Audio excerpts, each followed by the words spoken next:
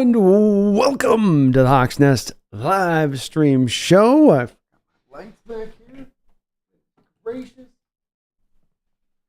For getting things right and left. How's it going, folks? My name is Brandon Kane. This is the Hawks Nest, of course. Thank you for tuning on in today as we have our first official now day of free agency. Yes, the tampering period began on Monday, and that was certainly when we were already getting some contracts coming down the line. But today is the first day of the official start of the free agent period, and so we are loose. We are good to go here. We've got the Seahawks making some moves, doing some things, and a bit of a fan base that it seems like taking a pulse off of what I'm seeing online out there, that there's some nervous folks out there as far as the approach that the Seahawks have taken here in free agency, specifically outside free agency, which is what we're talking about here.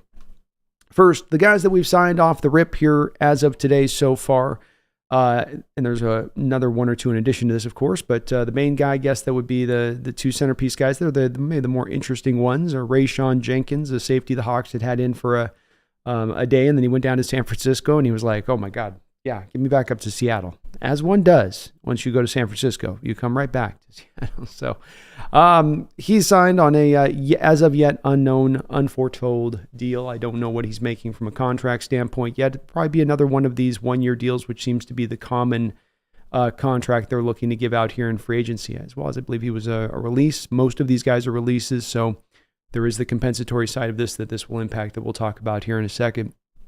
Pharaoh Brown was signed last night, late into the evening, and he is a blocking tight end that gives you a little bit of an ability as a pass catcher.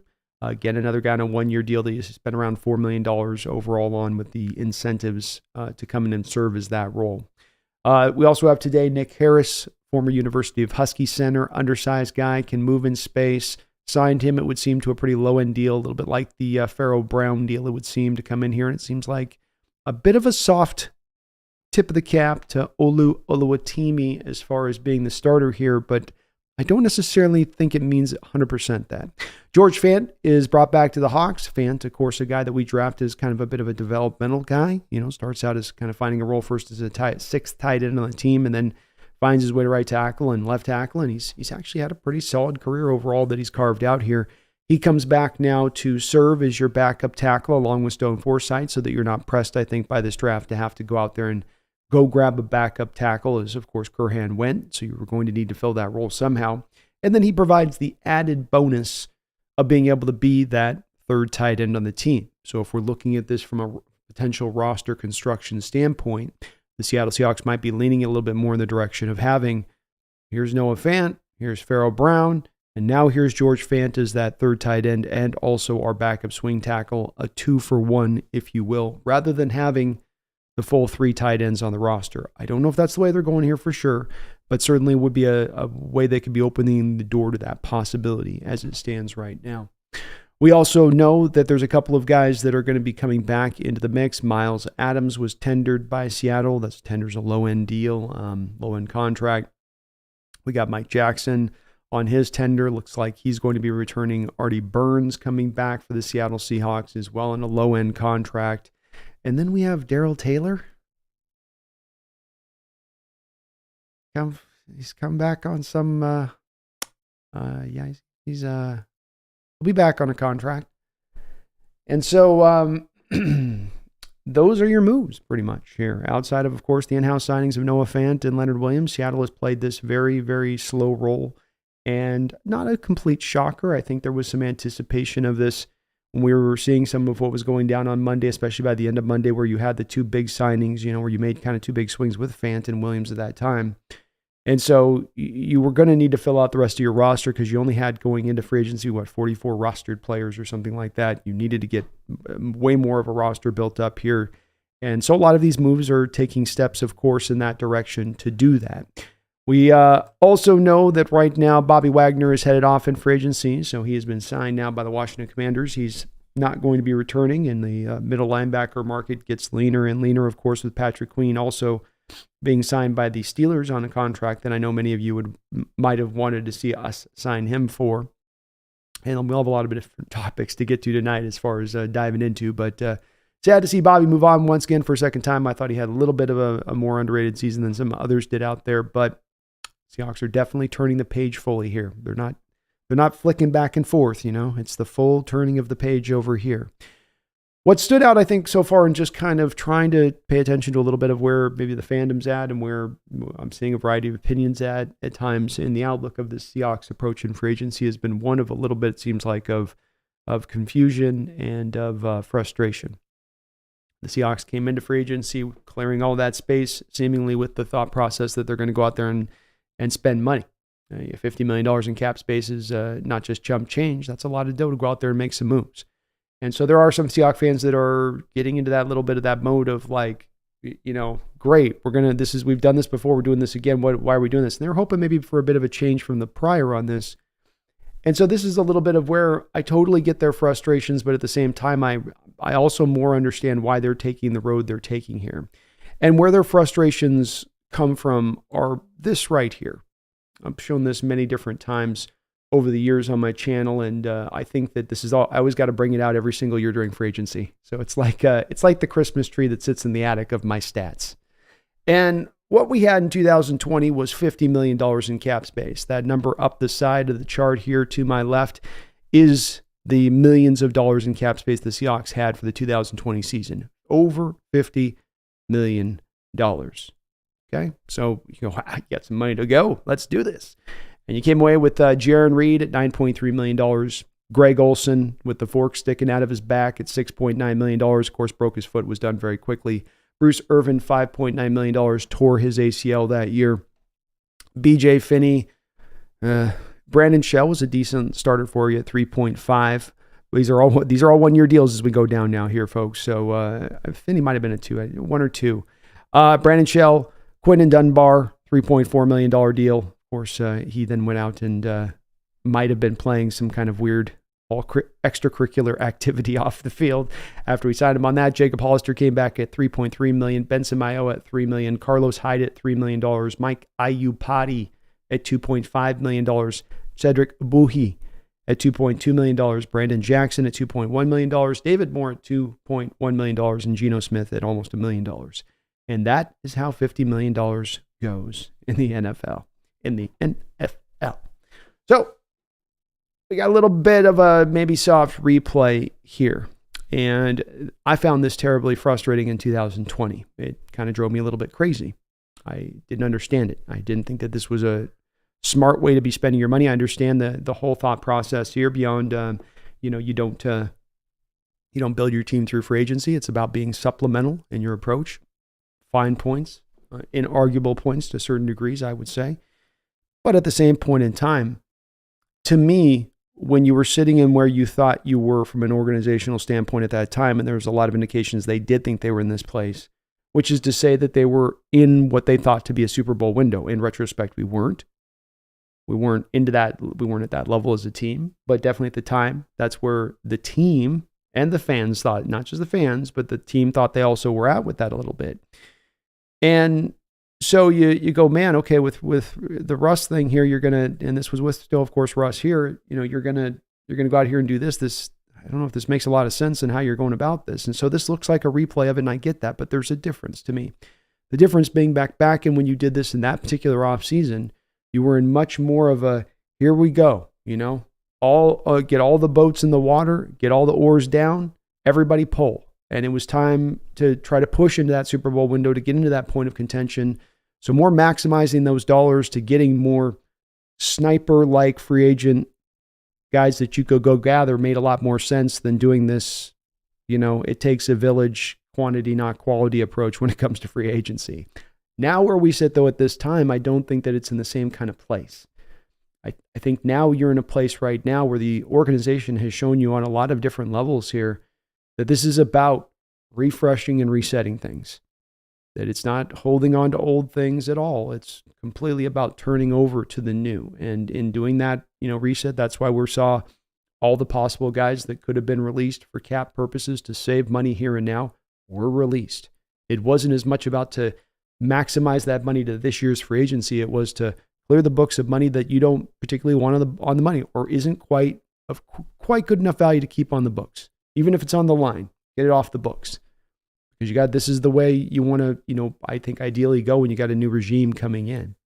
And I love the thought process that the Seattle Seahawks I love the idea, I guess I should say, and I'm not putting this to bed, that the Seattle Seahawks go out next season and Mike Macdonald unleashes his brilliance instantaneously. You can feel it like a weight in the room, but only in a good way, right? And he goes out there and he's got a defense that just looks wholly different than we've ever seen. And the light bulb goes on for them instantly. This is now the third new crew of guys he's had to teach this defense to in just the last couple of years. He's probably gotten pretty good about how to teach it overall over that time, you think. So, okay, they click, they go. Offensively, Grubb comes in, finds a way to maybe better maximize some of our skill position players. They get a little investment in the offensive line, and we truly maybe turn into contenders next year. There is a reality that could happen with. But if we're going to play the odds and play to what's likely to occur, that's not going to be where this thing is headed. And if that's not and not by like a small likelihood, but by a heavy likelihood, Mike Macdonald took through 10 games to get his defense installed onto the Ravens, to get them to understand how he was running it differently than Wink, to get those details down. And it may not take that long now. It may take a little bit longer right now. As I've said, I think you're going from a schematic structure that's very simplistic to one that's now very complex, at least in comparison to the old. And you're doing something, I think, very similar on the offensive side of the ball. That would tell me just, if we're thinking about it logically, that might take a little bit more time to get it on board, to get it right. And so to take this next upcoming year and not just say, damn the torpedoes, not just start throwing money out like we're in the strip club here and making it rain, is maybe not the worst way to go here as far as our approach. And it doesn't close the book to competing next year. It doesn't mean it can't happen. Like I said, there is that reality that goes, but it just doesn't mean you plan on that happening. You don't plan on the anomaly. You don't plan on the thing that only happens once in every blue moon thing. You try to stay more within the structure of what you can kind of account for what's likely to occur and then work off of that as you can. And I think the Hawks are doing that. So I know that this is an approach that's frustrating some, but I think you're in a different place here than when you were back a couple of years ago, or a few different times where we've had money to spend during the Russell Wilson era there, when Russ was in his prime.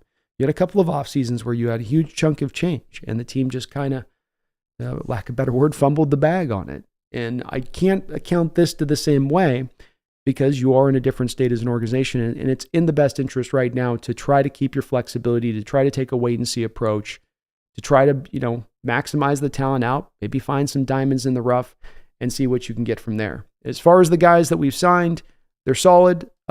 Harris is a scheme fit with his mobility. Fant's got the 6 tight end role that he can fill. At the very least, Farrell Brown's going to block for you bare minimum. Maybe he doesn't bring a lot as a pass catcher, but he brings the blocking ability. You're going to run 12 personnel with Grubb. That's a necessity. You need a guy like Brown to do that. And Rayshawn Jenkins is an interesting player. I watched a couple of games of his before going live today to try to do a little bit of prep work and give you guys some details of it. He is a very fast and a good size safety. He gets from point A to point B in a very quick manner.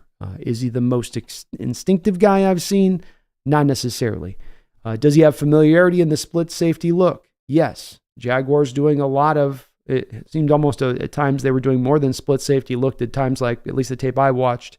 It was more of them going to single high, right? So one safety was always kind of the box safety. One guy was always sliding to be the single high safety with how the Jaguars were running it as far as some of the defensive techniques I saw. So he was being asked to do a variety of different things, including dropping single high deep and coming down there in the box. He does seem to be at his best coming down in the box. He does seem to be a pretty good blitzer when you put him in those positions. When he's coming off the edge, you feel that quickness, burst, speed that he's got to his game. Not the most rugged of cats out there. No pun intended to the Jaguars, but not exactly going to go out there and just be launching himself like a missile and going hog wild. He'll try to just kind of do enough when it comes to tackling. And of course, there's a little bit of a meme out there with him and having Derrick Henry. Henry's baptized him. He's one of his baptized children. I don't know if Henry's paying support for that one, but I heard from Quandre that he's getting it from Henry from a couple years ago. So that's good. But that's kind of the brighter prospect, I guess, of the bunch on here. Like Fant, that's a good addition because he does serve that 2-for-1 role. And with Harris, hey, for you that out there that have been selling me on the fact that Oluwatimi is going to be the guy, that they like him and that you like him and that you think this is the way it's going to go, I think that you get a little bit more of a bump to your feeling on that with this one, that this does seem to be a tip of the cap to that in so many respects. So preservation of the 2025 year cap is just the last of a couple little points I'll make on this, being that you're trying to make sure that you set the stage for next year. Yes, you're both making the assessment this year right now. What you got? What do we got? Let's not go hog wild, because maybe we're not in a place to really fully go out there and say, hey, we're in Super Bowl window time right now. Instead, let's get this new coaching staff put onto point. But now, if we go to turn the page over to 2025, we come to find that now you're in a really good cap situation because you have set the stage in this way. I can't help but wonder, and I don't want to put these people in that box because I don't want to speak for people in their mentality of things, but I do feel a little bit, I can't help but wonder on those that would want the Seahawks to push so hard in this free agent period. Go get Patrick Queen. Go get this guy in a multi-year deal. Go get that guy in a multi-year deal. I can't help but wonder if those same folks would then be holding John Schneider and raking him over the coals next year when the Seattle Seahawks are sitting on no salary cap space. And they're in a true position to go contend. Man, we could go contend right now. We could go make those signings to take us over the top if John just hadn't gone hog wild last year. And that's where to me, I'm tapping the brakes from my standpoint when I think of that way. Because, hey, there's a draw for those that think that way. There's a draw for me to be pulled that way too. When you look at it, you're sitting there with $50 million. Your eyes get big. You're watching everybody else in the restaurant eating steak. And they're bringing out bread. And you're like, where's my steak? And they're like, but have you tried the butter? And I don't want the butter. I want my steak and I want my mashed potatoes. No, you're going to have to wait for that, sir. You're going to have to wait a year. Nobody likes to hear that. I don't want to wait a year.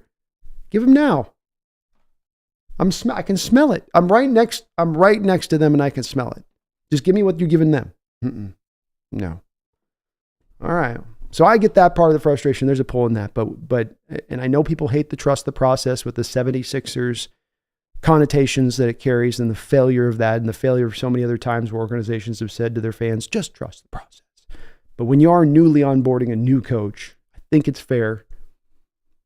When you have a new coach the first time, a new staff, everything turning over the first time in 14 years, I think it's fair to say, let's trust the process at least for a little bit on this one. Let's not appendage it up to the old of what Schneider had done. And I will tell you, you have complete value to those that say, John back in those days screwed up the way he spent that cash. He spent it in bad areas. It was a lot of this heavy lean to the one-year deals. John certainly does not seem to like to give out multi-year deals or trust in football players to receive multi-year deals and continue to still play at a high level, I suppose. One thing after all these years maybe I can take from him on this, but this is a different scenario, a different situation, and you want to set the stage in 2025 so that this team starts cooking by week 12. Offense comes together, defense comes together. Now you get into next season and you're like, here we go. We got the money to roll. We got the ways we can go out there and now make a couple maybe of those type of signings and go over the top. But you want to be in a position to do that stuff, not force it from afar a little bit, which is what they would have had to have done this offseason. So got to get the frustration, but hang in there, Seahawks fans. There's bright days coming here for this franchise, and they've positioned themselves very nicely for the future on this right now, especially with the young talent that's already in the house and standing here right now. Lastly, too, I just want to say it does appear, last little point on this is it does appear with a lot of these signings being released players, Noah Fant, Williams being in-house signings that you made, that the team is definitely going to be trying at least somehow or way if they can. I don't know if they can pull this off, but it does look like they're going to be leaning into trying to play the compensatory game. John's been out of this for a couple of years. You're in a very unique situation right now with this offseason with so many of your guys signed. Out there in the free agent period. Will Disley, we just got the DJ Dallas signing. Damian Lewis was given a huge chunk of change. We've had kind of a variety of these signings. Will Parkinson in there. So the Seahawks can, if they want to, if they can hold their water and not get jumpy here in free agency, there is a potential here to play this to where you could get 3 or 4 picks on this. But it is going to demand us all to be patient and understand why they're not necessarily running the gamut as much. But it'll feel better, I guess, next year when you got all that cap space and 4 extra draft picks, and you're sitting and feeling like maybe you're in a bit of a pole position for the next upcoming season, especially with the Rams and the 49ers another year old. They're on the books maybe potentially on that. Let's see what you guys think, though. Let me know in the comments. Let me know down in the chat. Are these moves that you don't agree with? Are you super frustrated? This just John being more the old? Am I off my rocker on this one? And it's just John just having that Green Bay Packer mentality that he can't shake. Is it that? Yeah, maybe it's that. Maybe that. I could definitely be wrong on this one, but let me know. Let me know. I hope you guys are having a great night as well. And we'll, of course, break down any news that'll be coming down the track. I will, of course, on these guys, try to get a little bit more into the film and do a little bit of an upload of film as we get into the next couple of weeks to try to kind of just show you guys what these guys bring to the table and what they might offer. A little quick snapshot, if you will. And so I'll do a little bit more film study on him. I was watching Rashawn a little bit. It was a little bit of him just kind of, floating about. When he wants to go fast and go straight forward in the line, he gets there. No doubt about it. But there's also, it's not big ups and big downs. He's kind of fine. He's good. He's solid, I guess I'll say. Solid. Daniel Berry Sports Highlights. How you doing, man? It's good to see you, Josh. What's up, Rand? Megan? Hello. Got some work to do. Hope not too much work, Megan, but thanks for checking out the channel tonight. Hope you're doing well. Georgios, Casey, love the wall. Thank you, Georgios. Had to get the lights on there, man. I almost messed that one up. AI, what's up? Free Truth, I heard talk about Bobby going to the Winers. Nah, he went to the Washington. He went to Washington. It never was going to make sense of him going to the Niners. They have Fred Warner. They got Dre Greenlaw. They're not going to cut Dre Greenlaw to move Bobby to the will or Fred to the will. I couldn't see where it was going to go. But maybe, yeah, with KJ right in there. I guess that's true, Free Truth. KJ was in there, so maybe he'd be out there saying, come on, bring him in. It would have been pretty cool to see KJ with Bobby, but him as a Niner uniform would have made my eyes bleed. Swedish Shinobi, hey B, nice of you to wait for me to get home, but put the groceries away and stick a pizza in the oven for dinner before going live. You're so thoughtful. Hey, I'm for the people. That's really what I get up. I'm for the people. Zen Lunatic says, Daryl Taylor, we just can't quit you, man. Oh my gosh. Well, maybe at least he'll give us another meme moment. We've seen him run off the sidelines mid-play. And and then once he realized it was mid-play, just start to participate in the play. We've seen him tackle a quarterback who handed off to the running back 5 minutes prior on a play action. He's a unique man, that Daryl Taylor. CR says, hello from Germany. What's up, CR? How you doing out there? He says, the Hawks just broke my heart for the second time. Cutting the player with work ethic and hard hits made me watch and love this sport. Farewell, Bobby. See you in the Ring of Honor. Yeah, seeing you in the Ring of Honor is definitely for sure on that one. And certainly, I think I heard Sherman kind of mention this a little bit on his, and I think he got the terminology off on it, and that's where I go, gosh, Richard, come on. Was that, of course, Bobby signed a 1-year deal, so he is just a free agent. Seattle didn't cut him. They had to come to a, kind of a contract, common ground place as far as if they were going to retain him. And I'm with you, CR. I did want to see him brought back myself. But this seems to be a very strong spirit impelling them to refresh this forward. Maybe it's John not having an opportunity to do it in 14 years. But it does seem to be one where we're going to take this road and we're going to take it hard. We're going to walk hard. Walk hard. Walk hard. You guys remember that movie? But they're taking that. John went and watched that Walk Hard movie, and he's like, Mike, let's get out on the road and let's start walking. And I'm okay. Even though I wanted Bobby back, CR, to me, what really pushes me to like this overall is that I give teams a hard time all the time for just being caught in that middle of the road territory, not decisively choosing a direction they'll go. We're a contender. We want to be elite. We're in between. It's time to rebuild. We're in between, but we're maybe almost reaching that, ascending status. So if we can just get this another really good drafting point, you guys know where you're at. Know where you're at as an organization, and they're looking at themselves, and I think they're looking clearly at what they're at. And while Bobby's good, he is older, and as I said, like right now, and signing Bobby would be because you look at the team and go, we're ready to go next year. We're ready to be a contender next year. I don't know if you sign Bobby going, well, we'll sign Bobby because we're hoping to be kind of good. Maybe he can just help guide some of the young guys. And I know that he's been here a long time, and that part makes it a little bit more tougher not to do it that way, because you're like, well, if there's any player that's earned a right to have that year where he serves that role, it would be now. But same point in time, that spirit of renewing is the becomes the overriding factor, I think, here when it's all said and done. As tough as that is. Randall McDaniel, thank you for the $5 donation, and happy birthday to your second, by the way. I saw your text the other day. I turn that phone on silent sometimes, so I don't see messages for a few days. But thank you for the $5, man, and congrats out there. It says, caught up a moment of free agency, and we want the splash sign. Caught up in moment of free agency and want the splash signings. Remember, the big money in free agency usually isn't smart money. I heard only 2 of the top 10 free agents from 2022 are still with the team. Indeed, Randall. Indeed. Free agency has long been a graveyard for those teams believing that, hey, we've got the $150 million. Let's go spend that money. Let's go build our team up from that point. I think there's been success stories recently in free agency, Randall, when it comes to teams that are already there. We got the talent at every little spot. Now we can go, as I say, in that hog wild direction of free agency and put them over the top. The Broncos in 16, they went out there and did it. They basically bought a defense up around Von Miller, and it worked. They got success for it. The Tampa Bay Buccaneers, when they made the signing of Tom Brady and went that direction, it worked. But the key on those deals is those weren't teams building from free agency, basically not from scratch, but from more of a low ground point. Like, for instance, we'd be doing, Randall, to make these kind of moves. And the other ways you see it with most of the other teams that do go down this path, and there is quite many of them, is that you're right, Randall, that they end up coming back down to saying, man, a year or two later, that was not good money spent. But even further, to Randall's point, you find those players also released off the team. They're to such a bad value point as far as the team, to the bang the buck, to the here's what we're paying for, here's the play we're getting, that they let them out within just 2 years, meaning they're eating dead money. They're paying to get them off the team pretty much at points to that point. So, yeah, Randall, I think that this approach is not the worst way to go.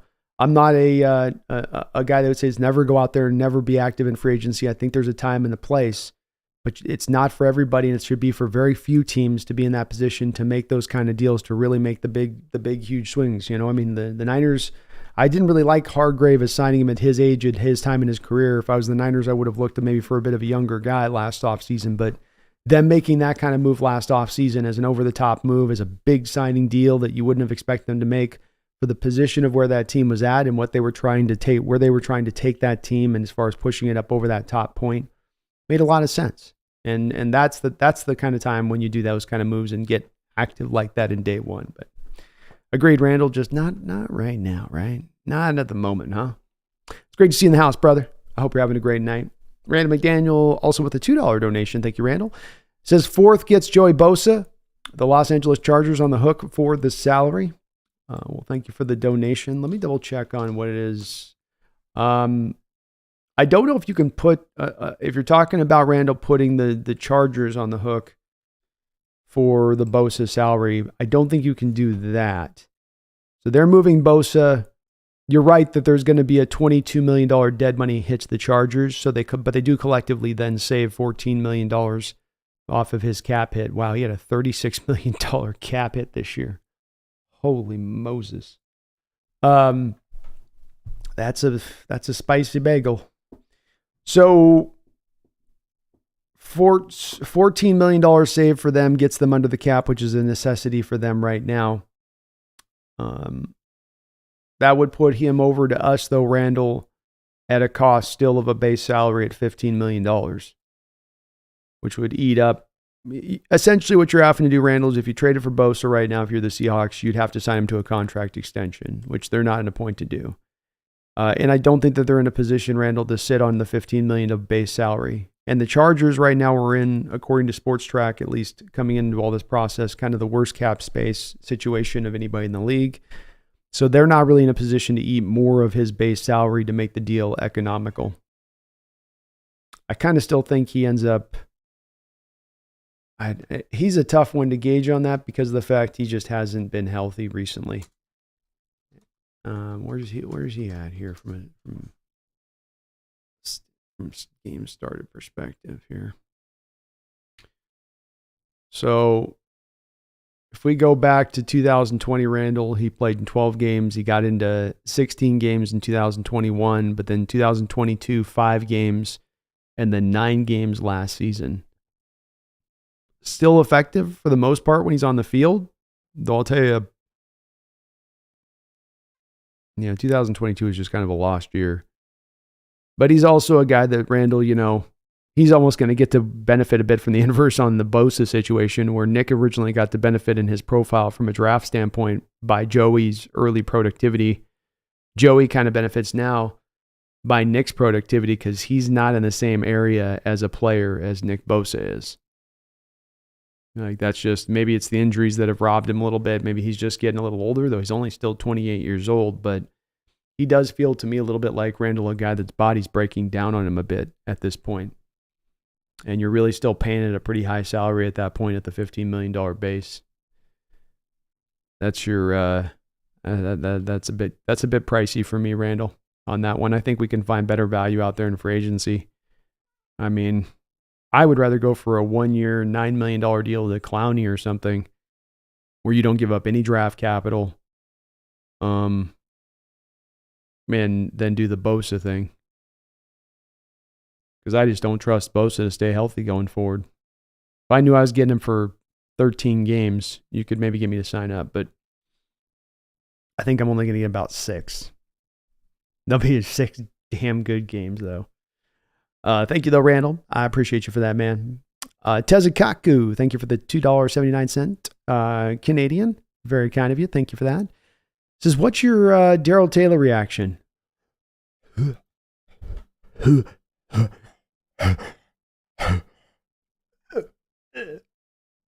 Sorry. That's my reaction right there, Tezakaku.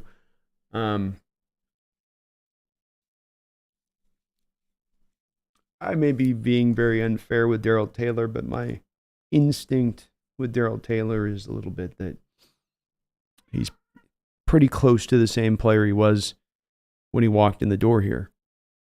And I think that he's got an issue in playing the run that is one of the worst I've seen from an edge, quite frankly. He just does not have an ability to set the edge. He has no awareness in space. He has a complete inability to make a tackle when he is there on the play. The San Francisco 49ers once ran a fly sweep with Deebo Samuel to Darrell Taylor's side of the field, and they left Darrell Taylor unblocked. And Darrell Taylor had him within 1.5 yards, and he didn't even lay a finger on him. And I think Deebo ran for, a 60, 70-yard play on that play. So when you come to his problems as far as a run defender, it ain't just like, well, have him go lift some weights for an offseason and add 10 pounds. It's, you've got that as the problem point for him as a run defender. And then you got the part of where he's not developed as a pass rusher. Last year seemed to be kind of a lower end year from the previous year. And the previous year, there seems to be a little bit of this streakiness to him where he'll get hot and then just go ice cold. Even last year when he would get sacks at times, it was like kind of on the back of other players doing it, helping him for him. Like, in the Dallas Cowboys game, Devin Witherspoon comes off the edge, flushes the quarterback up into the pocket, and Darrell Taylor gets the sack. But as we've seen the times in the past, and I guess this is something that continues to maybe carry over with John a little bit, that the team, as the years went along through the Coach Carroll and John Schneider regime of things, had a tendency to hold on to drafted players and fall in love with their own drafted players probably a little bit too long. And rather than, recognizing this ain't it, this ain't going to go, and maybe it's better to wait on these guys because you never know when the light bulb is going to turn on. But I just don't feel like it's a light bulb problem with Darrell. I don't think that he's not a guy that's willing to be a pro or doing that there's some immaturity with him. I just think that it's a matter of just not good enough out there on the field to get the job done. It's the bottom line. You're not a particularly good pass rusher. You had the last year where he was our most efficient pass rusher the year before, but that was also in a year where you didn't rush the passer particularly well. So that's one of the, I'm not confused by the low-end signings. I'm not upset by any of these low-end signings. All of them make a lot of sense to me. The Taylor one, to me, doesn't make as much sense. On top of the fact that if this does mean that now there's a lack of intention to either draft or sign another edge and that you're just going to try to roll with these 4 and Levi Bell as your 5 / practice practice squad guy, which I'm sure they'll find another extra guy in this rotation. But it's to me a little strange. I wonder if maybe they're doing a bit of a Dwayne Eskridge thing where they give him a lower end deal, and then even that's not guaranteed. It's kind of like an insurance policy for the team until they can find a better improvement for the position. But that one's got me a little bit strange, Tezukaku. Not sure about that one. Garth Knight, thank you for the $5 donation. He says, rest in peace, Eric Carmen. He's saying, all by myself. And a couple of bangers from the Dirty Dancing soundtrack. Well, who can forget the All By Myself, man? That one was one you heard everywhere in the 80s. That one is in there, Garth. It got right into the... that's one of the songs like you never like those songs, but you end up learning every word of the song because it gets played so much on the radio, especially back then because all you had was the radios. The radio's always playing, and if they're, it was a good song. Good song. Do I have the right All By Myself, or is that maybe a different All By Myself? I might be thinking of a different one, Garth. Thank you for the $5 donation, though, bro. It's good to see you in the house.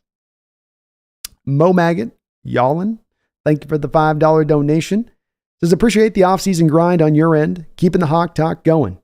Is Reek Woolen our biggest liability after these signings? Well, thank you, Yallin. It's my pleasure to do this. I love doing it, and it's been awesome covering this team right now, watching some of these changes go down. It's really encouraging for the future, and it's going to be a lot of fun covering this team and what they do. So thank you again for that donation, too. Is Reek Woolen our biggest liability after these signings?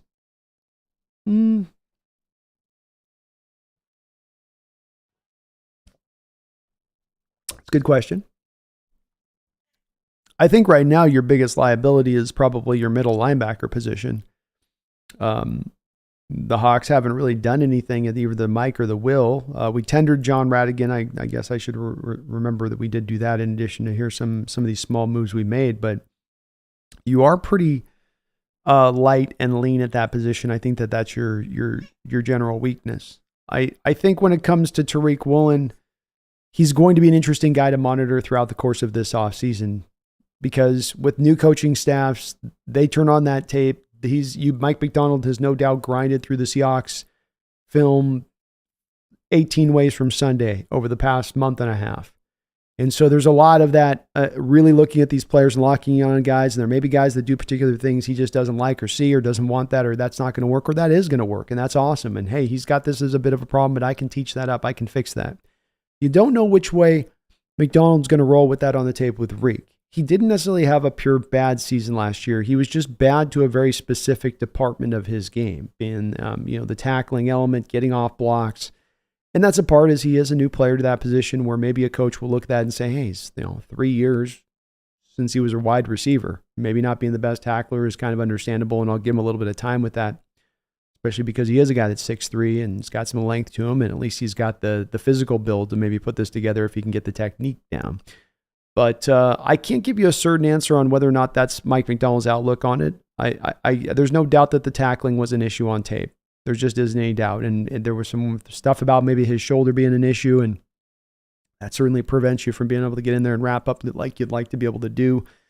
But it's a bit of a question mark for me, Mo Maggot. So it wouldn't surprise me in the least if this team just walked through the end of free agency and the draft and didn't draft another cornerback, and they went into this next upcoming season. And Mike McDonald's like, well, look, Reek's the starter out there. It's going to be a competition, but day one, he's going to be the guy I have ideally in mind.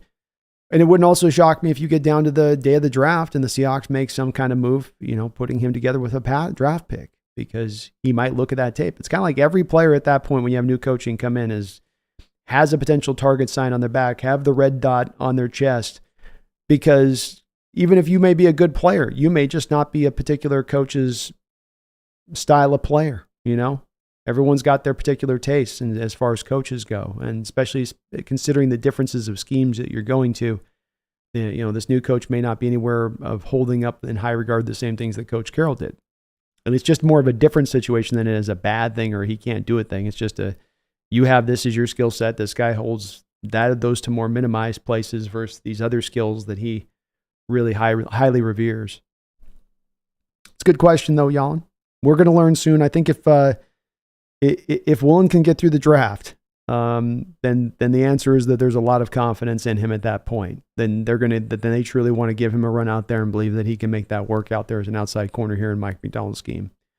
And I think he can. I think Macdonald's going to, if I'm making a guess on this, I know I haven't given you where I think it's going to go, but if I have to make a guess on this, I think Mike Macdonald looks at Woolen and says, okay, I'll teach him or try to work on the tackling. The covering is so good, the ability to move, the ball skills, the fact that I can rock him and Witherspoon in man coverage a lot lets me get to lean into my sort of foundations within, the old Wink Martindale scheme, because he transitioned to more coverage, off coverage, zone-based stuff with the Ravens at times.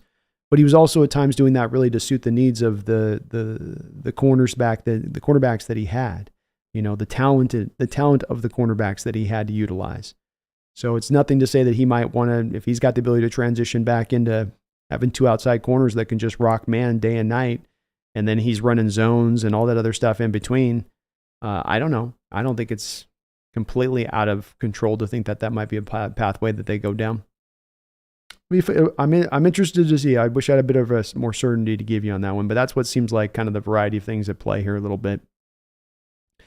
The Snail, and thank you, Mo Maggot. The Snail, thank you for the $2 donation. He says, Sherm didn't have to research between DUIs, B. Yeah, I say, I guess not. Sherm's got the axe to grind with the organization. That's been kind of obvious. I don't think that it's something that is as maybe brightly lit as it once was before, but it does still seem to be like there's a little bit of a, soft grinding axe that's always kind of there in the background. And, he got cut. And so now they're doing Bobby like they did him. And no, they're not. Bobby went out got $9 million or something like that from Washington. He got paid a decent 1-year deal. That would have eaten up a lot of our space. They didn't, he's going to Quinn, who's going to use him and know how to use him at his best. There's a lot that makes sense in all parties and where they did this and why they did it. And maybe it wouldn't have lined up the same way, but it wasn't, I think, an animosity or a lack of appreciation of Bobby. And I know that this is a part that gets into that place where it's a sensitive area because, players go, you want us to be loyal, and then you're not loyal to us when bumpa happens. And to me, this is always the thing that just doesn't quite add up to me is I don't think either party has to be loyal to the other. If you're a player under contract, you do have to be loyal to the team. You've agreed to that contractually. If you want to go after your contract's over with and sign, then the notion that there's no shade in that. You shouldn't be shaded for that. It's in every bit you're right. Just like it's in every other team's right to say, hey, we can't come back and pay you this money now. We got to make other decisions for the best of this organization. And that's where there does come a place where reverence for the players and establishing their honor and what they've done for you in the time versus trying to still build your organization in a proper way to contend can be two different things that run headlong into each other at times.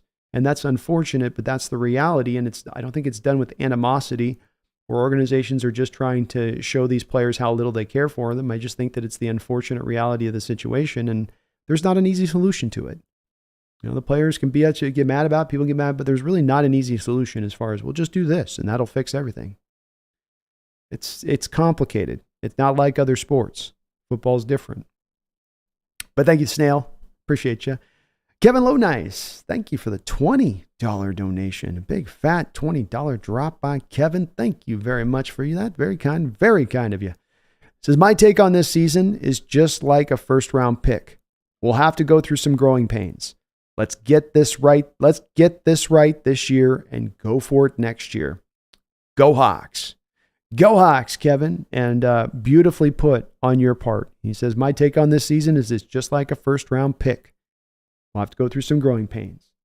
That's a great way of putting it. You get a first-round pick, even sometimes a one on the high side, and he'll show you those flashes in that first year more often than not. He'll show you what he's going to be capable of doing in the long-term future. But in that first year, it's more in the flashes. It's more in you got a couple of games where it starts to show. It's coming on a little bit at the end of the year. And I think that's the way I look at it here as well. And that we've got to be realistic about this situation for what it is. It's a unique place to be for the first time in 14 seasons being here.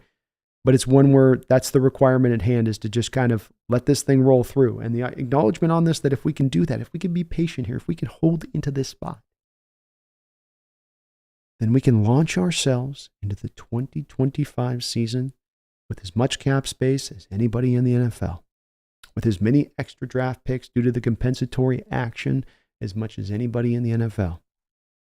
We can be in a position to not simply push for a division title, but to truly be a contender for a Super Bowl moving to next year if we can push this in the right direction through this season.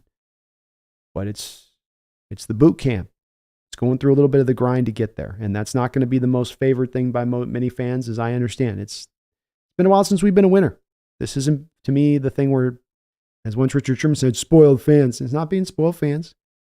I want my fellow 12s, I want my fellow Seahawks fans in that mind state.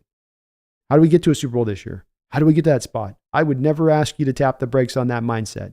That's part of what I think makes us a little bit unique here. That's part of a little bit of the mentality of trying to win here that's been on set here, I think, since Paul Allen bought this team. And I don't want that candle to dim in the least.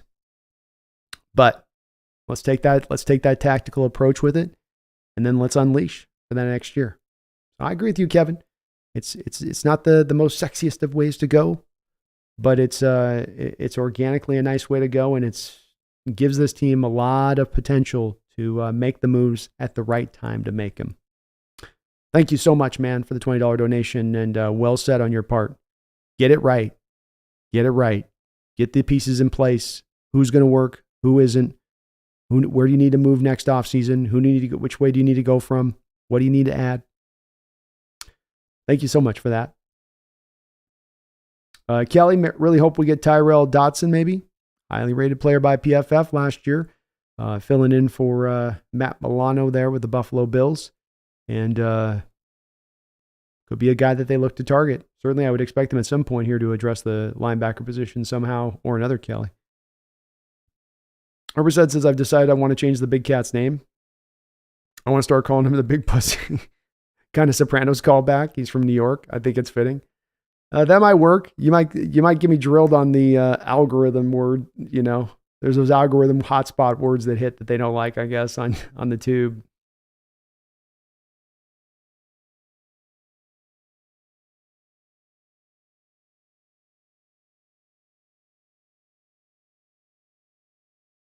Trip got drip. Do you think we should bring in Veron McKinley from the Cardinals practice squad? I mean, if you're grabbing any guy from a practice squad, I don't got any problem with doing that at this point, Trip. I mean, it doesn't cost you anything to do it. There's no pullback to you as far as compensatory offset. It's a league vet minimum deal. You got to keep him on your active roster, but with where our roster is right now, Trips, there's no loss in doing it. There's no downside to grabbing anybody off any. It's one of the upsides of being in this reset mode is that your roster's not as locked. So if you want to go a plucking, if you want to go a pilfering, you can go and do that. James Stradley, apparently Mike McDonald and AD feel they can work with Taylor, have to at least give them a chance. Go Hawks. I will. I'm totally, hopeful that they maybe can see something that they can find in him to make this work. I do remain a little skeptical, James, but I'll be hopeful on it. I'll be hopeful.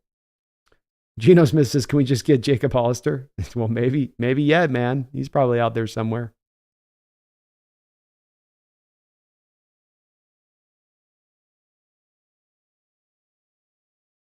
Keaton, I have a hunch. That John and Mike are holding out till next year to sign Kyle Hamilton. Speak it into existence. Let's see where they at right now next year. So next year you have the Baltimore Ravens. Well, the Baltimore Ravens are sitting with only the 28th most amount of cap space moving into next offseason. They do have a couple of deals I think that they can move around and get the money to sign Justin. And boy, I'm expecting them to probably get a deal done with him even at some point this offseason. But they do have a couple of dead money voidable year hits in there too that could come into play on this that makes it hard for them. Odafe Oweh's got a $13 million voided year, and Rashad Bateman's got a $14 million dead money year cap coming in. Odell Beckham will have $3 million of dead money. I mean, those are guys that right now aren't on the roster. Nelson Aguilar with another $1 million. So the Ravens are not in a good cap situation in certain respects. And thank you for bearing with me, Trip Scott Grip on Drip on the answer there. So they're certainly not in a great cap stance place, and maybe that's the way that they're able to go, Caden, especially in this time right now that we're seeing safeties having a harder time of getting paid. As good as Kyle is, maybe the Ravens look at the landscape there and they say, no, you just can't pay safeties, and that allows him to slide into our grasp.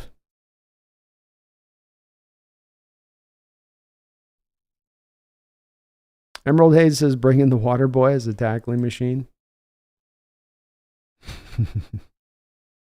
Bobby Boucher. My name is Bobby Boucher. Bobby Boucher. Bobby Boucher coming now. I'm going to come in and tackle and see how. I'm going to tackle and see how good. Bobby Boucher.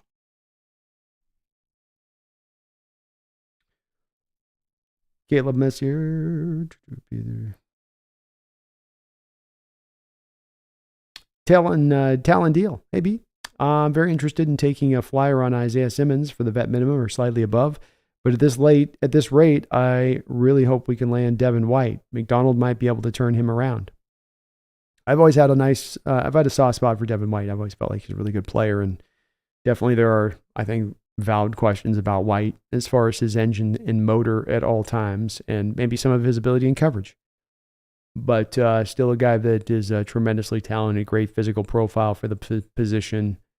He can take on an offensive lineman at the second level and really take him on at his size, not just have to try to drift and spin around their block as many guys have to do.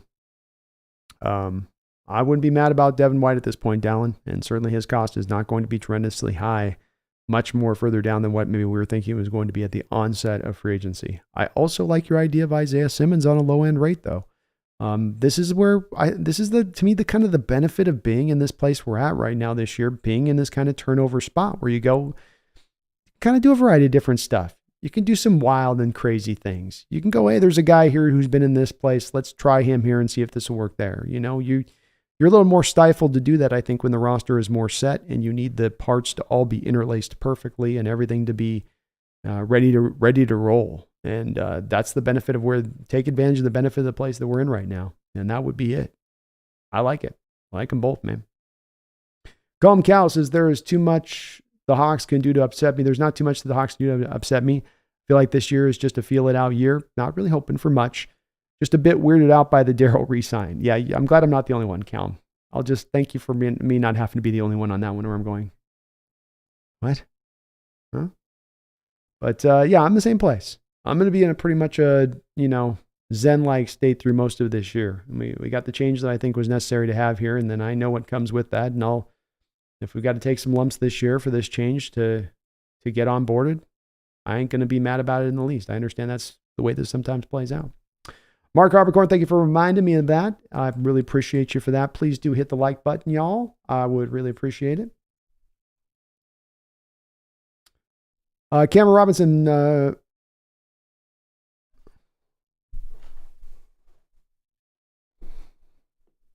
Emerald, it's time for some kitty love. Hey, no cat fights. Yeah, she's been sitting on the couch all day. The star of the show arrives, exactly. The first thing to do is jump down and she starts swatting at her sister's face. Trips got drip. Has Clowney got signed yet? He'd be a nice opposite Draymond Jones. They'd probably use him a little more on the outside. Trips got grip, so he wouldn't be really like a nose, defensive end, but he could be good to, I guess what you mean is to his side. He would be to his side. No, he remains unsigned. And Clowney typically tends to be a guy that sort of is out there kind of lurking around a little bit.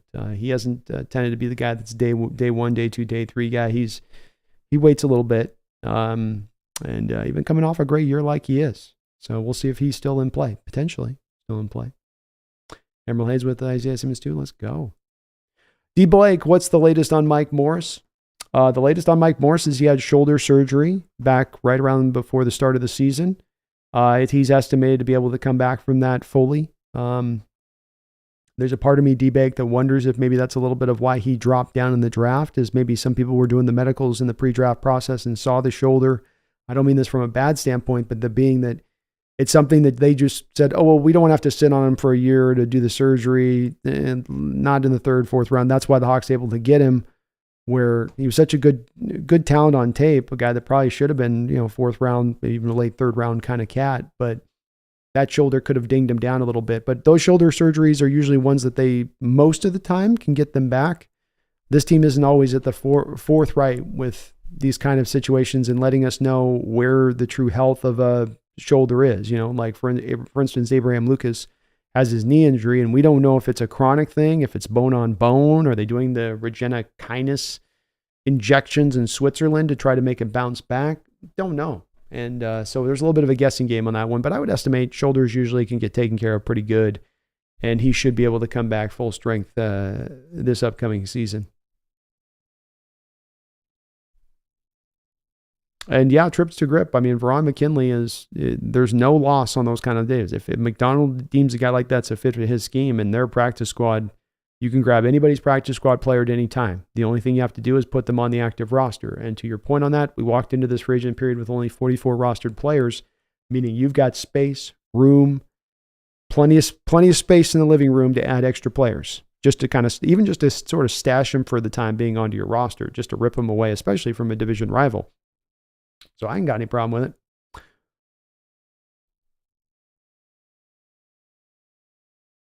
What's up, Young?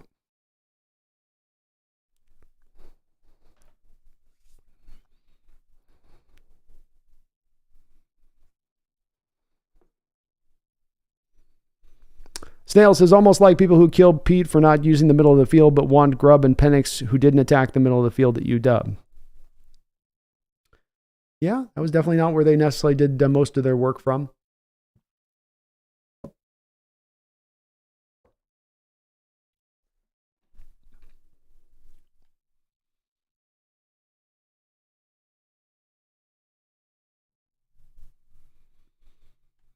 Emerald Hayes says, every year you strive for the Super Bowl, no taking off or retooling.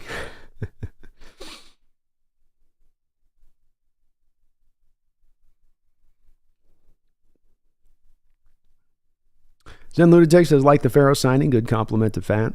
Yeah, you'll have a nice little side if you want to go 6 tight end. So if you want to go 6 offensive linemen, 3 tight end, you've got some cool looks you could go to where you have Pharaoh and Fant lined to the same side of the field and be able to work both of those guys off the tight end position, yet they give you a real nice skill set as a blocker both, and you could kind of maybe create a bit of a wall to one side if you want.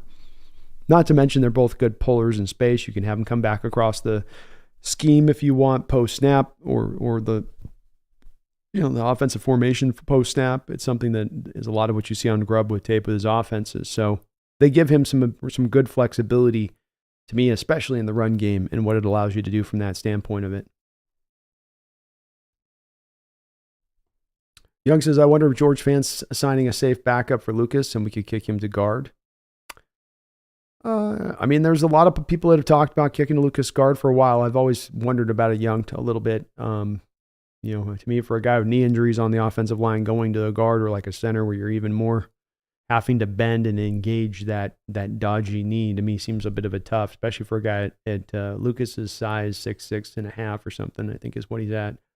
It's hard to those guys to get bend down there, and a lot of those guards, when you're playing down in there, you need to have the leverage win more. Not just, Lucas is a real big guy, but he's going to lose that leverage more every time down there. But to me, I think it's more about having a guy that can be that third tight end, extra offensive lineman, 2 for 1. Now you're not driven as much to have that third tight end of the roster if you don't want to. And that roster spot can go somewhere else. But then it also kind of slides into where now you got Stone being able to hold down over there on the left side. Fant holds it down over the right side, and you don't have to just rely wholly on Stone Forsythe to be your swing or to be forced into the draft to have to take a tackle because you're just so thin.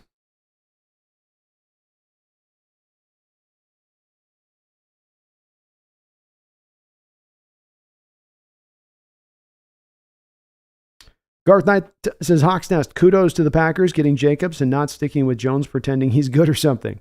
Hey, if you can upgrade a position like that and grab it at a position, that's where that devalued thing gets to a certain level, Garth. Like I say about running backs in the second round. It's, yes, I'm on board with everybody that wants to say that you don't take a running back in the first round, Garth.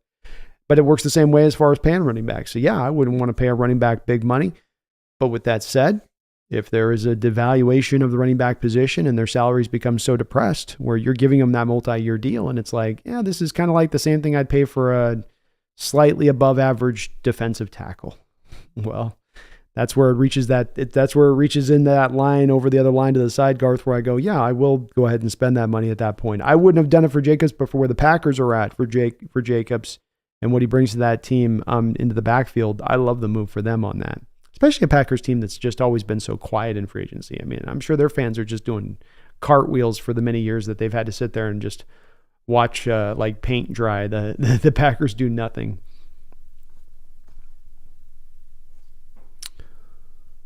Chris saw a comment from Corbin that said Mac wasn't too into the free agent linebackers, may prioritize them in the draft, which means I believe we definitely trade back. Top linebackers a second rounder at best. Yes, he is. Agreed, Chris. Great thoughts all around on that, and that could very well make sense with Mac. I mean, I know that there's been some consternation in regards to Patrick Queen not being brought on into the house, but as we've said with a few of these players like Geno Stone, if you're having a guy that's not being brought here who's a former Raven defender, we could probably rely pretty heavily that Mike McDonald's opinion is pretty right and sprite and apt on it, and that it's good that they are passing and not bringing those guys in here in the overall grand scheme of things for what the cost would be. Calf says that's crazy because here in the Midwest, I'm putting those kids to bed when where you go live. But I agree. I think linebacker will be the priority, and I'm going to do a Junior Colson video. I've already got the thumbnail done, so we're going to be doing a Junior Colson video because I think he's going to be a very, very potential likely target. The guy says very glad we didn't sign Bobby. He says, hell yeah, thank God. Thank God we didn't sign him.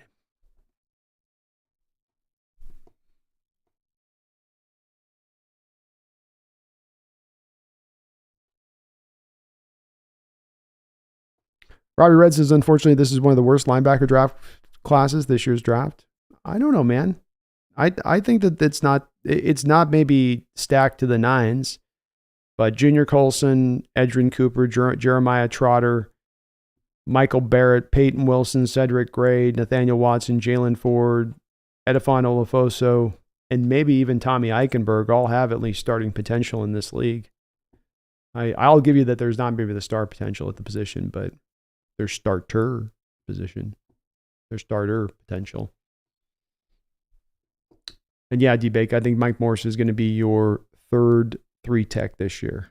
So I know that doesn't sound like a real attractive place to be, but he may find himself at the times as the number 2 guy off the bench to Williams if Draymond gets kicked more outside some more this next upcoming season. So he'll still factor into play, but he's your third 3-tech on the team, third in the rotation. Jesse Messick, you changed my entire mentality on what we're doing this season. Oh, man, thank you so much, Jesse. I appreciate that. And, I appreciate the other perspectives on this, too, from the folks that are a little bit more with the tapping on the toes on the floor going, what's going on? What are we doing here? So I don't want to seem like I'm besmirching anybody on the other side of it that they don't have a valid place or an outlook on this. Especially if they're trying to say, like, for instance, why'd you even sign the Leonard Williams deal? Why even do the Noah Fant deal then? But I do think that I truly do honestly think this is a way to go. And I was one of those people that was definitely complaining in prior years when they didn't spend the money. But like I say too, it's different time, different place.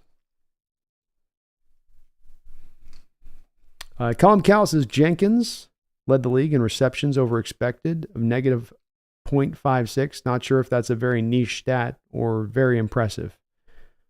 Yeah, I'm not sure either on that one.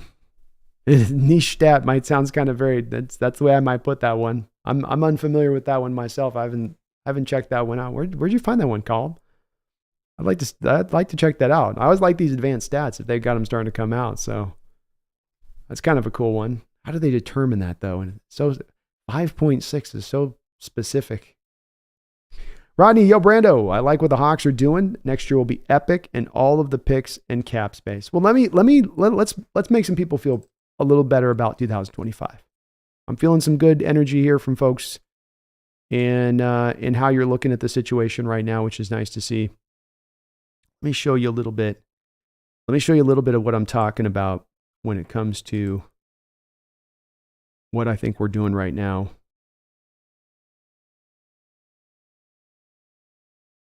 All right. let me show you something. So we have here the 2025 cap situation for the NFL next season. And what you'll notice here with the Seattle Seahawks is right now they have us at the 11th spot with 120, let's just call it 124 million. All right. Let's just say 124 million. So we have $124 million to spend for the 2025 season right now. That's a lot of change.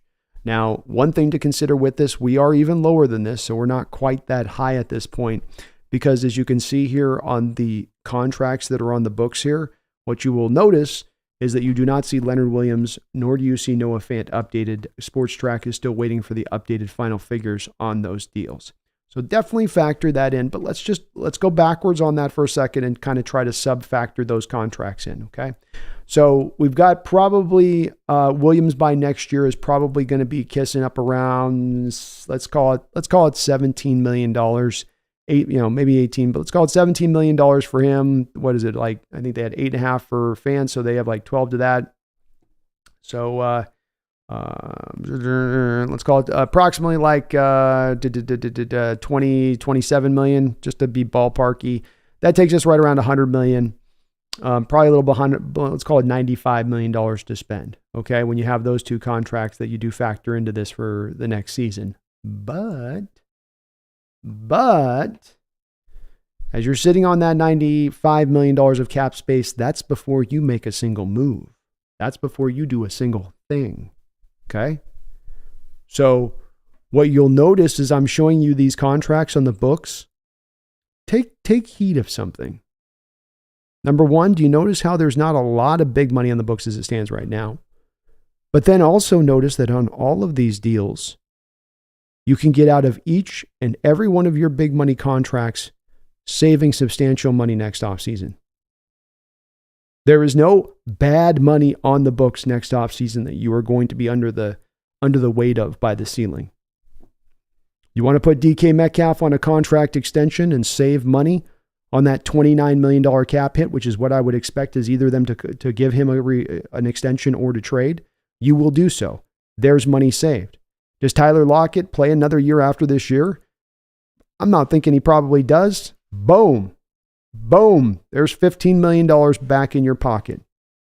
On top of maybe that contract extension you do with DK. Draymond Jones, still not fulfilling the promise of the biggest free agent signing in Seattle Seahawks history. Boom. $17 million you clear off the books. Uchenna Nwosu doesn't come back from the torn pec. You're feeling great about the new development of Derek Hall. Boye Mafe's turning into a monster. You want to get him on a contract extension. Cut him off the books. $1 million saved. Lots and lots of money. And remember, as I just said, that's with you starting at $95 million. And then all of those additional guys I talked about and what you can do with them. Trade, cut, contract extension, retirement, however you slice it, there's more money to be saved on those books, pushing you up into a territory if John really wanted to push it and not even being super aggressive with it. Because hell, Gino's contract alone, as you saw in that, if they make a move with him, could push you very quickly as you look at the contract situation across the books for next season with the rest of the teams that are out there. If you're at, you're not going to get up to the $226 million that the Patriots have to spend, that's for sure. But could you find yourself up in that territory of well over $100 million very easily with just a couple of extra moves? Oh, yeah. Tyler Lockett's retirement puts you well up over that $100 million mark at that point. So you will be able to go for broke. That's my big long point on that one. My long-winded point is that at that point you will be able to, damn those torpedoes, put all the chips to the center of the table if that's what you want to do, if the time frame is right on that. And then you can go hog wild. Then it makes sense to do so.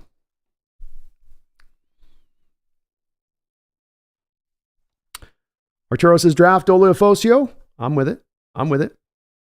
Dan Low Music. What's up, Brandon? I love seeing this. I love seeing the same peeps on different YouTube channels. Hell yeah. Me too, Dan Low. I think it's awesome, man. It's the great community that we've got online. Anders Choi, thoughts on Nick Harris? I heard he had some fullback. He played some fullback. I don't know too much on his background on his fullback. I scouted him when he was coming out of UW as a center at that time, and I thought he was an interesting player with the mobility side that he provided.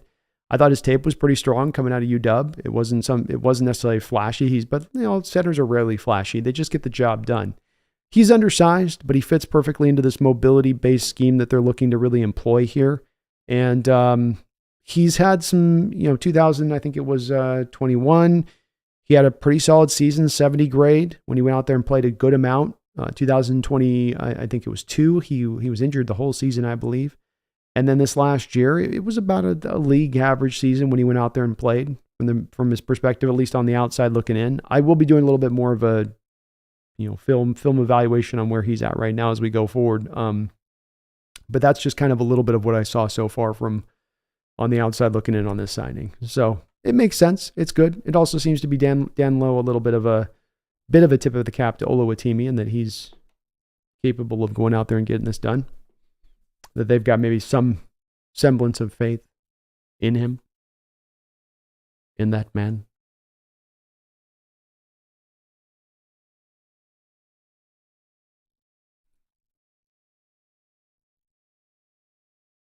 Philip Castle, who was the most interesting signing we had on the day, Brandon? That's a good question.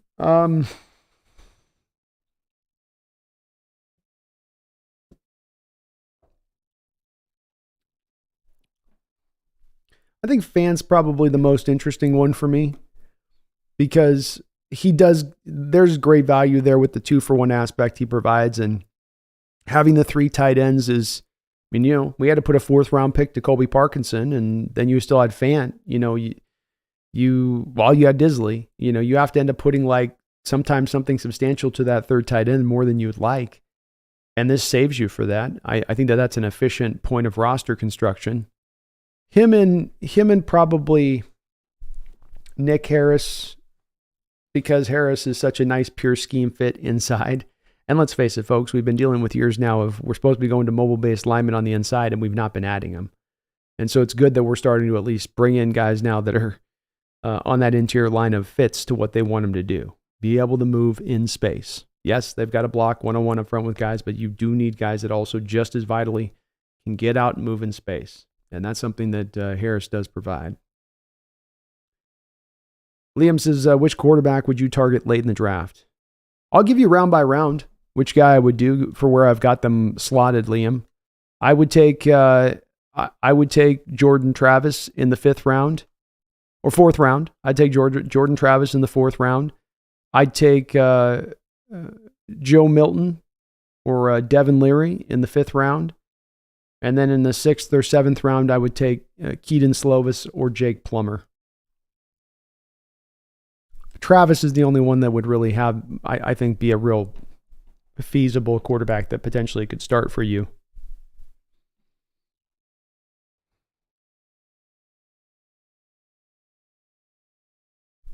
AI says, I think McDonald's scheme will help Taylor. Remember, Mike's days, he likes to use players in what they would do well, not what they do poorly. I expect Taylor to be used in passing situations. Very possible. And to your point, AI, 2 years ago, he was your most efficient pass rusher when you did place him into that position of simply rushing the passer as much as you possibly could. And maybe they can find some success with that. Trent says, hey, B, hope you're having a good night. Starting to think the office is looking to address the linebacker in the draft. Who are the top prospects from this draft, and what do you think? Yes, I do think that that's the pathway that they're taking at this point. They're going to get a linebacker in here, so they're not just going to go to the draft with this as they're standing right now. But I think that there's a variety of linebackers they could target. We might see a replication of 2025. And kids, I know I'm going far back, showing you just how old I am with this one, but back in the year of our Lord, 2005, the Seattle Seahawks, it might have even been 4, but 5, whatever, one of those 2 years there. Hawks needed both middle linebacker positions, or the Mike and the Will both. They went out there, they drafted Lofa Tatupu, I believe, in the 2nd round. And if I'm not mistaken, they drafted Leroy Hill in the 4th round. And those 2 guys immediately became your starters the next season. And both of those 2 guys played at a very, very, very strong level in their first season as linebackers. So Seahawks might look to do that same kind of thing here now. That'd be very interesting if they did take that approach. My linebackers, I think that there's the variety of guys that I would be very excited by if they took him in the first well, not the first round, but from the round 2 to round 4, I think that there's some very interesting guys here. Junior Colson's the best guy of the bunch. He has familiarity with the scheme. I think even McDonald trained him for a while as a young player here when Mike McDonald was there. So you've got ultimate familiarity with him. If Mike McDonald drafts Junior Colson, hell, almost if Mike McDonald drafts Junior Colson in the first round, I really wouldn't get, as much as I don't have that grade on him in the first, I would have to kind of lean into the expertise of McDonald on this, not just being that it's authority where, well, he's a coach and he knows better, but because you've literally coached this kid in college. You know what you're getting, back from this is this kid. Edgerrin Cooper is probably your most toolsy, your overall most toolsy, size, speed. He's got a little bit of that kind of, Devin White-ishness to his game, just a little bit, not as talented. Jeremiah Trotter, bloodlines, lateral bounce, which showed off at the combine, which you see on tape, and his ability to get off blocks despite being a little bit undersized, really great in coverage. Michael Barrett's just a little like missile down there. If Jamal Adams was really a linebacker, he'd be Michael Barrett. Peyton Wilson's got little T-Rex arms, but he tested as well as any linebacker at all in this draft across the board. 40-time lateral agility. And the tape meets up to this because he's a complete player coming out of there of South Carolina, I believe. He can blitz, he can cover, he can play the run. There are some medical problems you got to worry about with him, but that's that. Cedric Gray, UNC, excellent dropper in coverage. He's just does a very good job of getting from post snap to his spot in zone, even with great depth. At just a awesome mobility out there. Very athletic. Nathaniel Watson is kind of a meat and potatoes middle linebacker from the SEC. Nothing exciting about him. They just get the job done. Don't really have any huge holes in their skill set, but also nothing really vibrant or bright about him. Jalen Ford can cover anybody in the sport of college football last year. He was a demon out there in coverage. Got to figure out if he can develop as a run defender, but he's good there. And Edefano Olufosio, we all know about him here at UW, complete player. He can run sideline to sideline, pretty solid tackler, decent in coverage, real exciting player. And then Tommy Eichenberg out of Ohio State is also maybe a guy that might have a little bit to him, though I've got him more in the 4th round at this point. He's kind of a real poor man's Luke Kuechly. Almost like a man on welfare's Luke Kuechly.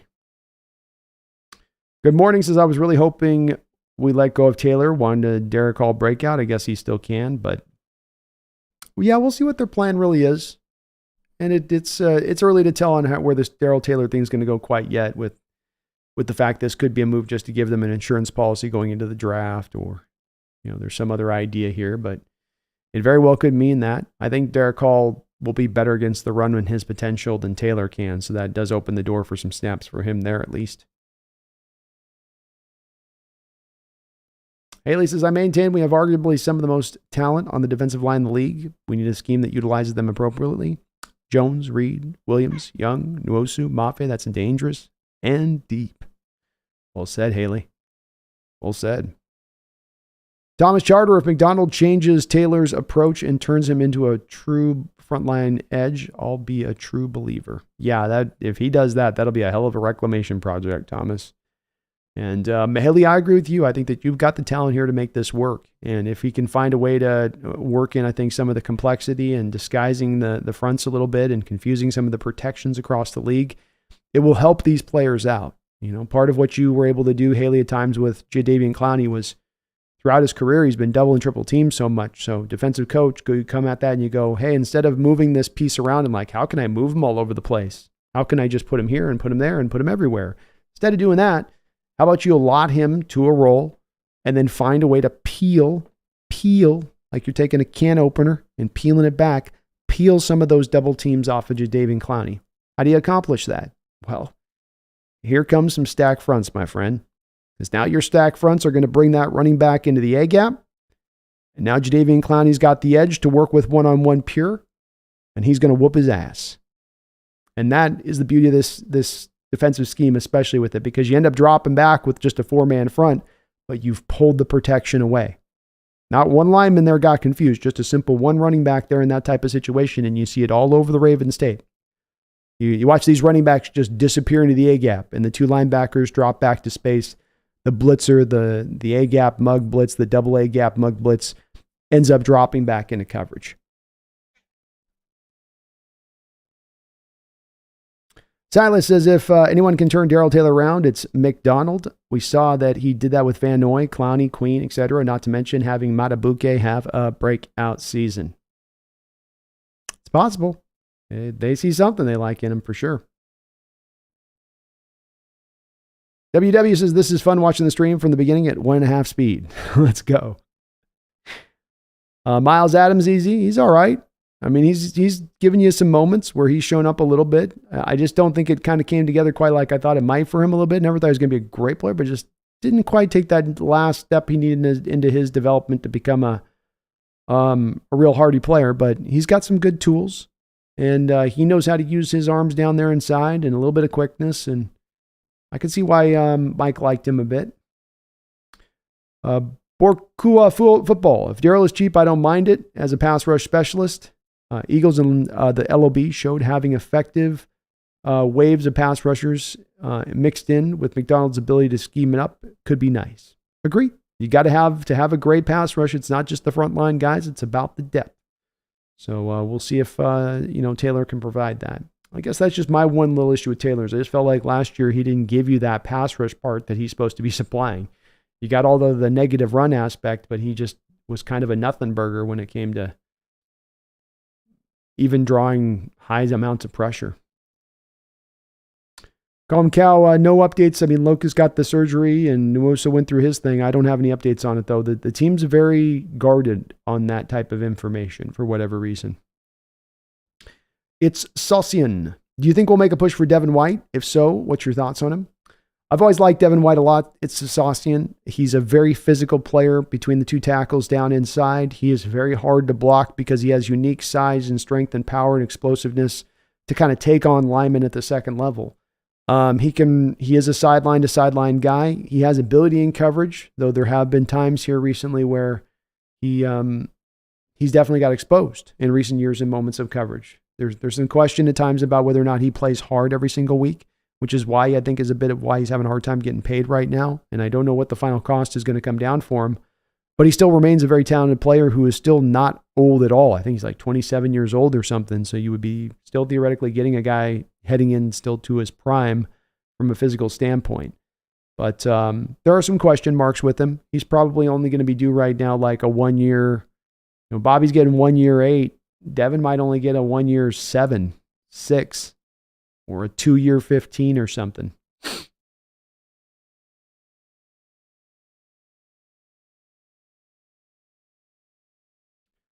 Young Bricks, will Rashawn Jenkins be the Fs with the Love at the SS?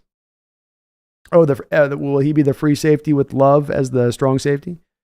Yes, I do believe that those are your two early starters here. I do think that this is a little bit like the Nick Harris situation with Oluwatimi, Young Bricks, where there's a little bit of a draw early on here to say, well, that means they're not going to draft for center. Well, that means they're not going to draft for safety. So I think more of what it is to be done here is what they're doing is setting the stage for John to truly draft from a value-based mindset coming into the draft. We're still a guy like a Tyler Nubin would be in play and a possibility for them, and they would draft him, and then he and Rashawn Jenkins would duke it out for the starting role. Or it could be a Javon Bullard from Georgia coming in, and they duke it out for the starting role. So yes, he's definitely the fit with Julian Love there now. These guys are really nice in the respect of both of these guys and the skill set they bring are true FSSS. And what I mean by that is that they are both free safety, strong safety, skilled players. Not a guy that's a box who can do some free safety stuff. Not a free safety who can do some box safety stuff. They're both really true blue. I'm a multi-talented safety. Now what's their ceiling as those kind of players? I'll let you guys be the judge on that on either side. I think they're both, fairly solid, not star level, but the good news is that they fit to the scheme perfectly with their skill set. Leah Walker, Lee or Leah, I don't know necessarily how to pronounce that, Walker. But the more I look at this quarterback class, the more skeptical I am. I think that's fair. I think it's definitely a fair outlook on this. To me, especially the to your point on this, the thing that's starting to get me a little bit nervous here is the way the value of these quarterbacks has shot through the roof. And we're to a place where it's very likely we could see 1, 2, 3 quarterbacks go. It's very likely we see 5 quarterbacks taken in the first 16 picks, maybe even 6. And that starts to go where you go, whoa, okay, we're getting a run on these. Let's not be part of the run. You know, a fever has undertaken our fellow football brethren. Let us stay inside and not catch that particular cold. So it does make me more skeptical. I think that the guys a little bit later on in this draft are not particularly good at that point. If so many get taken off the board early on, I don't think it leaves a whole hell of a lot there. And I know that we're all chomping for the bit for the quarterback of the future, and I get that. But you have to have a good enough one to take. And right now it's a little bit dicey. Hell, hand grenade. B, you going to get hell divers after your move? Yeah, for sure. My brother's got to get a computer because he's only on the Xbox, so I'm got to get him a computer. We got to get him a computer, and then we're going to get it rolling for sure.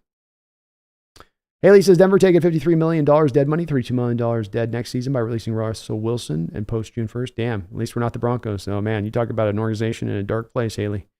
Dark, and they haven't had first round picks for the last few years. The fallout from that's going to be felt pretty heartily as well. Combs and Farrow and the new center are solid in run defense, and I'm kind of excited what Ken and Sharp will be able to do with better pass protection. Me too, man.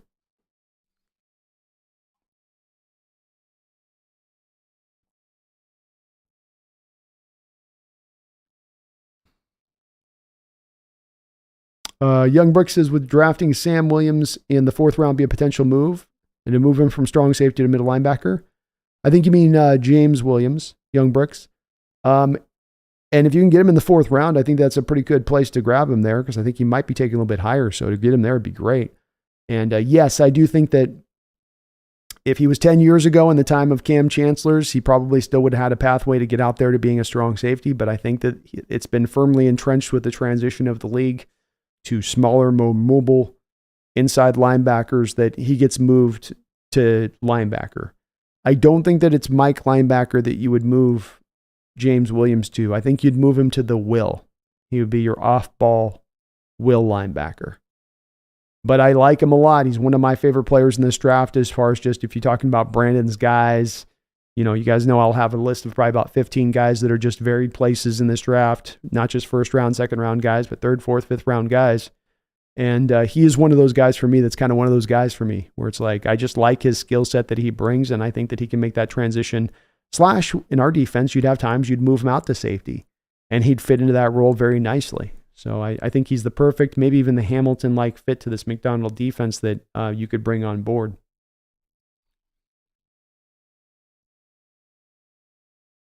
The Gossett Devondre Campbell is definitely a possibility at middle linebacker. Like you say, we do have his former coach here, which can't be undersold. Man, I'm behind on my donations. My bad about that. Poncho Honcho, thank you for the $5 donation. I'm very, very sorry I didn't see your donation come through the trick. My bad on that. But thank you for that. I appreciate it. Who do we have left on our roster that will be viable trade asset come draft day? Also, it's such a Jets thing to have their quarterback end up leave to be a vice president. Yeah, what a wild story that Kennedy wants Aaron Rodgers to be his VP. Like, what? Wait, what? Like, you're gonna build on that big great Rodgers brand? I don't know if that's the flex Kennedy would think it would be. Pretty wild, but yes, it would be a very Jets-like thing to have happen for them. And the Jets are one of those organizations where you talk about picking a lane and knowing where you are and knowing the right time to strike like a cobra. They're striking like a gardener snake right now. You know, they're striking like a fangless beast. You know, we're in, we're out. We've got the goods. We don't. They don't know what the hell they're doing over there. They're bipolar out there in New York, and frankly, both New York teams kind of are. They all, maybe it's just the pressure of New York, but they all strike me a bit as teams that are just kind of like, can never kind of like solidly get their mind in the right state to do things correctly. Just always get jumpy. Very, very jumpy. But in regards to your question about who do we have as far as potential trade assets come draft day that would be real, true blue potential guys that they might trade, be willing to move. I think that I'm not saying that Tariq Woolen needs to be moved or I'm advocating for it, but could I see there being a possibility Mike does it? Yes. Trey Brown, I'm not advocating, but could I see there being a way they don't see him as much of a fit? Maybe. Maybe with him. So those would be two guys there that I would certainly be looking at there. Draymond Jones may be a guy the team looks at here and says, look, we can save that $5-6 million right now and move him for 4th round pick, being that he's not a starter right now. He's being paid $17.5 million not to start. It's not typically what teams will do, and I'm not saying I'm advocating for him having to be moved, just it's maybe a point where Hawks look at that and they go, no. Especially with the fact that maybe they can look at it picking up a 3 tech in this draft somewhere in the 3rd and 4th round who can be very viable, especially if they believe that Mike Morris is going to be able to come and slide into that backup role and be just fine there, or at least give them nearly the production of Draymond Jones would if he filled into that spot. So those would be the guys on defense. Julian Love on a 1 year last year of his deal. Poncho is certainly not out of some team. If some team really valued him, it wouldn't be insane for him to be maybe moved too. On the offensive side of the ball,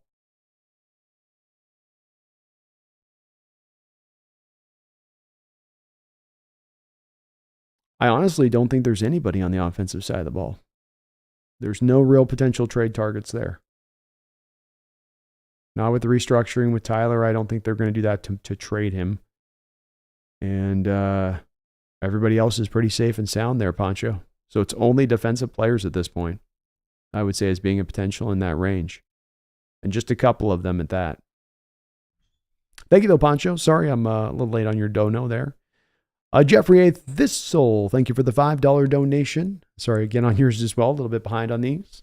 Jeffrey says, Bobby Wagner will enter the Hall of Fame as a Hawk and will be in our Ring of Honor. Wish him luck with the commies. And good luck to you, Bobby, out there with the commies. And you get another great, full, healthy season under your belt and hopefully continue to raise yourself up that ladder of the all-time great middle linebackers to play this sport. I thought Bobby had long cemented himself, pushed himself into that, not long, but as recently at least pushed himself, cementing himself into more of a top 5 all-time at the middle linebacker position. But it'll be interesting to see if he can raise himself, Jeffrey, even further and higher up that list. If people go, Ray Lewis, Dick Butkus, Bobby Wagner. I don't know if they ever will, but boy, he's going to start to make that sort of LeBron James-like case for the position, for how long he ends up playing the position and having so many good years to great years he's put together. What I'm saying is Bobby Wagner is the LeBron James of middle linebackers. That's what I'm saying. Thank you, Jeffrey, for that dono. You boy, 20, thank you for subscribing to the channel, you boy. I appreciate you for doing that. Got somebody else also. There we go. Appreciate you. Very kind. Jeffrey A. Thistle, thank you for the $2 donation. He says, Kyle Shanahan will lose a 4th Super Bowl. I don't know if Kyle Shanahan's going to get back to another Super Bowl. I don't know. Does it maybe I'm alone on this one, but it does feel a little bit to me like the Niners are still a very good team. The Niners still have a very good shot to go and get to the Super Bowl and win a Super Bowl. I'm not going to try to kick their legs out, but there's like a feeling I feel like, I can just sort of feel it in the air, a little bit. And it does feel just in the air a little bit like maybe their time is kind of, you had your shot and you blew it. It feels a little bit like that. They've already been into kind of an elongated point in this Super Bowl run for how long teams tend to typically get in that time period before crap starts happening.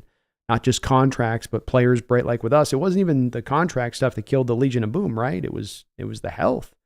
Guys just started falling apart because they played those extra games, and bodies started just, necks in Cam, necks in Cliff, torn Achilles and Richard Sherman. It starts to add up a little bit over time with that stuff, and they've been able to avoid that. But you could say that the Bills may be starting to come due on that too, and so I don't know, Jeffrey, if he ever gets back to another one, at least with San Francisco. Boy, he's had some brutal turns on that, though, has he not? Brutal turns. Randall McDaniel, thank you for the $5 donation. It says, when do free agent signings not count versus comp picks? Perhaps a guy like Clowney, we have an agreement. No rush for either side to sign now.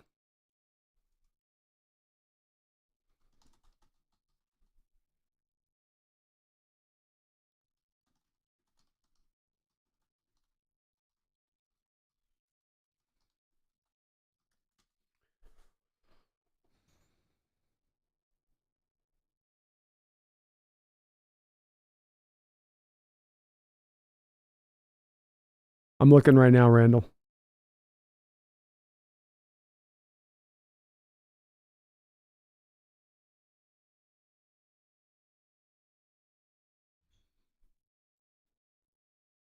May 1st.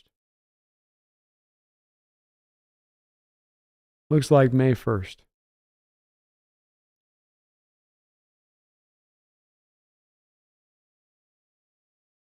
Which is what I thought it was, Randall. I just want to check on that. So I'm man, sometimes you can't ask Google a question. It just comes up with the answer anymore. Like, answer me.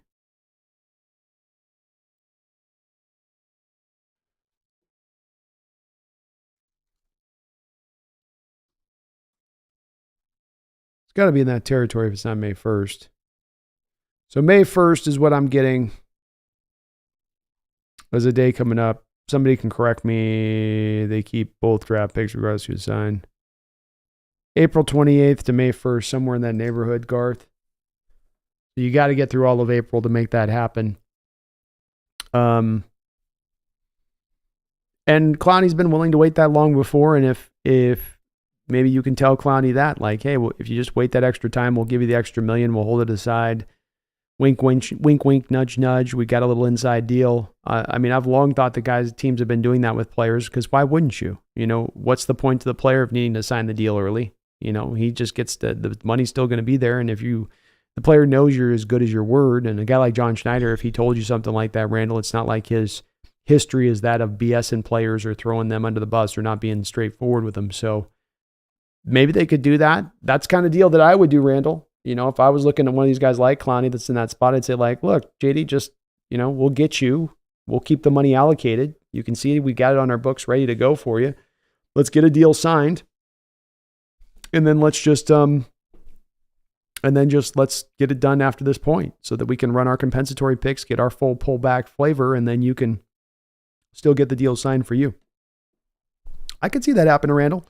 I don't know if it's something that works out in real, you know, where it's like it seems like it's feasible behind the scenes, but then you get in behind where it becomes impossible to try to pull that off because the teams get worried about the fact that could be seen as, you know, CBA aversion, you know, where you're trying to get around the rules and that they're worried about getting hit with like draft pick penalties if they did that. But I mean, if it's a, you know, conversation in a dark alley, you know, John walks up with his collar flipped up and JD walks up with his collar flipped up and he's like, okay, we're going to sign you to 220 June 2nd. Gotcha, boss. Let's go. Something like that. You know, that's just how I see it, maybe in my mind, I guess, Randall. But I could certainly see it. And I think that if you're looking for the Hawks to be making any kind of other bigger signing at this point, if I'm a Hawk fan, as much as we'd love to see maybe some of these bigger guys like a Devin White, for instance, probably going to have to wait on that signing at this point. Don't know if you're going to be getting that in the incoming days. For that reason, Randall, where they've done so well here so far with these signings to be guys that are waived, that don't factor in that compensatory part. You've got so many guys that you've lost on outward signings to pull back that compensatory to the other side. It's just probably too hard of a draw for John at this point with 4 compensatory picks sitting on the table to throw that in peril to jump kind of the gun on signing a guy right now, I would say. So I love it, Randall. I was thinking about that too, if maybe they would do that. I would try to find a way to get a back channel if I was John to Clowney and be like, you know, we'll meet your price. We'll throw in an extra $1 million. Just wait until June 2nd. Just give us until that time, and then we're good. 283-128. Thank you for the $2 donation. Says it's a 2-year, $12 million deal for Rashawn Jenkins. So, wow. Pricey for Rashawn Jenkins, and certainly doesn't look like it is just a 1-year experiment there for him. But $6 million, I guess it'd probably be down first year hits, probably 4.5, something like that. 4.5 to 5 maybe. So yeah, that's a little bit more than I thought that we're going to be spending for him. But he's a scheme fit, and the team maybe doesn't want to be drawn as much into having to take a safety in this draft, and does give you ultimately the flexibility to or to not go that direction. I think certainly if we're taking bets on positions that the Hawks are looking to address in this draft, the interior of the offensive line, linebacker, and potentially hitting those positions heavy. Let's remember with John Schneider as well. In recent years, we've had a draft where we've taken two cornerbacks in one draft, right? We had a draft where in the first 3 rounds we took 2 tackles in one draft. So it's not above John to double down on a draft and hit to one position multiple times over, and be it guard or be it middle linebacker / will. Those seem to be the 2 positions right now that I'd estimate for the draft are going to get punched like the Jeopardy button come draft day for the Seattle Seahawks. Thanks for the update though, 283.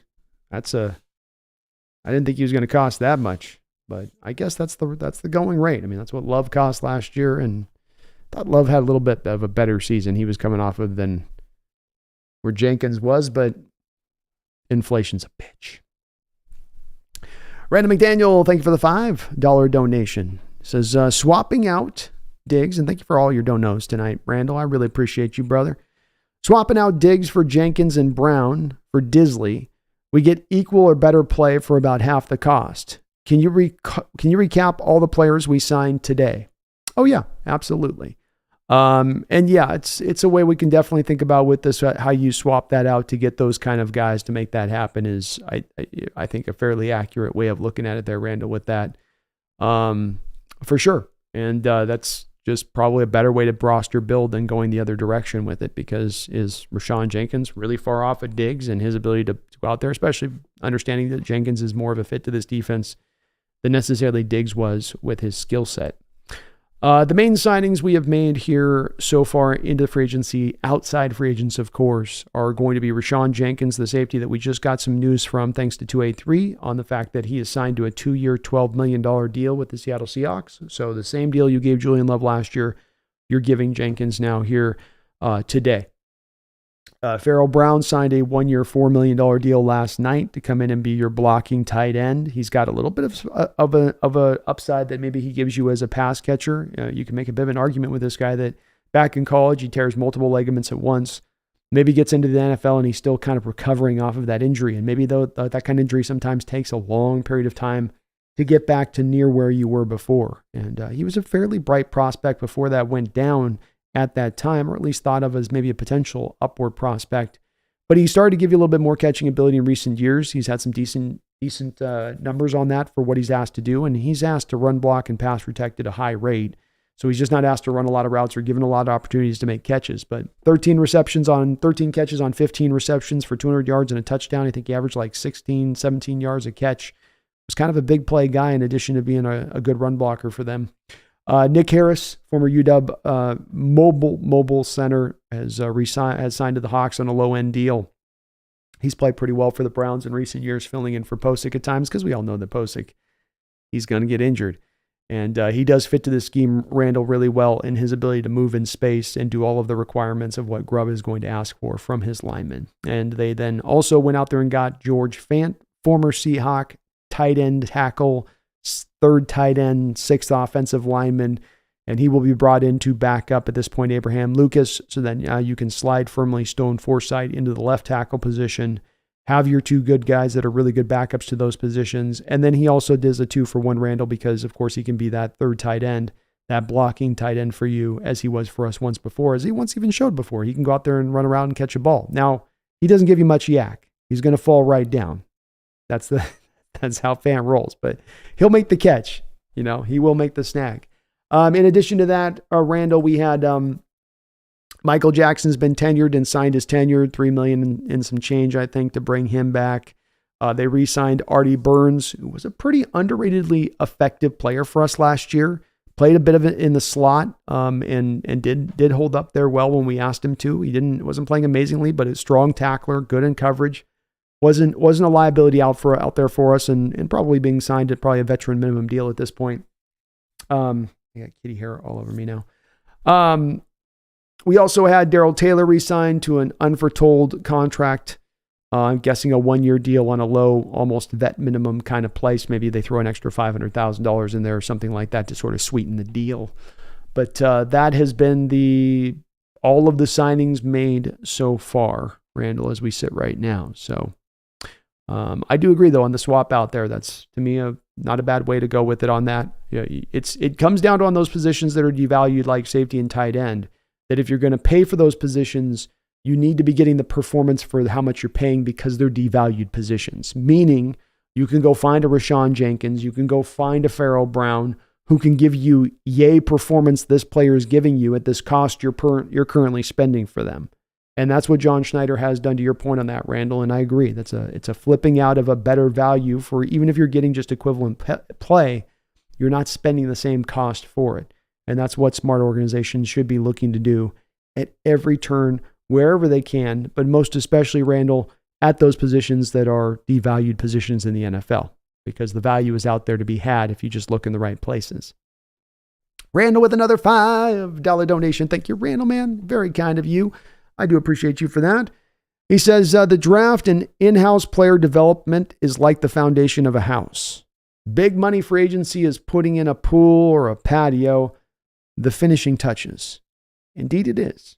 Indeed it is. It should not be upon which the house is built, but that last part when everything is in place. And it's a place, Randall, when you do these, you look at the sport to me through the years, and I don't know if it's this way for every fan, but I do find myself through the years moving and, changing direction and outlook and approaches and understandings of things and how I look at things. And when it comes to spending money, there might have been a time years ago I said, if you can go spend the money, go spend the money. If you can add this player to build in that way, do it. But we would have times, even when I look in my life through those times, the 90s where we didn't spend a lot of money, or those early 2000s where we did spend a lot of money at times, when Allen came in aboard, and I go, yeah, that wasn't always the best way to go when you're trying to do that through a roster building strategy. And that's where it comes back to that patio you mentioned or pool you mentioned, to get it right. And this is the same way I look at with the quarterback situation. Don't get the quarterback before you got the offensive line in place, before you have an offensive system installed, before the players know their roles and what their part is to do in that offense to make it successful. Get that set up first, and then get your quarterback. Make that the ideal. It can't always be so, but if you're in a position to do so, like our Hawks are right now, to apply that kind of application of method, do so. That's a smarter way to go than the desperation, reaching and clutching. And, I look at some organizations like somebody's been thrown into a pool and they can't swim, and they're just doing that sad, and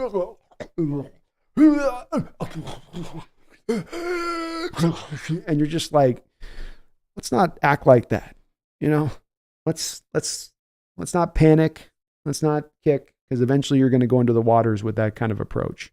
And I've looked at some of these teams here in this free agent period, Randall, and I'm going, boy, definitely a lot of sort of kicking in the water without much of a technique or understanding of how to stay above the water line.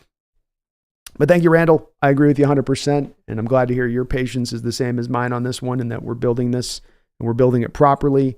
And because we're building it properly, increases the chances for success down the road that much more than they would be if we're trying to make panic decisions or desperation decisions, or going forward at a time when it's not the proper right time to really truly go for it, when patience is what is truly called for in this moment. But well said on your part, Randall. Thank you for all of your donations, man. And as always, we're very much aligned in our outlook on this stuff.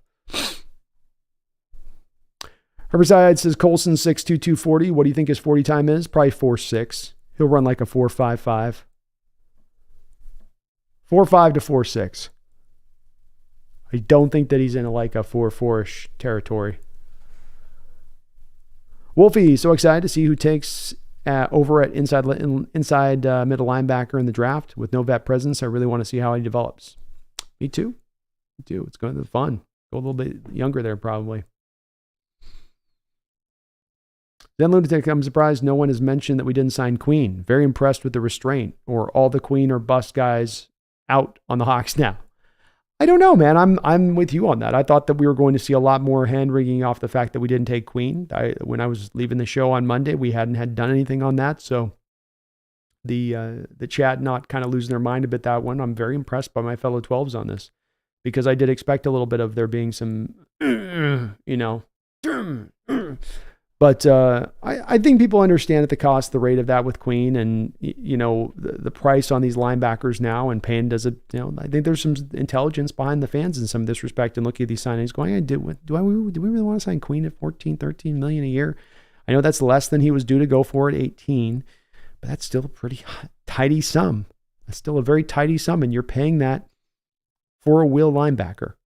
That's the thing with the Queen thing that I think some people got lost in the sauce on, was that people would talk about Queen and they're like, yeah, we'll move him to the middle linebacker. It's like, part of the ascent of Patrick Queen, part of him getting better as a player, was Mike McDonald's presence. But another part of it was Roquan Smith's presence. But maybe the biggest part of the success of Patrick Queen was the sliding over to the will linebacker role. And then you go, okay, well, do you want to spend $13 million for a will linebacker?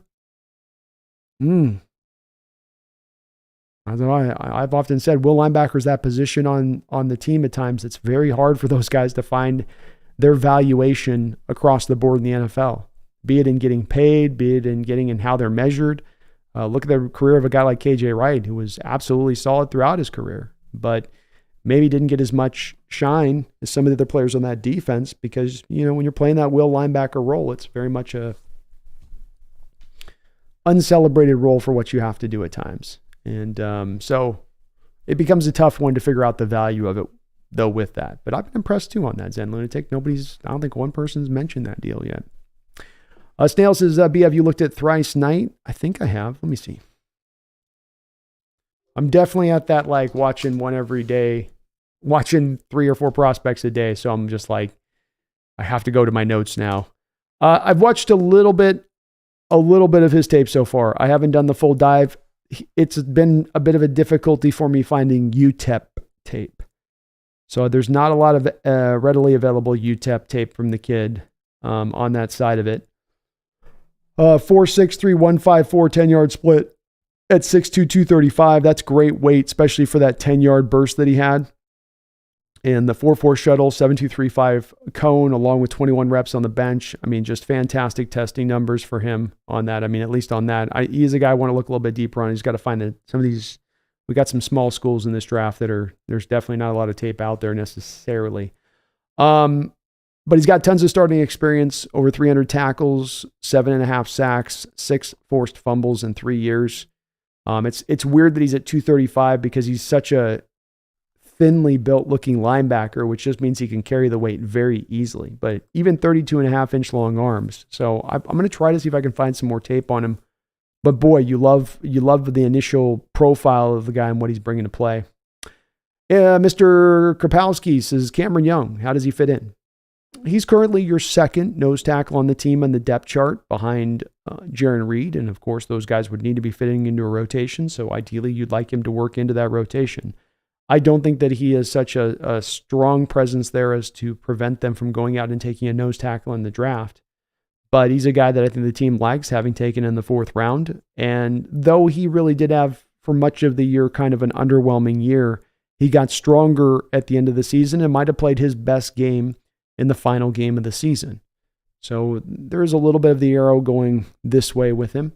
But it was more of a quiet year than was him making a lot of noise.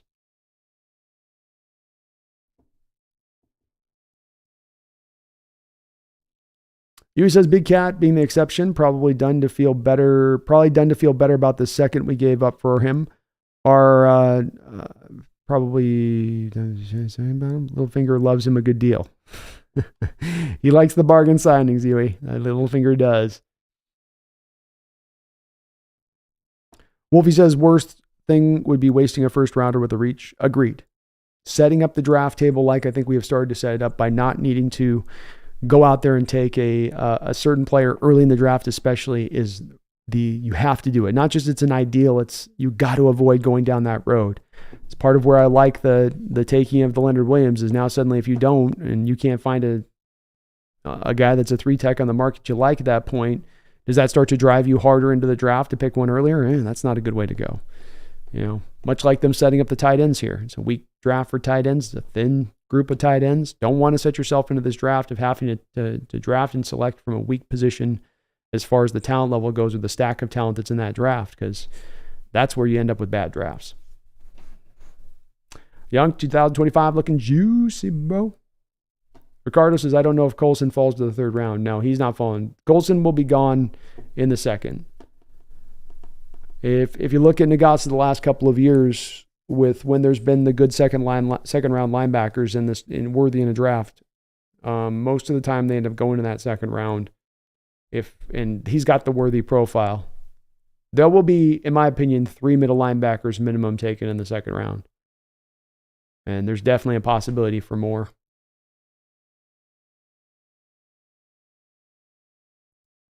Call him Cal. I found the negative 5.6 Jenkins stat on Next Gen Stats. Also, MLC Hawk posted on YouTube 2 hours ago. Oh, okay.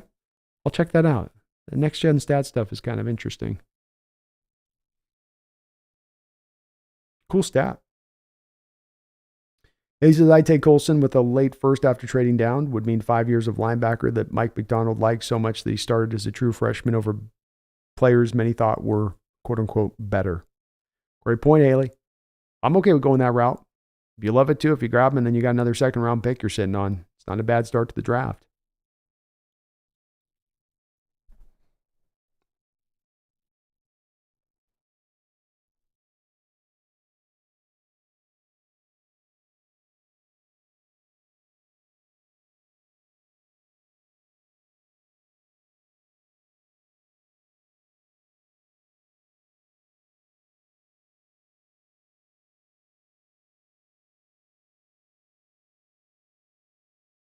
Your boy 20, what do I think about the linebacker from the Bucs, Devin White? Former top 10 pick, really talented player. The engine goes on and off kind of at his leisure, but a guy that can do it all in the field, blitz, take on in the run game, great run game instincts. 2 years ago when we were in Germany, he was really the defender that was as much as anybody kind of single-handedly wrecking our offense and single-handedly really wrecking our run game. He's got some issues in coverage at times that can get exposed. And like I said, the engine goes on, the engine goes off. And it's always hard to predict if it is or isn't. And after you pay him, you certainly start to worry that, okay, I just paid him. Now the engine's really likely to go off. But he's had some really nice moments in his career, still a very young player. When the Bucs went on that Super Bowl run, I think he was probably their best defensive player on the field for them during that playoff run. But you always get worried when you gotta have some concerns about a guy's motor and whether it's revving high or it's got a little bit of a low burn to it. Bit of a low burn. It's hard to say on that one, Ricardo, $6.6 million first year hit on Jenkins. Wow, so they didn't even backload the deal on it. Okay.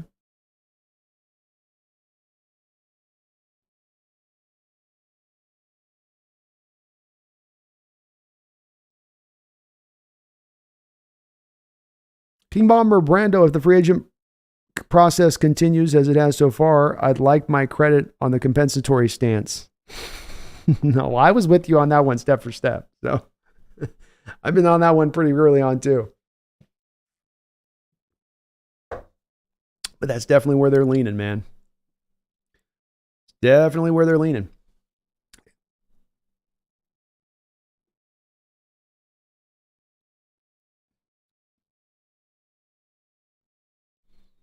And Haley, yeah, man, ultimate flexibility in the draft, what they're doing here, Haley, and that's what you want to do. Fill positions so that you feel solid if you have to run with those guys going into the draft. And then you can hold in that value-based mindset, because something that'll draw you away from the value-based mindset is you go into the draft and you got that little voice in the back of your head going, we only have 2 middle linebackers. We really need a starting safety. I'm trying to be value-based. Shut up. No, you've got to get it. You've got to get a guard early. No, I'm trying to be value-based. It's hard if you have those holes walking in, but if you fill them up, It gets those general managers feeling warm and fuzzy on draft day, smiling, shaking everybody's hand, every pick. Big old cheesy grin.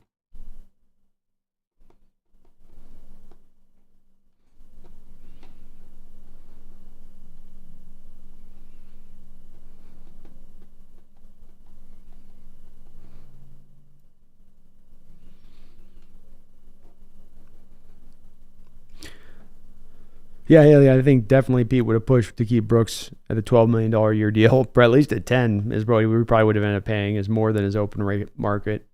And yeah, Diggs would have stayed too, I think. Matthews, does anyone want to speculate the type of defense we'll be running? All these signings need to make sense eventually.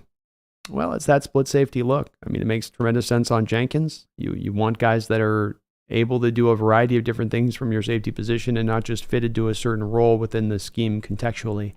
And they're doing that. They're building up with keeping in Leonard Williams in there makes sense to help build up that defensive line a little bit more stronger and firmer. And they're taking a slow approach. They're taking a patient approach. What's up, Don? How you doing, man?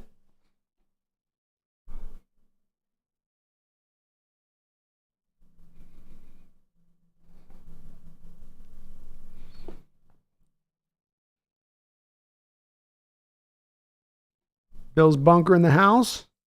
Hey.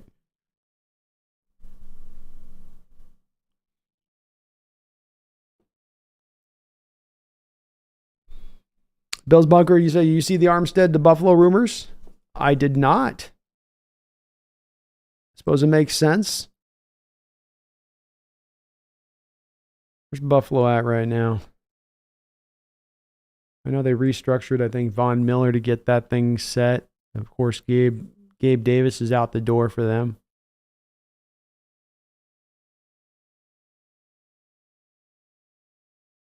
Man, I don't know. Josh Allen's going to have to do some restructuring if that's the case. Because they're in a little bit of a difficult pickle as far as their cap situation. They're sitting on $16.5 million of the Tre'Davious White release. And they don't have a lot of other places to create cap room, and they're only sitting on $2 million of cap space as it stands right now. Bill's Bunker. So, I mean, Armstead's still going to get paid probably $13 million a year on like a 3-year deal.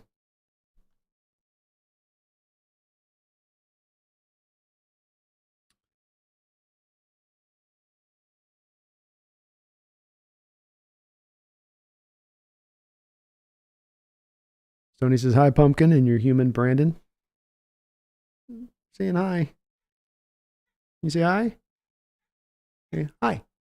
Hi. Hi. There you go. Hi. Hi. Hi. Hi.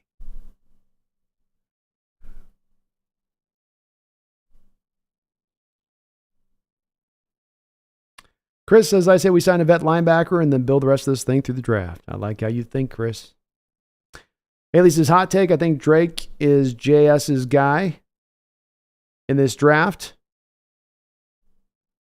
Raw talent, but could be the best quarterback to come out of the draft if he's given time to learn. Reminds me of Josh Allen. That's I also share your belief, Haley. I think that if I was pressed to be asked of which of these quarterbacks in this draft is John Schneider most like, I think the guy that he would be drawn to most would be Drake May.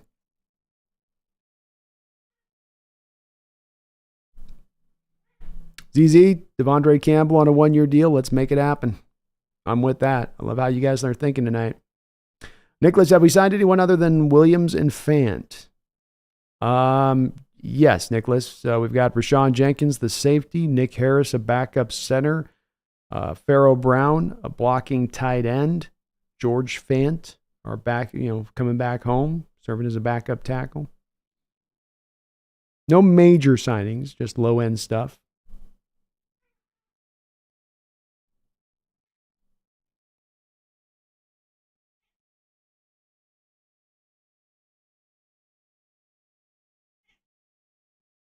Random Hawks fan, what a beat.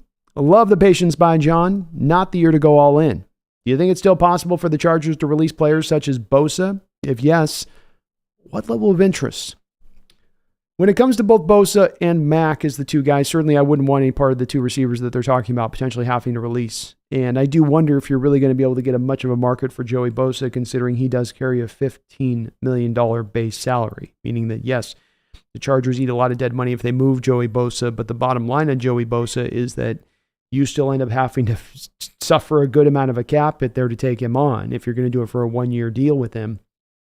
And then if you talk about getting into the weird territory that you're going to sign him to a contract extension, that makes me nervous. I think that he's showing signs with his body of it not starting to hold up very well. And he's always been a guy that just seems like he's always dinged up. Even when he is playing in a lot of games, it just seems like he's always beat up and battered and bruised. And he's not at the same level of talent of his brother. I was speaking up at the top of this show where I feel like there's a weird transitional thing that's happened between the Bosa brothers where Joey Bosa first came in this league as a top 5 pick, instantly burst onto the scene. And then as Nick Bosa was coming out of Ohio State, his reputation and his draft status got kind of buoyed a little bit, I felt like at times, by Joey Bosa doing what he was doing. You know, we've got a track record of this family doing what they're doing right now. Hey, you know, along with, of course, their father having the NFL background. But now it's almost a little bit, I feel like maybe where Joey's going to get a little bit of the benefit back from Nick Bosa, where Nick Bosa is this defensive player of the year kind of player. And so people start to kind of attribute that same thing over to Joey Bosa, but he's not quite that player, at least not recently. And with the injury factor coming into play, that would have me to be a little bit hesitant on making that move or going down that pathway. Brian Myers, thank you for the $5 donation. I appreciate you that, Brian.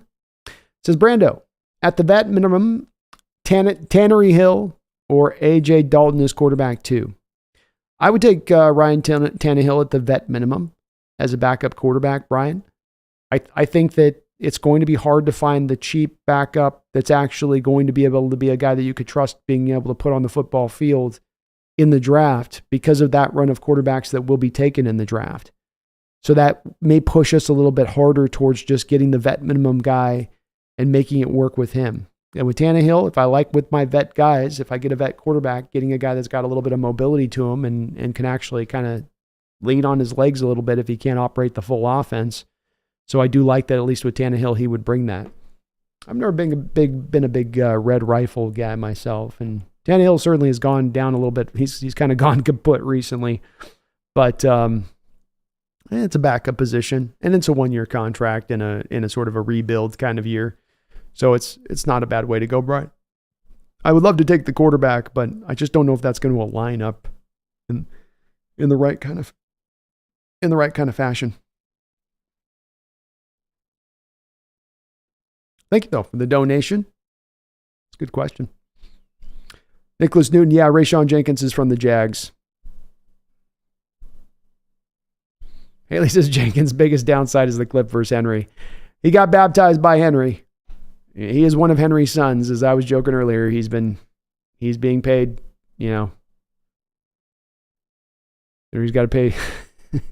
He's one of his children. Zach Bond. You like Zach Bond, Philip? He was fun coming out of college. I haven't been tracking much of his pro career, but now he says, Brando, what 3 guys do you think we should go grab? I would still love to go make a run at Clowney at this point. I'd kick the tires on Devin White and see where the cost is currently on him as it stands. This Tyrell Dotson guy seems kind of interesting, especially as a guy maybe that you can move to maybe the mic there. But I'm more in kind of then locking on guys that we should go sign right now, more of just save the money, fill out the roster, call it a day as we go forward here and keep your flexibility, you know, keep $10, $15 million in reserve. And let's see where the season goes. And if we have a season come together fast, then make the trade deadline deal to top it off. Or if you get into training camp and you see it, make a trade at that point to top the thing off if there's a place of high weakness. But other than that, just take kind of a soft, slow roll, patient approach.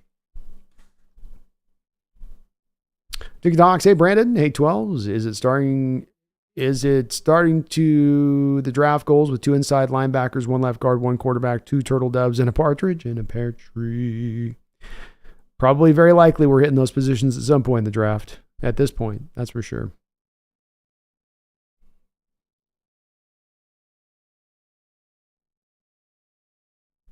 Haley says, how big was Ray Lewis? He was a cerebral player, but growing up in Baltimore, he was a big dude. It's kind of more of a wide dude than a big dude, Haley. Not really the tallest cat, actually. So, he might have been like maybe 6 feet tall. Well, we got 72 inches of what he measured in at the combine. So I'm not good at math. Right at 6 feet tall, just a hair over 6 feet.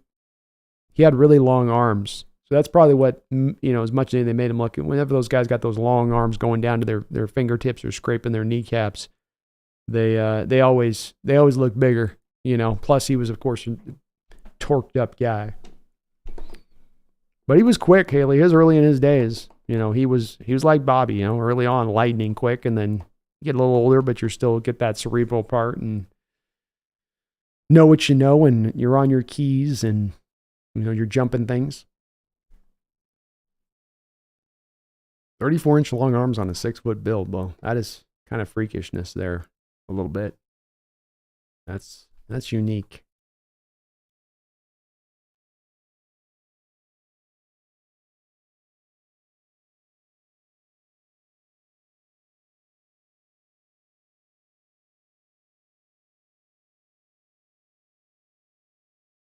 What's up, Palestine? How you doing?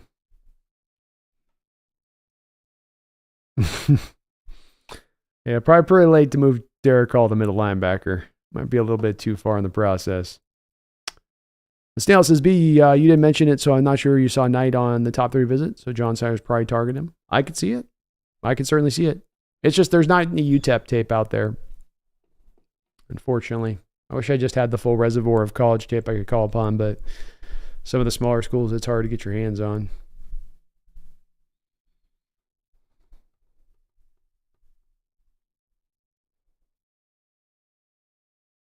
Fortune, I'm surprised the Ravens free agents didn't want to follow McDonald.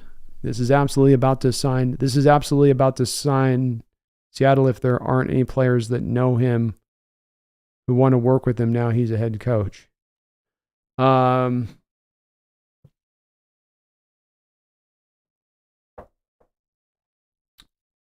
don't know. I think it's a little bit hard to read into it in that exact way here, Fortune, because it's just as much likely to be the inverse of that. So you're operating from a sort of standpoint that the players don't want to come follow McDonald now here because he's a head coach and they don't trust him. But I think that's sort of getting a bit of narrowed in the idea of what they could be looking at conceptually here. Because it could be just as likely the Hawks don't, and McDonald whispering into John Schneider's ear, telling him, no, don't go spend that money for that player. He's not that good. No, don't take Geno Stone on a 2-year, $15 million deal because he can't play the run, and I don't want that in my defense. And a lot of his picks last year were on overthrows or tip balls. So it's very hard on that to necessarily make that it's a matter of the players don't want to come here on this because no one has, as of yet, really followed him. It's not like there was 15 free agent Baltimore Raven players on the open market and all 15 have shunned him or something.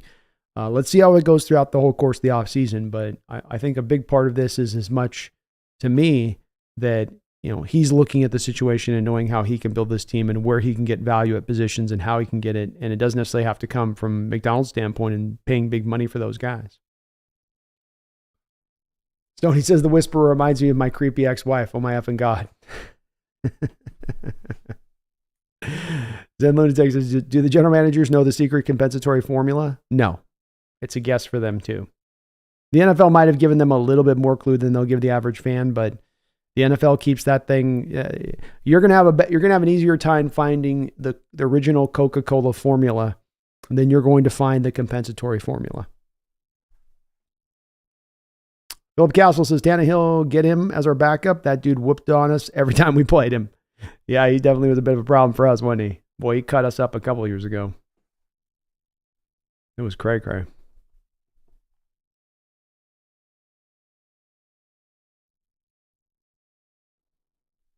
Ambition says Radigan and Hall are the linebacker duo. We're going 6-11. It's all about that quarterback next year, man. That's what we're doing. It's all about that, getting that high pick for that QB. Bomber, I think we're really going to go after Devondre Campbell. I'd be good with it. He's been a good player. And the Packers didn't release him because he was bad. They obviously, when you look at them releasing him and in retrospect for why they did it, it does seem to be more about, well, they almost wanted to kind of shift assets away from the middle linebacker position so that they could go and get their safety in Xavier McKinney. And then also, of course, go and sign Josh Jacobs to the big deal that they gave him. So it was more about changing their asset outlook, structure, portfolio. Chris wants Zeitler, Devin White, Campbell. Not a bad way to go.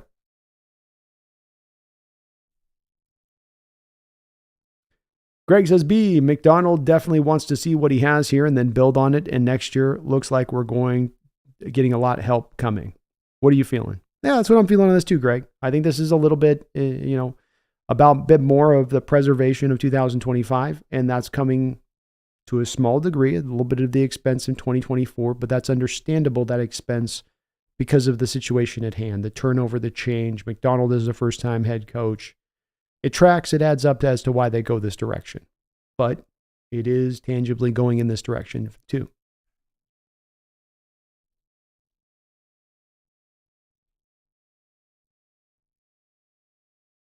I didn't know that we had added, tried to sign Queen Fortune. So that's news. If you've got a source on that, I would love to know where the source is you're pulling that from, because I've heard nothing as far as an acknowledgement that we put an offer out there. And again, even if we put an offer out there, it could be we put an offer out there at $10 million a year. We didn't want to pay him 13. We said, we'll pay you 10.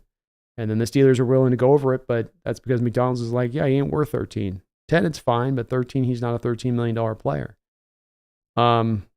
There's other things like this that come in too, Fortune. It's like, even if we dollar for dollar, we're willing to give him the same money. It could be that this is a guy that's been out to the Midwest, East Coast side his whole career, right? Going back to even college. Maybe he doesn't want to come out on the West Coast. We think all these guys just want to travel all over the country. Maybe they don't.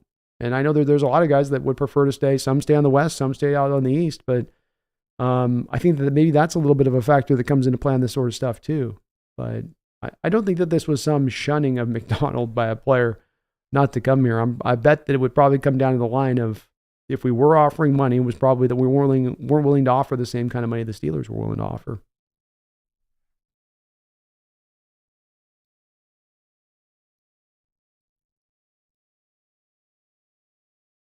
Swedish Shinobi says, I thought Buffalo just restructured Allen's deal, freeing up something like $17 million. Very well could be the case. It might be the sports track just hasn't updated it as of yet. I just hadn't noticed it on that there. They just haven't put it updated through. So that makes sense. That's where they would have to do it at that point to get the space to make something happen. Boy, those quarterback contracts become very impinging, don't they? Very impinging.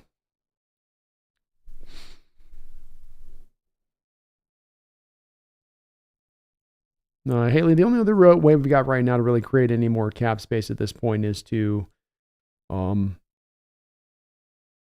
you could post June 1st designate Draymond if you really wanted to. I don't think they would do that, but yeah, that's a way you could theoretically create a lot of cap space if you wanted to. I don't think they are though. I think they made their moves on the cut, restructure, base to bonus, all that stuff.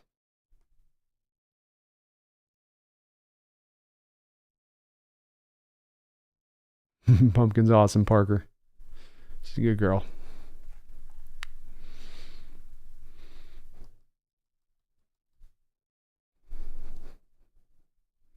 I got to get the pumpkin cam for you guys. We got to get that going.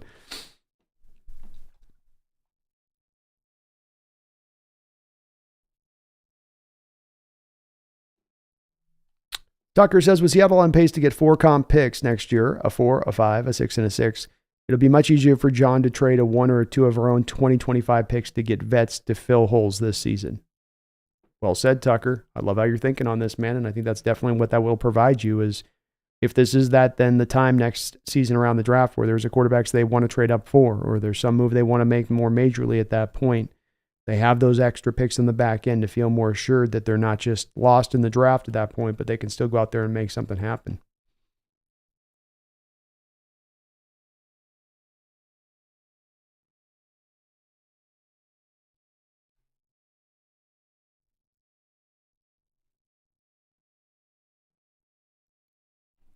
Philip Castle says Ray Lewis at 6'1", 255 pounds, ran a 40 and then 4.5. That is insane. That's so freakish. So freakish. The Nibot says, what do you think about Justin Fields? I don't think there's a fit there. I don't. I think John's going to value the draft picks this year as much as ever, and I think that he's already traded the picks that he was going to trade for this upcoming draft with the Williams deal.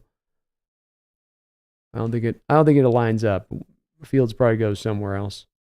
It's not impossible if the price drops so low, and it's dropping by the day at this point.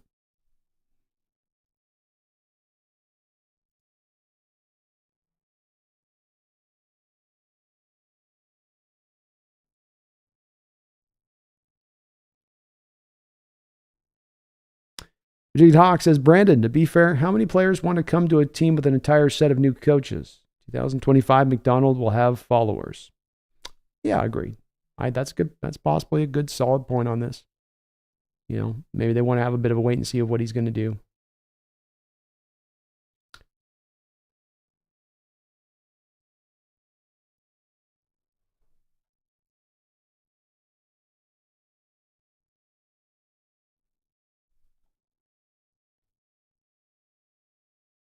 Fightful's Tragic says you can definitely guess your comp picks. Yeah, you get a good general idea of where they're going to land. Sometimes the NFL can get a little bit weird about it because there's some factors that go beyond just how much you're signing players for. It also comes down to playing time and what those players do on the field. But you can get a general idea. It's definitely, especially with the way the Hawks have played it so far here, where they've targeted guys that have been released who don't count against the compensatory system. And that makes it easier. It's just more about everything's been let on the out rather than you taking anything in.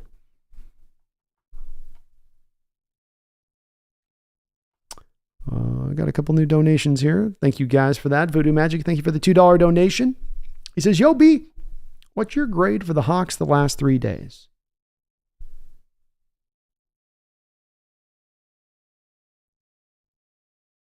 I would give them an A-,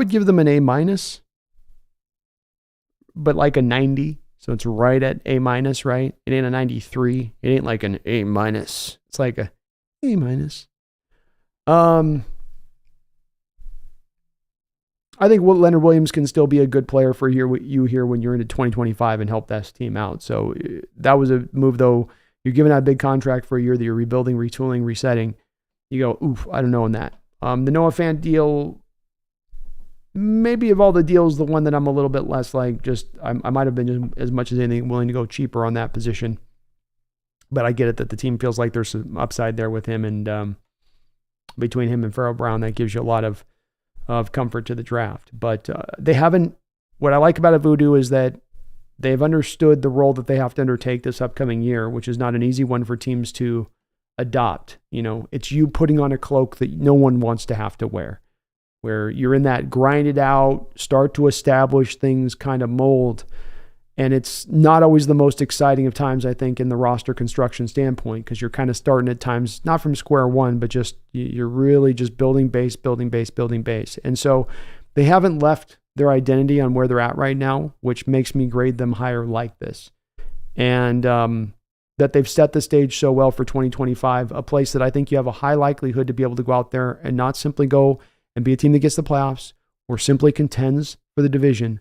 But I truly believe in 2025, you can be a contender at that time and set the stage for that in this way, and believe that the team can come together that quickly even.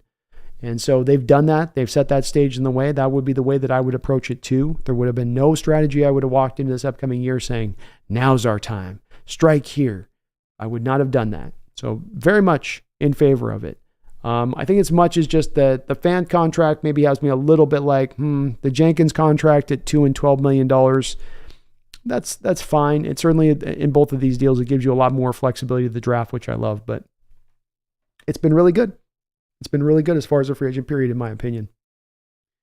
Chris says, the Hawks Nest, where do you prioritize inside offensive line need in the draft, assuming you do, and who interests you, say, from the second to the fourth rounds?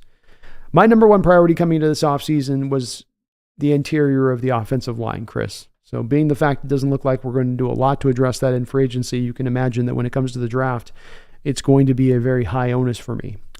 We've had a couple of years here where we've picked multiple selections in the same draft. You've had your recent last couple of years where you picked 2 cornerbacks in one draft, 2 tackles in one draft.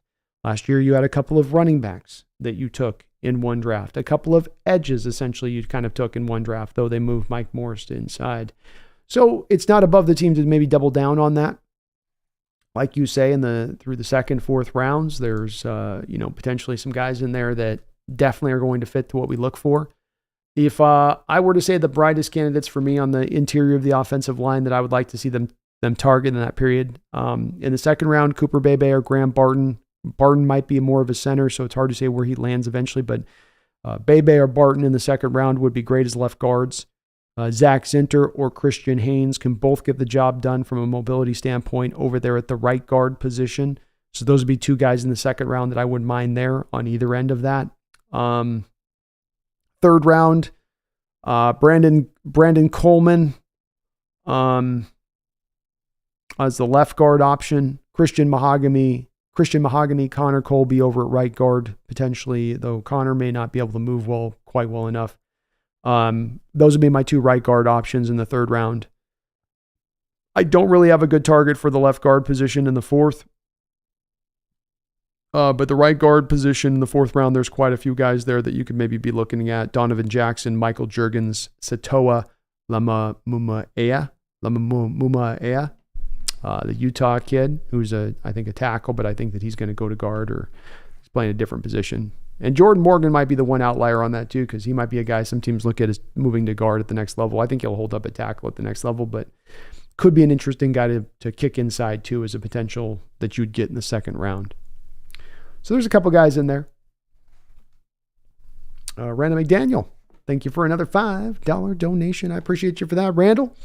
Last 4 first-round middle linebackers have not signed a second contract with the team that drafted them. Bush, Queen, White, and Brooks. Only 2 of the 4 got decent money from an outside team. Well, that's a great insight there, Randall. I hadn't really thought about that, how in recent years, first-round middle linebackers, it's not been too well. NFL Draft 2022. First round.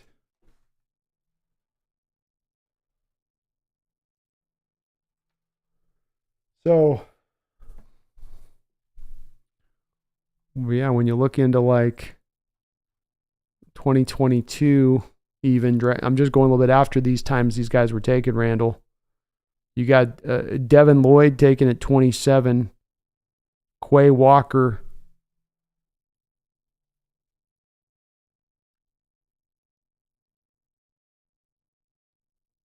Devin Lloyd and Quay Walker were the only guys in 2022, Randall. And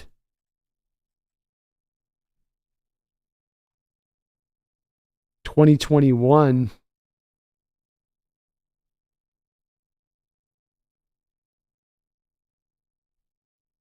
Jamin Davis, that was the one the Washington football team took. Javon Collins, who the Cardinals, I think, have turned into an edge. Micah Parsons, who's become an edge.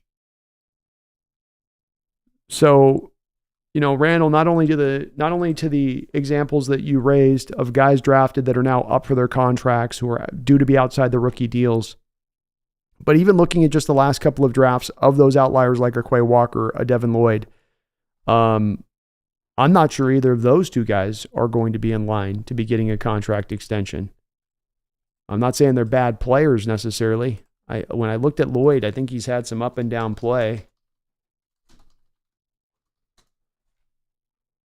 Right now, PFF has him with he's been better. He was better this last year, so he's probably getting along. He had a miserable 2022. He was a 48 grade, but much, much better in 2023.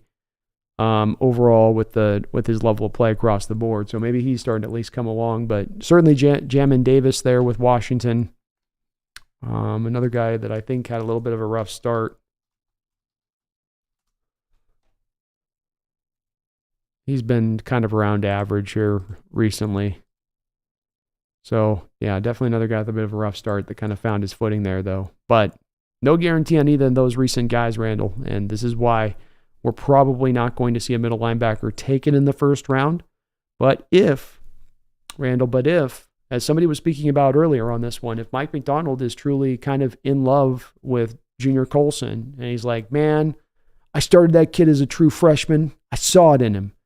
I saw what he was. I saw what he could do. And I was right.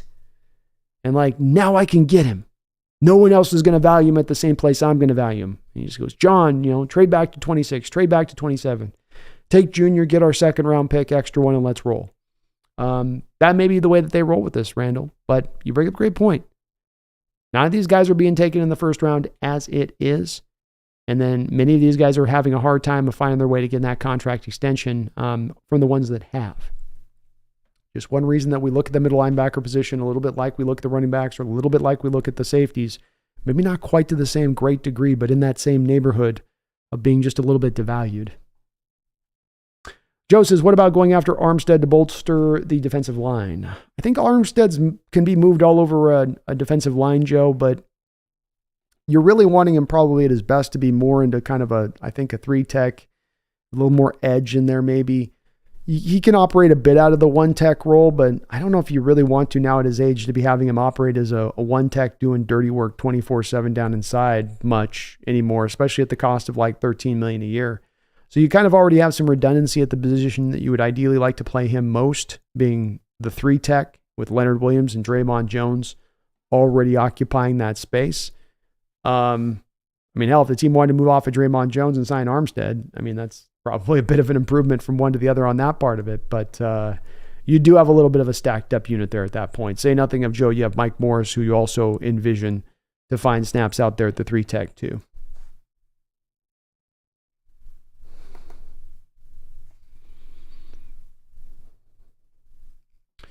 Michael Myers has just read Darrell Taylor was ranked 103rd out of 112 edge rushers last year. I say his best play was blocking for Diggs' interception.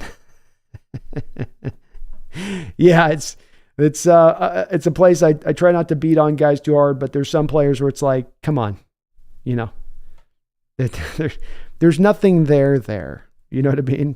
It's where it is. Maybe Mike Macdonald can find the magical potion. I don't know. Sacrifice a chicken and get him back. I don't know what it's going to take, but it's just, and the rankings by that match the eye test. I've got so many clips. I've been thinking of doing it as a video, but it's kind of negative and I don't want to do it. But I've got like a couple dozen clips of Darrell Taylor on the football field that will make you cry watching him play the edge. You'll just sit there and go, no, it's rough. The all-22 is the all-22 of Taylor. If you've got access to that, don't watch it, but it is brutal. It's a little bit like those, videos you'll see online every once in a while. It's like, car accident goes bad. And you're like, don't click it. Don't click. I got to click it. I got to see. Heads are literally rolling on the pavement. No, don't look. Don't look. Don't click it. Don't click it. No. A man's eyeballs pop from his skull. It's so crazy. Oh, I got to click. Cheeking, you click it. That's basically the same feeling I had watching Darrell Taylor when I would lock in on him, because I was going to do a video for a while and I was just taking clip after clip going, oh, I don't know what a coach does with that.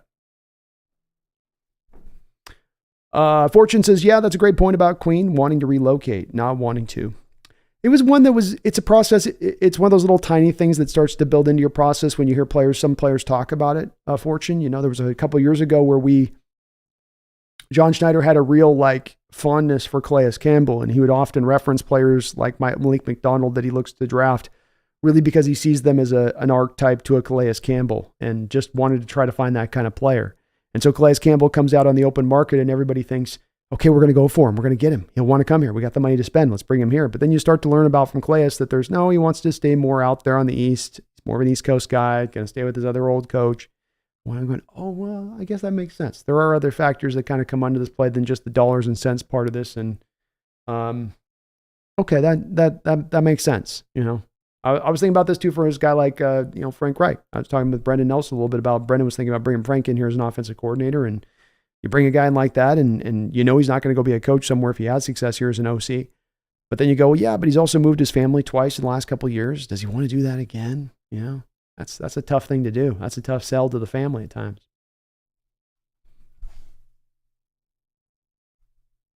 Richard said Leonard Williams and Eric Armstead.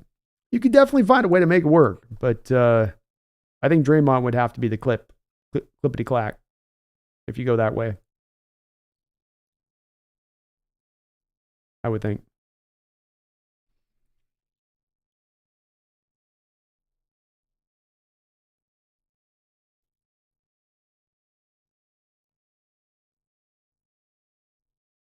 Cardo says, love orange tabby cats. I used to have one as a pet.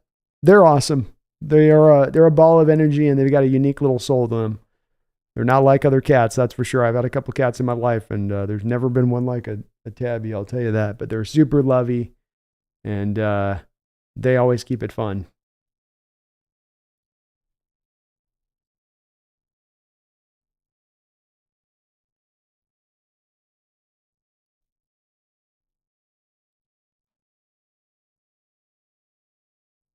How you doing, Mr. Isaac? It's good to see you too, man. Joe says, Hawks might as well go out and get Bobby Boucher or Shane Falco, man. For 1 minute, the Hawks think they can compete with the current roster. They better think again. I think they're in a wait-and-see approach right now, Joe. I think they know right now that it's going to be a bit of an uphill swing on this upcoming year.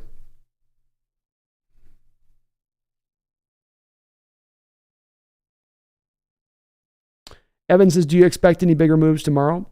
I think that they're going to kind of keep this in the same kind of place that it's at, Evan. The big moves, I think, are there to be made, and that it's going to be more of just sort of sitting there trying to find value as much as anything else at this point.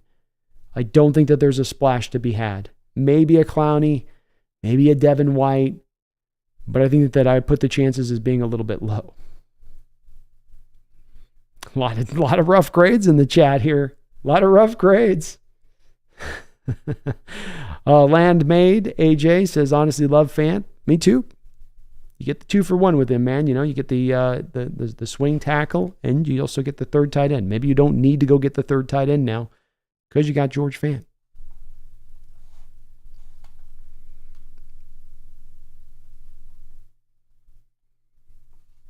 Ethan Tech World, hey, the Hawks Nest, Brando. During your last stream, you said you were doing this full time. I wanted to say that I'm really happy and proud of you. I know that was a huge goal for you. Hey, it's really been as much as the love I've gotten from you guys in the chat, especially on the donations and the support, the patrons, the members. It has allowed me to be put in this position, man. So, yeah, it was great to be able to make this over and do this and just jump on this. And this is what you do is. When you're trying to do two different things, man, you always feel like you're chomping at the bit to get back to the channel and get the stuff going, and you're behind on stuff or not able to be on top of things, and it sucks. So definitely it's a nice place to play in where we just kind of can let it roll now, so to speak. I appreciate it, man. Carson, Brandon, who's one linebacker you'd want to sign for cheap and one we can draft in the second or third round if we move back from 16? Well, Tyrell Dodson is certainly a guy at this point that I think would be an interesting guy who played for the Bills last year, filling in for Matt Milano, and played pretty well. I don't think he'll cost a lot.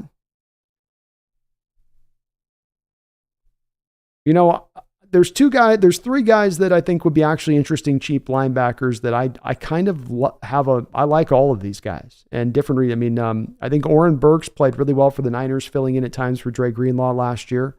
I don't think he's going to cost a lot, and he could be a pretty decent player. And we've seen some of those linebackers like Al-Shari, Al-Aziz go away from the Niners and still go be a good player at other places at the linebacker position. I've liked Denzel Perriman for a lot of years. He just seems like a solid guy that wherever he goes, he gets the job done. And he's a guy that, you can't find. I've called him the Latavius Murray of linebackers. Wherever he goes, he's effective. He just doesn't seem to get any love at that place long term.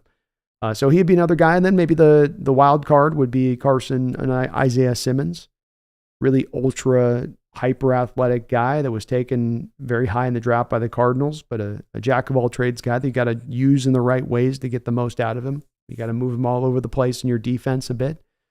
He was injured a bit for the Giants last year, but had a little bit of a spark of life where it was a bit quiet there with the Cardinals. He could be interesting too. As far as the second or third round, I think Junior Colson is your most likely guy for them to target. Edgerrin Cooper, Peyton Wilson, Jeremiah Trotter. Any of these four guys could be guys that I think that they take a very strong, hard look at.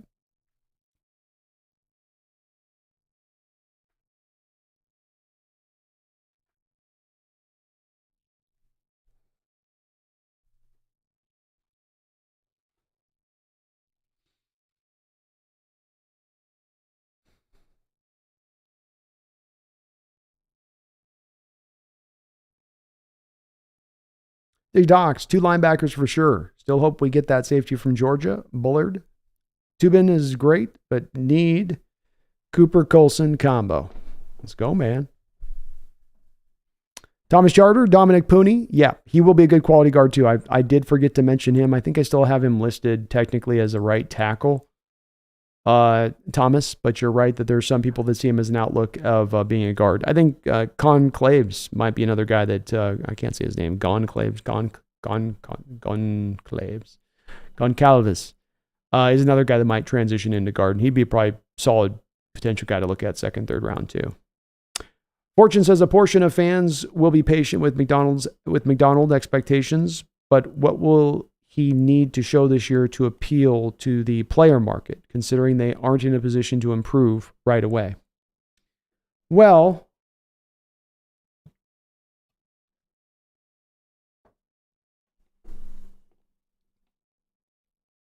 I tend to think that at the end of the day, when it comes down to the bottom line, Fortune, I think it's, money talks and BS walks.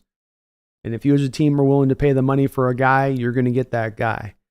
And that the Hawks don't tend to pay for the high-priced guys, which is as much as you look through the last 8 years of their dalliance into free agency, that's been their approach. So some of this, too, Fortune, comes down to, I think, from the factor of that it's not necessarily a guarantee that they're looking to go out into free agency and make that the big place that they're going to go make those big splashes. It never has been.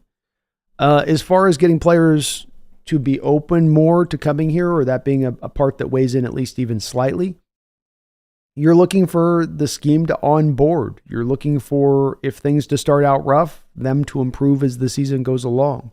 That the team finds itself on an upswing in its overall general energy and performance on the football field. And when it comes to energy, that's of course kind of a intangible thing that's arbitrary person to person by whether they see it or not. But it's a thing that I think most everybody could kind of feel from Detroit, let's say last year in that final Packer game, right? A season where the Detroit Lions did not make the playoffs, but by that final game of the season, you could see there was a hunger in that team. You could see that there was a buy-in of Dan Campbell in that team, and they went out onto the road in Lambeau and beat the Packers in a game where the Packers, Fortune, were playing for a playoff spot, and the Lions were playing for nothing.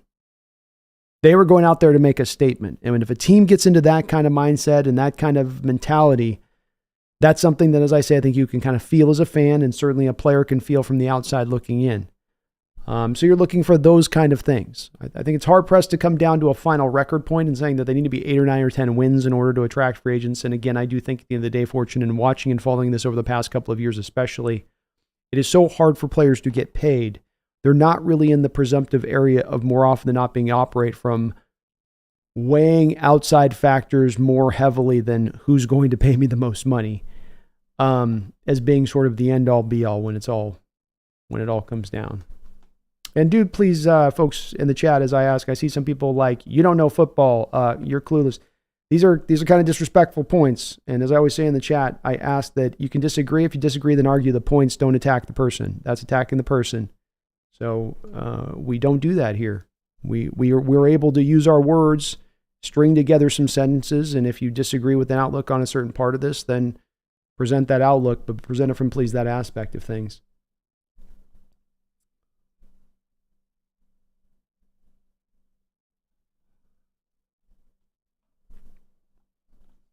Carson, I had my hopes really high for the season with this new brass, but now I'm realigning to be ready for an average to subpar season. Really looks like we're going to be more geared up to go all in 2025.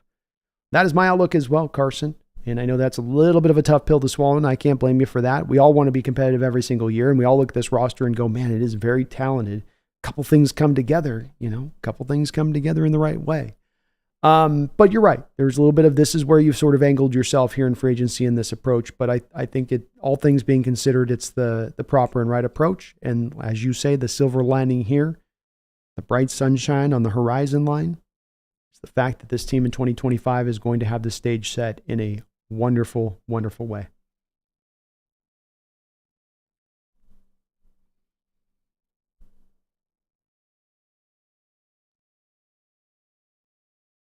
PM says, I'm mad you guys took Witherspoon. I wanted him on my Raiders.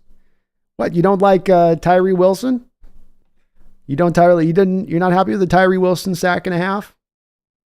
PM, how did the Raiders pass on Jalen Carter? You guys in 5 decades haven't been scared off of a freaky prospect for 5 decades. Al Davis would watch guys do lines of coke, smoke a cigarette, and shotgun a beer and be like, how can I get you on a 5-year contract? And you're going to pass on Jalen Carter to take Tyree Wilson. That is not the Raider way. That is not the silver black in attack. Got to take down the flag and put up a white flag after that move. No more Jolly Roger. Bill Castle, Louisville has a tackle. Owens is his name. Think he can go in the 5th round with college awards? Do I got him on my list? Hold on. Let me see. Let me take a look.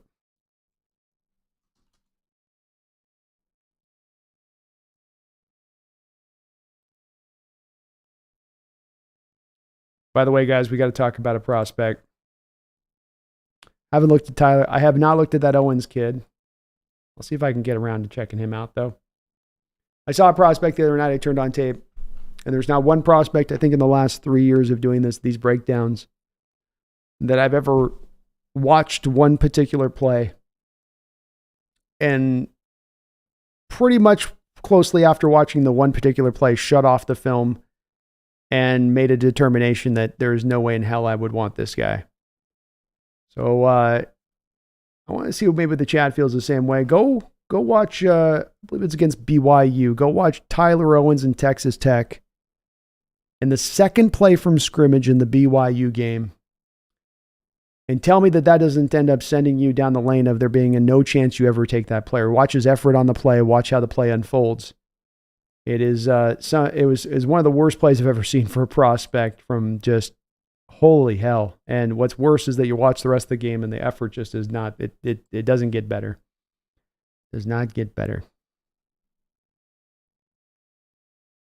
Snail says, does Jameis Winston beat out Watson in Cleveland? No.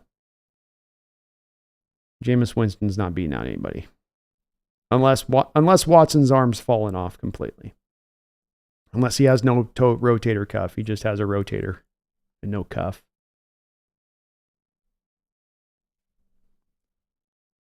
SL Hazard says, it's crazy how the fan base is losing their minds over a soft rebuild. Only thing I'm worried about is our linebacker core. It's on death's door right now. Yeah, I was watching the last couple of days. It had me a little bit worried to go live tonight, though I've got to admit that the attitude and overall outlook, I think, of people have been pretty cool to see.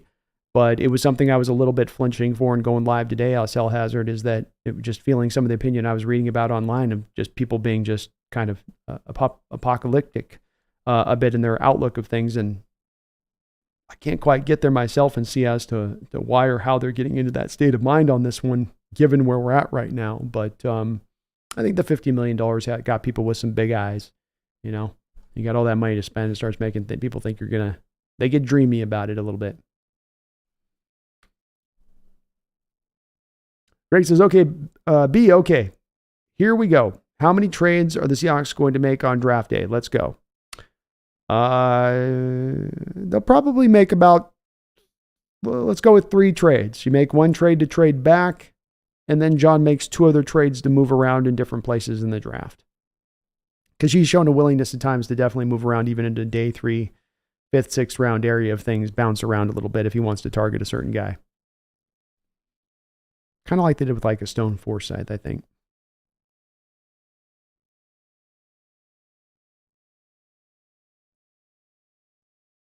Randall McDaniel, thank you for the $5 donation, Randall, and all your support tonight and evermore, as you always have been one of my OGs here in your support of the channel, man. I really appreciate you. See, Randall says, I'm open to a flyer on Isaiah Simmons. Could be a Swiss Army knife. Never thought had great instincts. Same size as Kyle Hamilton, just faster at 4.38. He's physically freakish, Randall. He's big, he's long. Like you say, he moves uniquely for his size. You can use him all over the place.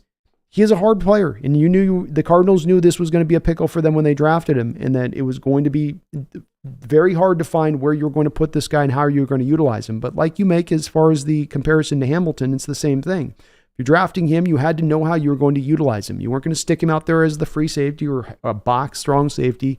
You had to move him all around the board to get the most out of him. You had to make it unpredictable where he was going to be from snap to snap to get the most out of him. And maybe that's been a bit of a struggle here with Simmons. Sounds like a little bit of the injury thing came in last year to impede a bit of the progress, though he had some okay moments. But I think taking a flyer on him is not the worst thing at this point. And that's one of the nice, maybe there's not a lot of nice areas or nice things to have when you're in that rebuild mode like we kind of are right now. But one of them should be that if there's a player that's a reclamation project, if there's a highly talented player over here that fits to what you do and has some still potential there, and you've got openings on your roster to make that happen, go take those flyers. And if they end up working out, you've got yourself another foundational piece for nothing. That all it cost you was the developmental time within the system to make it go with them. Well worth it at that point from my perspective too on that one, Randall. So Isaiah Simmons, I'm all over it. I would love to see it. If we're running the old kind of defense with Coach Carroll, I'd say no way. But this is the type of player that needs to go to a Mike McDonald type of defense. For his best interest, he does. And I think that's why the Giants, for instance, last year with Martindale brought him over there, because they understood it that well too. Brandon the Cut says, don't make that Darrell Taylor video laughing out loud. No, I'm going to hold off on that one. I gotta be careful on the negative videos, but that one just got too depressing the further it went on. I'm just gonna make people mad with this one, so I'm gonna let it go. Can't do it. I care too much about you guys. Zach Tabbert, do you think there's a chance the Hawks draft James Williams from Miami? He's 6'5" and could bring the hammer on defense. Yeah, absolutely, Zach. I don't think that he's going to remain at safety. The game has transitioned in a way where the Cam Chancellor type of frame like that just is not got the opening to play safety anymore, because you're asked to do too many free safety things at the position. You would have asked Cam Chancellor back in the day to play single high free safety, but because of the proliferation of split safety looks in the NFL, that is indeed what every strong safety kind of is going to start to need to do. And this is certainly where the college game is transitioning to. So unfortunately, the move that Cam Chancellor was kind of having to even fight 10 years ago coming out of Virginia Tech, the move being from strong safety to the will linebacker role, is one that James Williams is going to have to make. Because at the same time that the safeties have had the requirements amped in their coverage needs, especially the strong safeties, your middle linebackers have gotten lighter, faster, more fleet of foot, which just fits better to a guy like James Williams transitioning down into that. He's one of my favorite players in this draft just because I love the way he plays. I think he's a complete player. He's athletic as hell for his size. And I would be very happy to bring him in to make him the will linebacker in this defense. So, fun player. And boy, he can hit. Brandon the Cut says, odds on both fans catching a touchdown in the same game. Probably pretty low, but it would be awesome to see. Mr. Dog says, do you like the new Fortnite content? It's maybe growing on me a little bit. It's a little bit, like, I know it's a kind of cartoony game, but Fortnite's at its worst when it gets too cartoony. And when you're able to jump up in the air like Zeus and throw lightning bolts across the map, it's getting to be a bit much on that. You know, I get tired too of getting in a gunfight and every guy suddenly springs wings and goes flying off into the distance. So I'm actually getting, this season's going to probably be a short one for me on playing too much.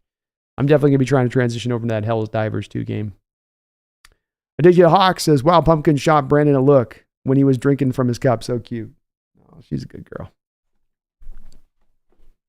Brian says, I know we don't necessarily need one, but if you're looking at running back prospects, don't overlook Blake Watson from Memphis. Not the combine, but he will be drafted.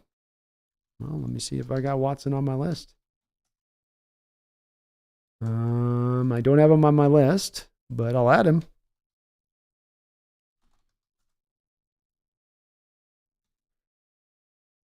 Somewhere here. There we go. I need to lower this down. That needs to go like this. Okay.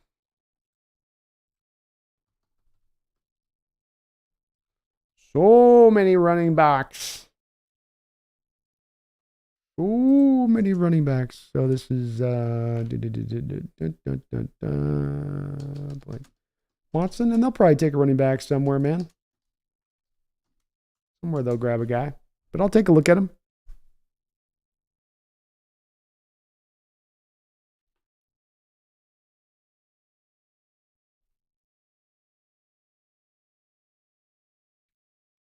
Zach Tabert. Sorry, Zach. I added an L there.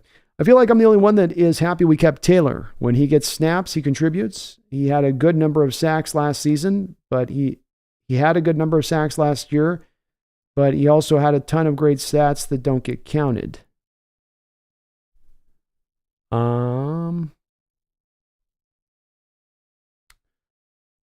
Yeah, I guess I have a hard time with that one there, Zach.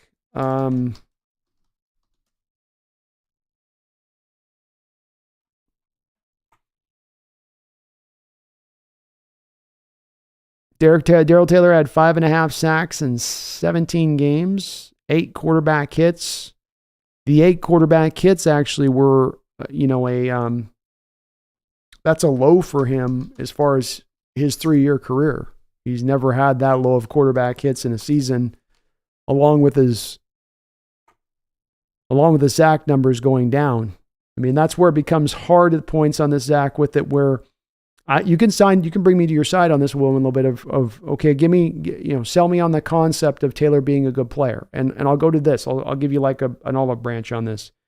You go to 2022, he was your most efficient pass rusher on the field, but they had limited down his snaps and they were only running him as a pass rusher. Now, this year, the snap count goes up tremendously, and he not only doesn't find better effectiveness as a player, but he becomes, more efficient. To the point that I think they started to restrict his snaps by the end of the year. But he's never been overgraded over a 60 in a season by PFF. His run defense is always in the 40s, which is a miserable score for run defense. That's not bad. That's pretty miserable as a run defense score. He also struggles, in addition to that, tackling. It's two of the big parts that make it hard on seeing an improvement from him in this area of his game, because it's kind of a 1-2 death punch for you as a run defender, right? So take a look at these scores right here. Run defensive scores, 40 grades. Tackle scores, 40 grades. He had one season where he's at 28 as a tackle grade. Now, as a pass rusher, he's had one season with a 74 grade. The other 2 seasons, 58 and 62. And last season was his worst graded season as a pass rusher. And that's where I have the big issue here, is the thing you were supposed to bring in your pass rush ability last year. The Seahawks set you up, if you look at his snap counts there to the left. 522 total snaps last year, only 196 as a run defender, 292 as a pass rusher. So the Seahawks attempted last year to fit him into a role, to allow him to be that effective pass rusher, an efficient one. And there's nothing he really brought quantitatively to the table that allowed you to be able to feel like he was being strong in that role. He was not effective. He was very ineffective. And the problem comes in here, Zach, is he's so bad in the run game that every offense in the NFL is well aware of it when they go to play the Seattle Seahawks. They all know that that's who he is and the liabilities he has in his game in that way. And what do offenses then do, Zach? They hammer Taylor in the run game over and over every time he's out there. You could be in a 3rd and 8, and you see he's coming in off the edge to rush the passer, and you're like, we're running power right at him. Because our tackle is going to take him 4 yards backwards instantaneously. Just what Zach, as I'm saying, that's just what the tape shows me. And I can run through, if you want. We can do a lot of all 22 cut-ups I can show you from the past couple of years of him. But it's kind of horrific a little bit. And I watch a lot of tape, and there are not edges that are this bad at stopping the run.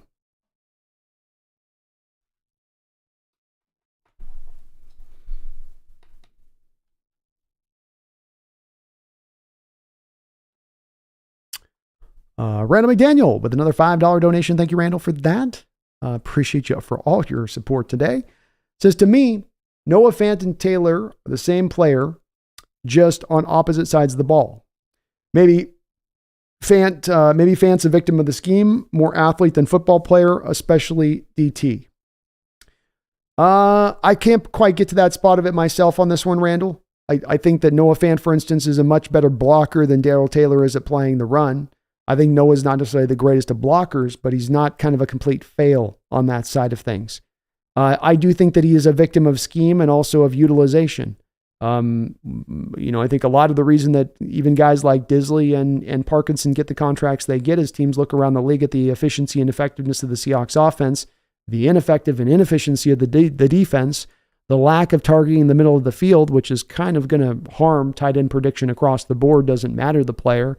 And they go, wow, there's some upside within that. I don't think that Darrell Taylor has the same kind of excuses to fall back in on. He doesn't have that, you only put me out there on run defense snaps, never giving me the chance to rush the passer. Therefore, that's why I am not getting more pass rush productivity. They've tried to put him in that ultimate role to allow him to be successful. And so when I see him this last year not making that production, pass rush grades the worst of his career. Still, all of the run game liability still showing up. It's not just merely like, well, he's a little bit of an below average player. It's like, this guy is a negative for you on the football field as he's currently played.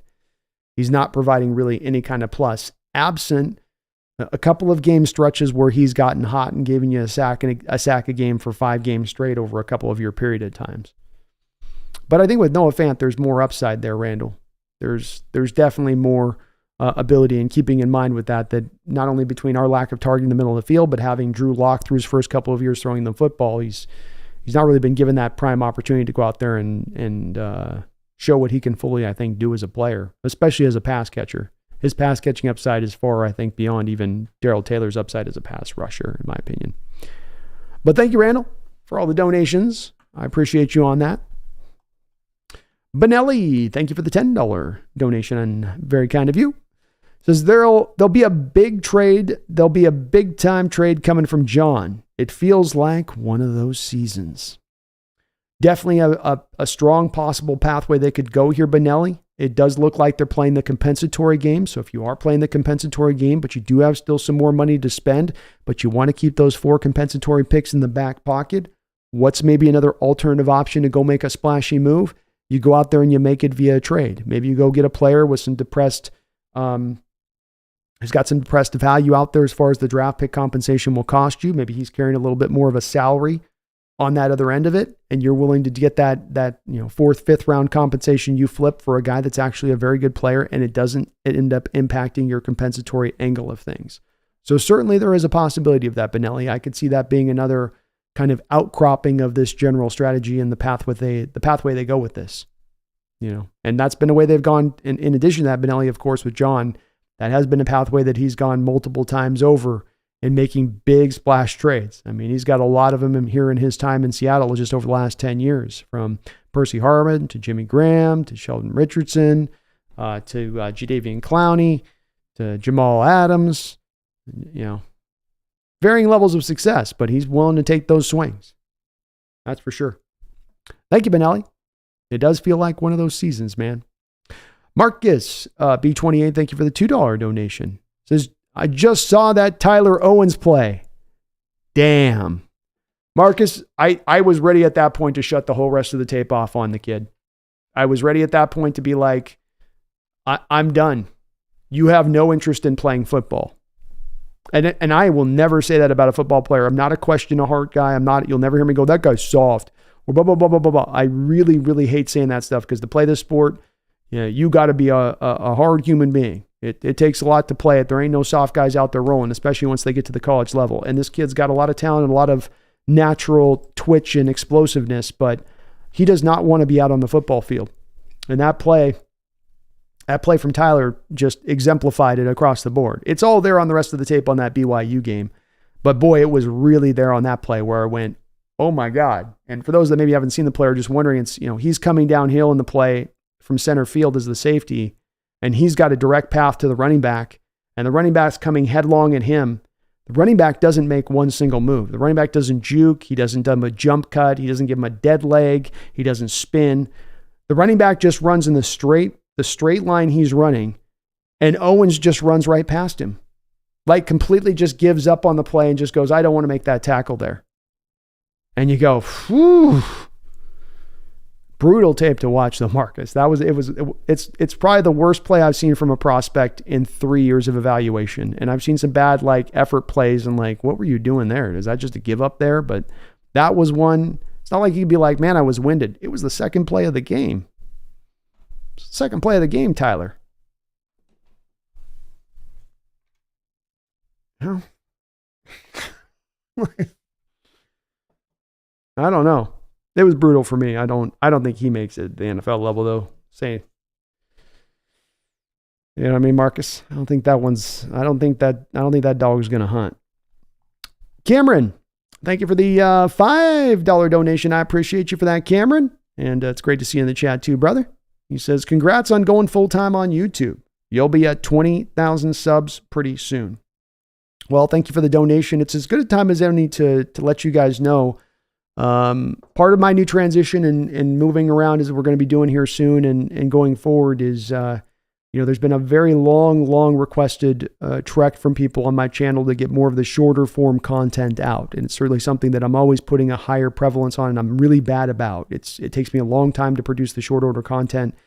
And so this will maybe be a good thing, a bad thing for some people on this side of it as we go forward. But I am going to have an intention here as we go forward to find more of an ability to get the clips out from the live stream shows on given subjects and to get those clips then broadcast back out on the channel onto clips for a little section of a playlist on the channel, but to do that for each and every live stream. So that's really going to be coming down the mark here really soon, which to your point, Cameron, at that point will certainly get us up to 20,000 subs. It's a big restriction on my growth that so much of everything is long form on this channel and I don't have as much of the short form stuff, but that's coming down the track. That's the nest. It's been the thing I've long been planning to try to find a way. And I think I've got a pathway now and a way to get this done to where I can find an efficient way to get them cooked out. But it'll be on the short order stuff. The point of it'll be to just get it out. It won't be as much as me putting together a bunch of graphics and all of that. It'll be a bunch of just getting the clips in the live streams, getting a simple thumbnail up and getting it out because there's definitely a market for the folks that just want that content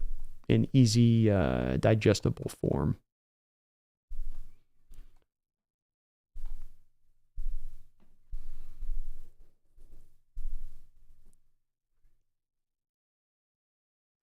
Philip Castle, Stone Forsyth still is on the roster.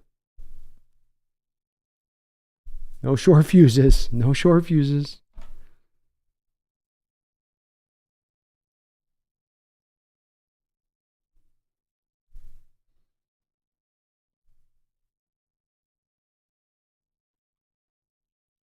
Young to that Wilkins move to the Raiders was a big win for them. Yeah, I like that move for them too.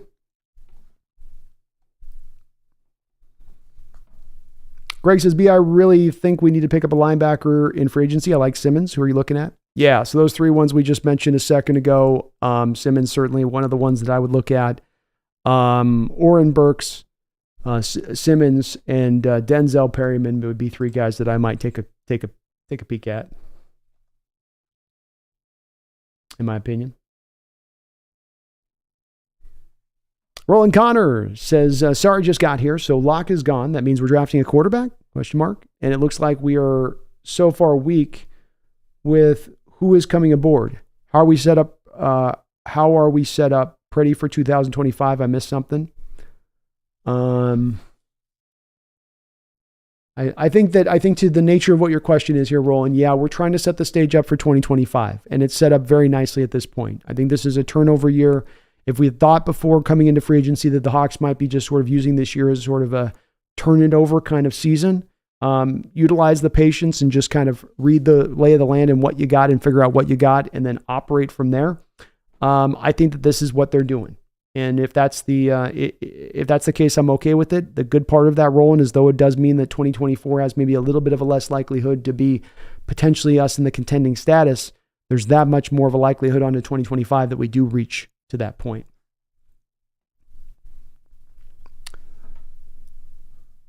Gar says, freaking Raiders are the Raiders. If Jody Allen had Mark Davis's haircut, I wouldn't care. The Hawks ever won another game.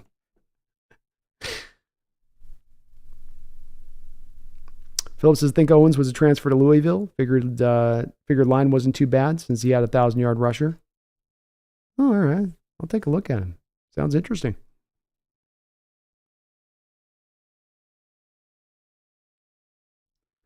Dabitront.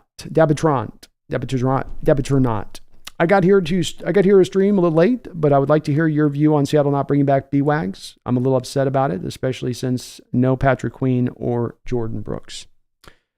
Well, I mean, so first off the dab, I was largely in favor of bringing in Bobby Wagner, but the one thing that stands out to Mike McDonald's defense is it asks all the players to have a variety of different things they can do.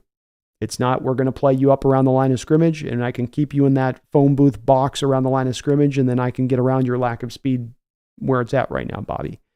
You know, there's times I'm going to need my middle linebacker to drop to depth and be able to cover in space and do some things that maybe middle linebackers aren't always typically asked to do in the sport, Davitrah not. And whether there's an available guy out there in free agency to make that happen right now or you got to go to the draft to make that happen, I don't know if Mike McDonald thought that Bobby Wagner could do that or they were willing to take that risk that he could do that at what would have been about the $9 million cost it seems like he's costing here. It's like $8.5 million or something, which would have been the cost. So I did want it like you did, Dab, but I do maybe understand a little bit more of why they didn't go that direction with it. Just being that they don't necessarily see it as a scheme fit. It would have cost a significant amount of money on a 1-year deal. And that's just, at this point, they're really resetting everything and turning it over afresh and new. Totally new, you know, and that does mean this year becomes more of a wait and see approach year, David Trinot. And I think this is the thing that really is the overarching reason here beyond even Patrick Queen or Bobby Wagner as to why they're taking this approach is that I don't know that there's an outlook here from Schneider and McDonald's standpoint where they're looking at 2025 or 4 as a year where you're going to go be a contender.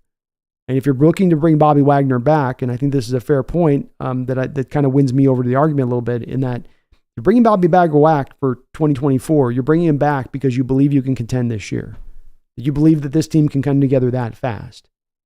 And if that's not the case, then there's not a lot of a reason to bring him back, being he's a guy going on a year-by-year basis at this point. You're not probably looking to try to sign him to a multi-year deal for a guy in his mid-30s at the middle linebacker position. And so you just kind of come to the bottom line of it being like, we just got to turn this over. It's just the timing isn't right there. The fit isn't right here. And this season's not going to be the year that's likely to come together in that way. And so I again, at the front of this, David Tronot, I would have loved to have kept him here, but you don't want to just keep players simply for lineage sake, simply for legacy sake, simply to give them sort of a golden parachute to their retirement. That's how you can end up as a bad organization. That's how you can end up with bad contracts, and you can not be able to put your roster in the right direction you want to put it to get and become successful. It'd be nice to be able to do that in the NFL. It'd be great if they had maybe some stipulation in the NFL where if you had a guy like Bobby for 10 years at one place, then maybe his contract stops counting against the books after year 11 or 12 or something. But the nature of the beast is what it is, where it's got to get a little bit cutthroat, and you got to cut things down to make things work. But I get where they're coming from with it, David Trinot. There's a lot to measure on that deal past just Bobby being a Seahawk for being here for so many years and being such a good warrior for us and all that. That's a part of the process you'd factor in, but it wouldn't be ultimately the only part of that puzzle to make the determination about what to do with him. Piccolo, would you be down for the Seahawks trading for Justin Fields? I really wouldn't be all that interested in it, Piccolo. Again, being that he's a guy with really like one more year of club control. I don't want to activate his 5th-year option. He'd be coming in here to serve as a backup. Fans would be chomping at the bit for Justin Fields over Geno Smith, whether the first time Geno throws an incomplete pass, which would get old very quickly. And frankly, at the end of the day, when it comes to Justin Fields, I'm just not so sure he's that good. I'm really not that sure he is. And so, no, I think that they're better just to go a different direction than that.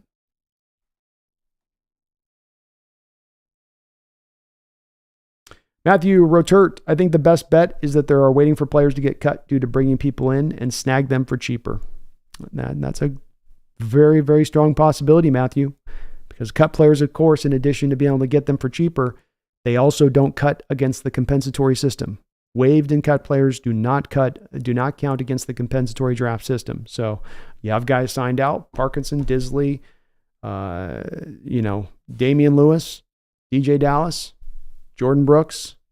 You're only bringing in waived guys on the other side of it. You can play that compensatory game. Soon says, my favorite fan comment: can we just start signing some players? Laughing out loud. Thomas Charter says, doesn't look like Tyler Owens is projected to be drafted. I guess we know why. Oof. That was a brutal play, wasn't it, Thomas? That was like, oh, you do not want to put that kind of tape up on as a draft prospect. Roland says, a month ago I was predicting 9-8. Now it's 7-10. How are we set up for 2025? We're beautiful right now, Roland.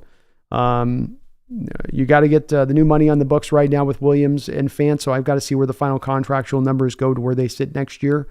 But Roland, you're going to be around $100 million after those deals hit in for next season.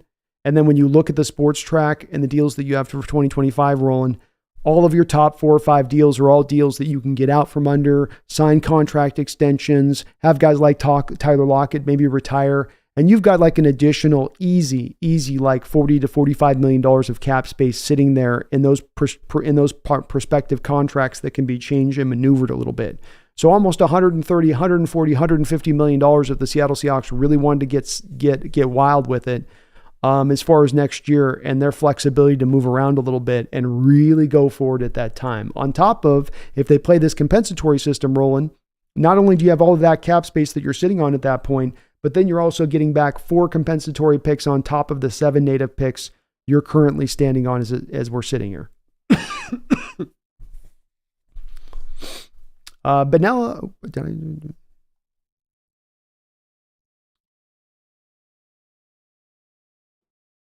Garth Knight, thank you for the $5 donation. I appreciate you, Garth. Hope you're having a good night out there, bro. Says Brando, you say you had to keep either D. Eskridge or Darrell Taylor at a punitive wage, punitive wage, relative to their position. Who do you keep?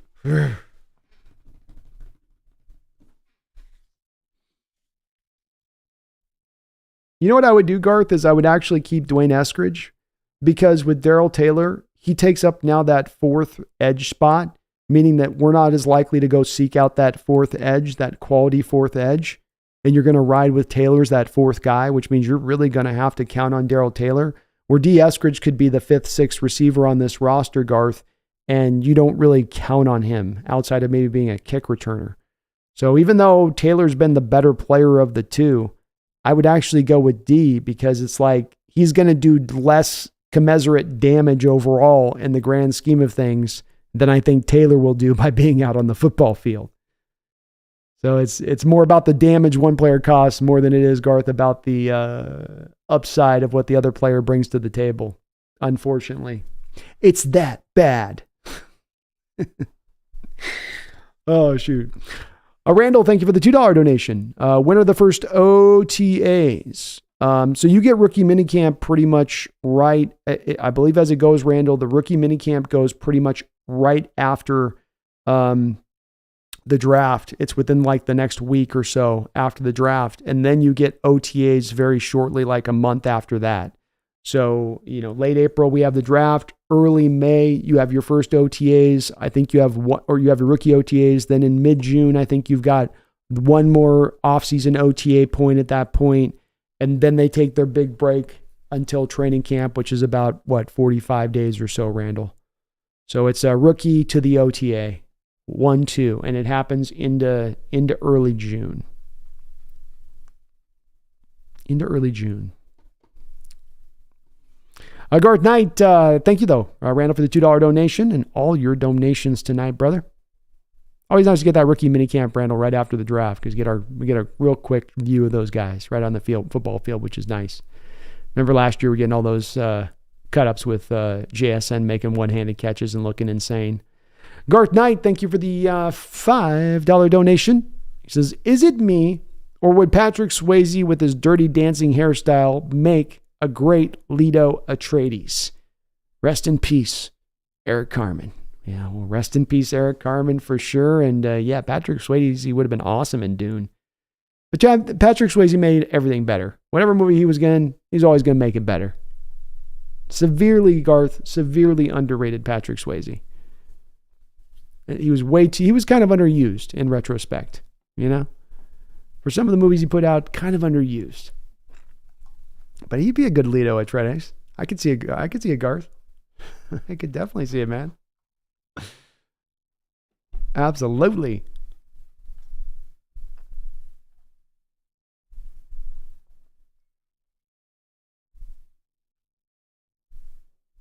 Rogers Green, Eskridge is still not gone. They restructured his contract, and he will remain for the time being, it would seem.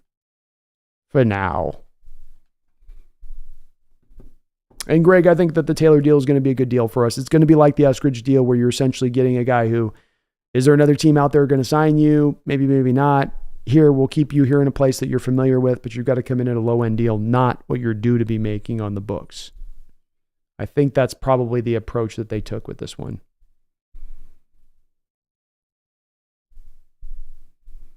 Kinger Gaming says, hearing a lot of people not happy with these free agent moves so far. 12th Man Rising website seems to question Mike McDonald. Yeah, I've seen a little bit of that too, King. It's been a bit of an odd thing for me to see as well.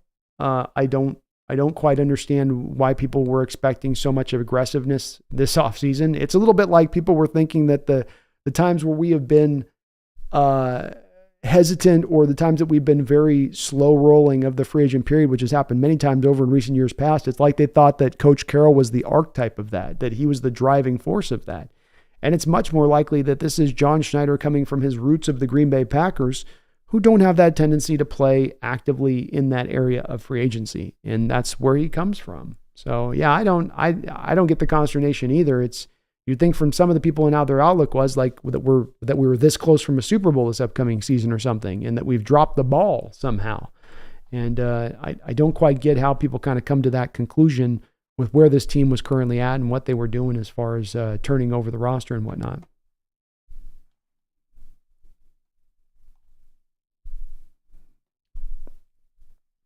Daniel Bailey, I think we are playing too heavy on the comp picks. I would have liked us picking up Willie Gay for $5 million, regardless of impact on comp picks. I feel the NFL will screw us on comp picks.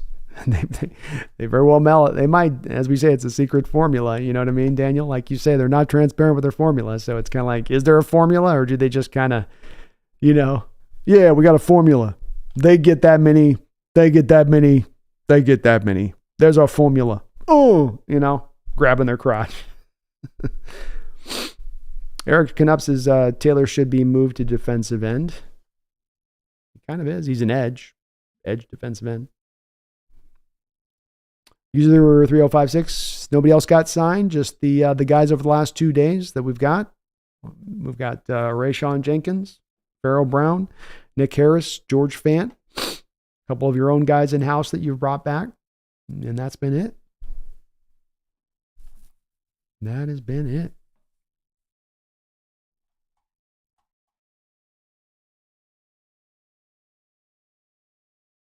Nelson, 23, Devin White could be amazing. He had one down year, but in 2020, that man was a dog.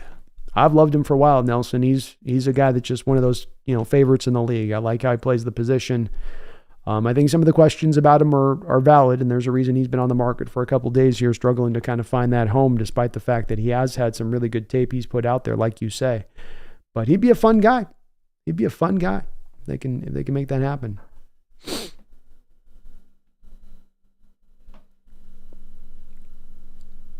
Jim Campbell, I agree. I think Eskridge will be camp fodder. And Haley, I like me some Luke McCaffrey. He's really grown on me the more tape I watch of him. And boy, what an awesome combine I think he had overall. Isaac Limpnick, Hawks Nest. My favorite first move for a draft is to trade our first 16 plus a third at 81 for the Texans 120 for the Texans in their first round at the 23rd overall selection, and then their second round pick at the 59th overall selection.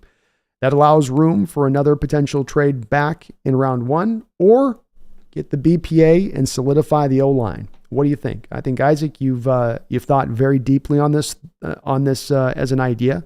which I love about it because many people at this will sometimes just do sort of the skimming over the top of the surface of the pond on a general idea, not give it really, okay, what's the true value? What would be something that would be fair for both parties? Because I think that the trade, as you encapsulate it, touches upon the fact that it has to be a win-win for both parties, right? You can't just trade back in the first round, 7 picks, and somebody's just going to throw you the second round pick willy-nilly. You got to maybe give up a little bit more to the table to make that happen. I would be in favor of doing that. I got it. You got to get in the second round here, Isaac. By hell or high water, you've got to get a pick in the second round, I think. And so your trade accomplishes that. I'm certainly willing to flip one of our 2 third-round picks to make that happen. And like you say, the thing that I like a lot about your proverbial trade here is that with you moving back to 23, as you say, you give yourself an opportunity there to maybe move back to, like, let's say 30. And maybe you can pick back up an additional third-round pick, back up an additional late third-round pick by doing that. I'm okay with that in this draft, Isaac. I would be perfectly fine taking that route, and I would applaud the move. So great thinking, man. Great thinking. I love it.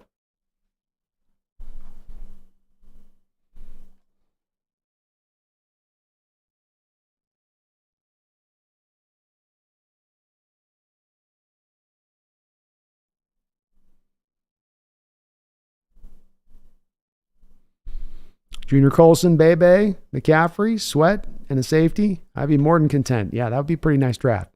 Haley, that'd be a pretty nice draft. Sign me up. SL, yeah, Bobby will retire a contract on a one-day contract as a Hawk at some point, no doubt.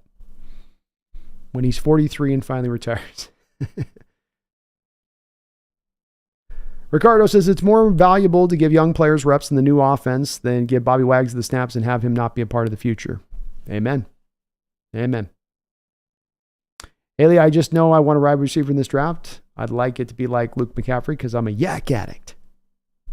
Yak addict. I like that.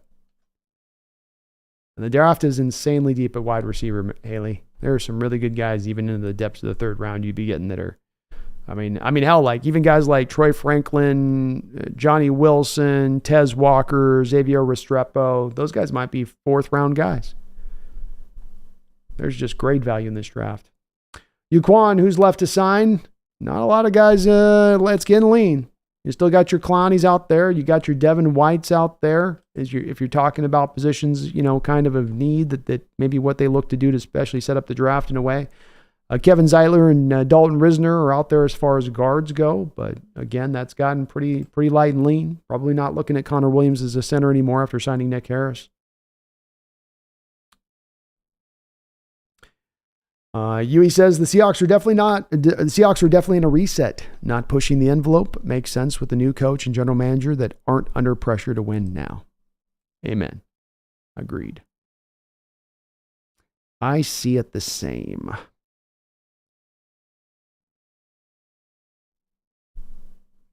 SL Hazard, if John does some trade magic, I need to hear some praise going his way. Well, I'm going to be praising him even of this offseason, SL. I mean, there'll be some fans that I think are going to chide him and get up on him at times here, but you're not going to hear that from me. I think this offseason has been run smartly. I think that when you hit the reset button, this is the way that you roster, build, and construct, and I'm perfectly fine with it. So John definitely gets a pat on the back so far about how he's run this offseason from my perspective.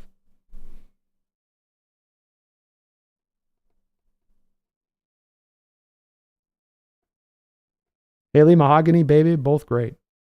Both really strong. Space not sure about my Swayze take.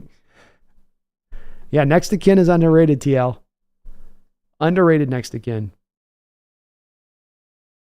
I know Swayze was looked at too as more of like the leading man type. To me, it would have almost been better if he had found kind of more of a character or actor kind of. He could do the starting thing, but TL says Ben Stiller had a small role in Next of Kin. He looks so weird when he's young. I remember looking at it, he's got he has a Miami Vice cameo. Does Ben Stiller too? He's so weird looking. Talk about a guy's face who's changed with age.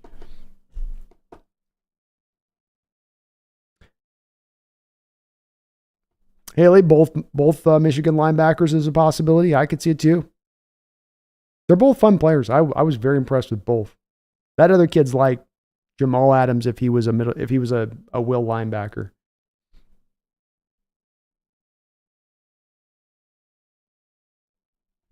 Haley says, I don't like connecting to a coach's old school or team usually, but Colson makes too much sense.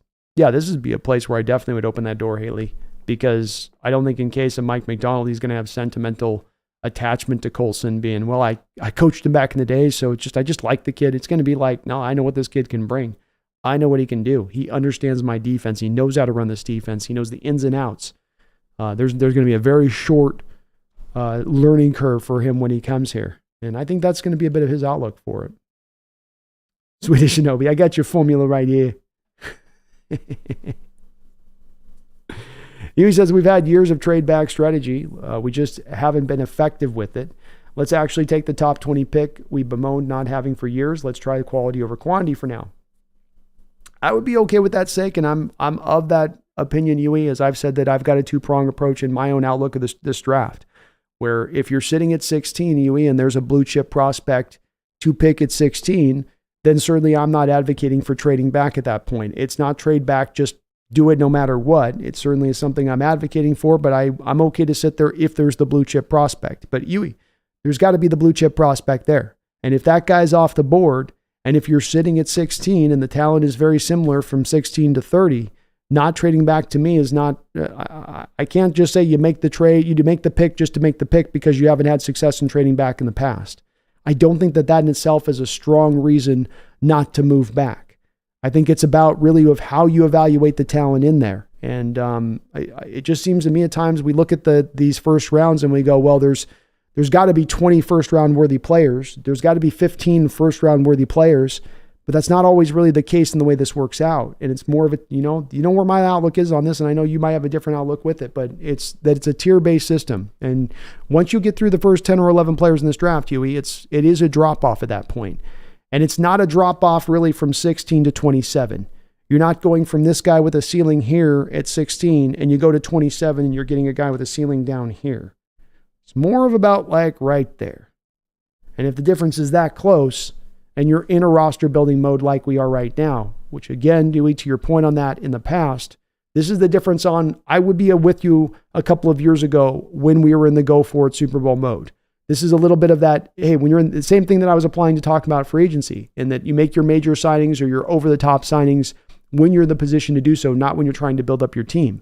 But, likewise here, a couple years ago, Yui, when we were in the Super Bowl window, when Russell was in his prime, yeah, I don't want to trade back as much if we can, if there's that talented guy there to go pick. And there were some times, I think, where they moved back in those tiers where they left a tier 2 to a tier 3 or a tier 1 to a tier 2. But I think when you're in a different place now where you're not in the Super Bowl run window place, then that's the time when you, at that point, do a little bit more of the pick collection, especially if the talent is very similar. Ethan says, Oxnest, it seems like Jerry Jones didn't understand the tampering period was legal.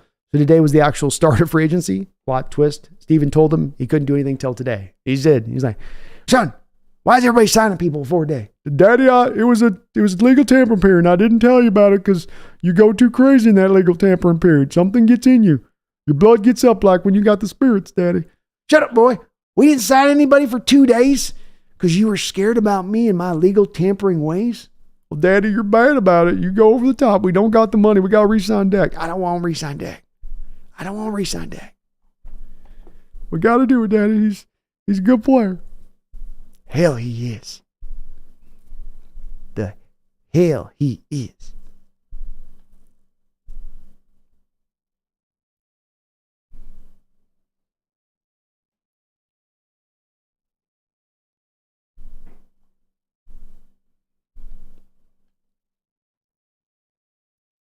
Isaac says, thank you. I really appreciate your thoughtful response. My pleasure, Isaac. I always love those ideas too, man. Anytime, bring them here. I love turning over those type of thoughts and how to do this and what would be the right way to go with this. I mean, that was awesome, man. Yui says, Point Break remake is better than the original. Hot take. Yui, that is, I'm almost just about going to ban you on that one. I am, oh my God. No, you didn't. No, you didn't, kind sir. Megan, the Hawks Nest, still think I was wrong about being annoyed by the loss of the second round pick, especially now with what we did in the free agency thus far? No. No. As I always told you with this, Megan, a big part of the factor where I said we got to hold off and wait on this is to figure out whether or not we truly lose that second round pick for nothing. The whole thing with making that trade was the thought process of if you got into a free agent period like this right now, you're not just going to be able to go out there and get a guy in free agency like Leonard Williams and be able to bring him over here to Seattle. That part of what you did on this process was make that second round trade to bring him in, to sell him on Seattle, sell him on the locker room, sell him on the organization, sell him on the city, get him into a place to where maybe you're able to, if all things being equal in a free agent period, you can move him a little over to your side to bring him in here because he doesn't have that question in his mind as an outside free agent coming in. So I think we are very much in a different standpoint in our state of mind on this one. As I've told you on many times over on this, that if you had lost him purely and the second round pick was gone, that would change my outlook on it. The ability to keep him in the house and keep him re-signed. I don't think you can just play the game of saying, keep the second round pick and then just sign Leonard Williams in free agency. I don't think that it would have just have worked out that way. And so, no, I'm still okay with the pick. As I had said in my Leonard Williams breakdown on this, Megan, the second round pick that you lost, you were not going to get a player at the same level of talent as Leonard Williams. And if we're talking about letting Leonard Williams then walk and then just taking a defensive tackle in the first round, much the same way. You're not getting a player as talented as Leonard Williams in the first round. And even worse, now you're reaching for need because you don't have a guy there to fill. And so you're reaching for a player who doesn't deserve to be selected in that round, which is the pathway to having a sabotage draft or a failed draft. So no, I'm okay with the deal at the end of the day. It's hard to get these defensive tackles, Megan. Go back and watch that video again where I showed all of those guys in that video of Leonard Williams who've gotten paid at the defensive tackle position. Those aren't guys that are being paid that are the best of the best at the positions here. It's just really good defensive tackles. There's not a lot of them. They're hard to get. If you want one, you got to pay the price to get one. And much like I would apply to the people in their outlook of quarterback, where sometimes people just think, well, you just have to commit to drafting when you can get one. It's not that case when it comes to this position. The talent at this level is a little scarce, and it's very highly valued across the board, which is going to mean supply and demand. You got to pay market prices to get it.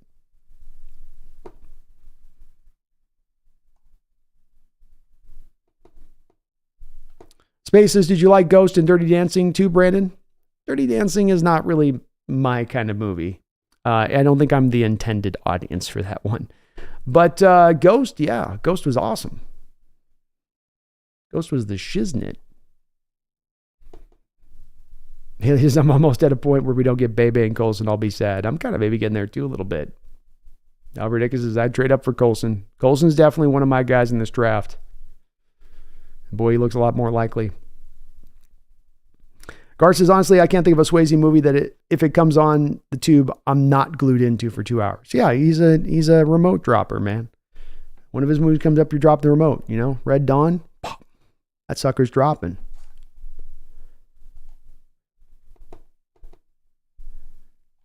I got to do it.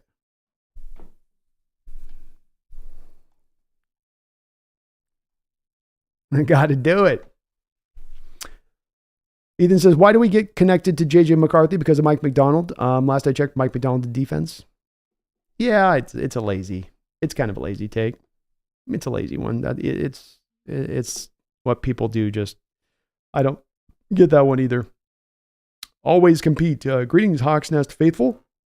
B, do you think it would be worth trading Dixon? What is his value in draft picks? I'm feeling this is turning into a rebuild philosophy dominated team. Well, I don't think that there's a whole hell of a lot of value to be had there from moving Dixon if you were to move him in a trade. I don't think we've ever seen really a punter and what value they would get. Maybe a 4th rounder. I would not be willing or wanting to trade him, always compete. He's still a pretty young player. Punters can play until they're 56 years old and play well. So I would just be rolling with Dixon now into the future myself. We are rebuilding. This is a reset, but I don't think that this is a long reset. We can be turned back around within a year, and having Dixon's nice strong leg in that time will be a pretty nice thing to have.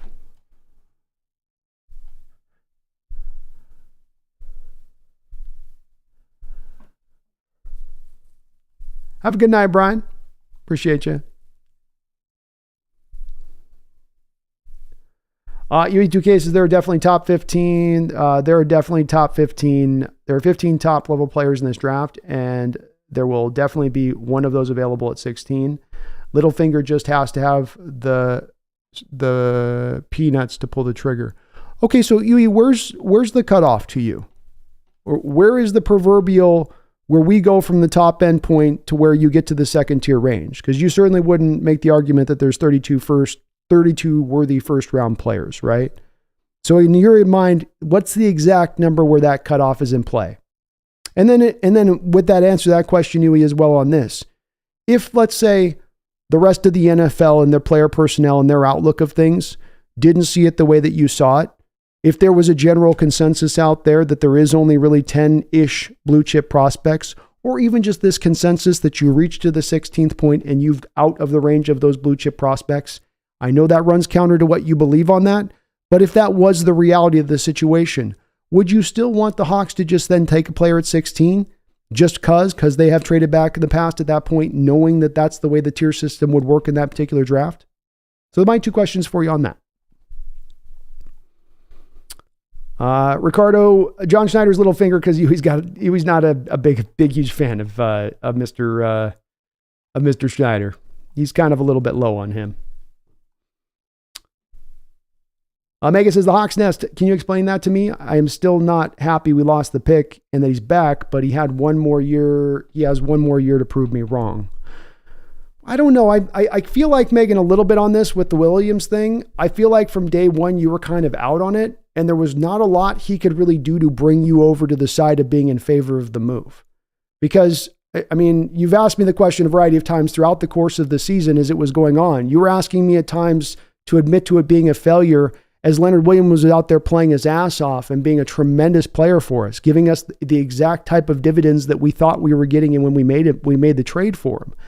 So, I mean, from my standpoint of this a little bit, I feel like there's a little bit of an itchy trigger on your part to deem this trade out. As you said yourself, you've not really been in on Cat Williams going back to his time as USC. You've not really liked him too much as a player going back to that time frame. And I think that that's kind of colored this a little bit for you in your process of things.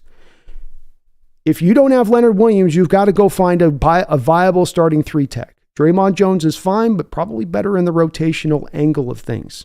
So you're going to need to go find another 3-tech out there. As we've seen here in this free agent market, with the available potential 3-techs that existed, Chris Jones got spent, and you had to pay an incredible amount of money for Chris Jones. You weren't going to get that over there on that side of it. So when you talk about, let's say, free agency out the gate, Justin Matabuke stays with the Ravens, you would have had to have spent $110 million to get Wilkins, and Christian Wilkins is more of a 1-tech. So, Megan, there was not a free agent angle to go out there and get the 3-tech fixture there. Again, going to this draft, as I've said to you multiple times over on this, there is not a defensive tackle in this draft as good as Leonard Williams. So the question comes, let me turn the question back to you. Where were you going to get the 3-tech from? This pick you hold on to and doing not that, where were you going to get that then? Were you just going to leave it as a hold then? Or draft a much lesser player at the position? And to me, the whole point of the onus of the trade, in my opinion on this, Megan, is to get one of these really good defensive tackles in this sport. Not Aaron Donald, not Chris Jones, those guys that are in a very specialized place as far as for the position, but one of those guys in that second tier. One of those guys, Megan, in that video of those 10 guys I showed that had signed, Ed Oliver, Quinnen Williams, LaRon Payne, Jonathan Allen, Ed Oliver, go through the list, right? All those players, none of those top of the line guys, but that you're trying to find a way to get one of those guys because it's so hard to get. They don't come out in the draft.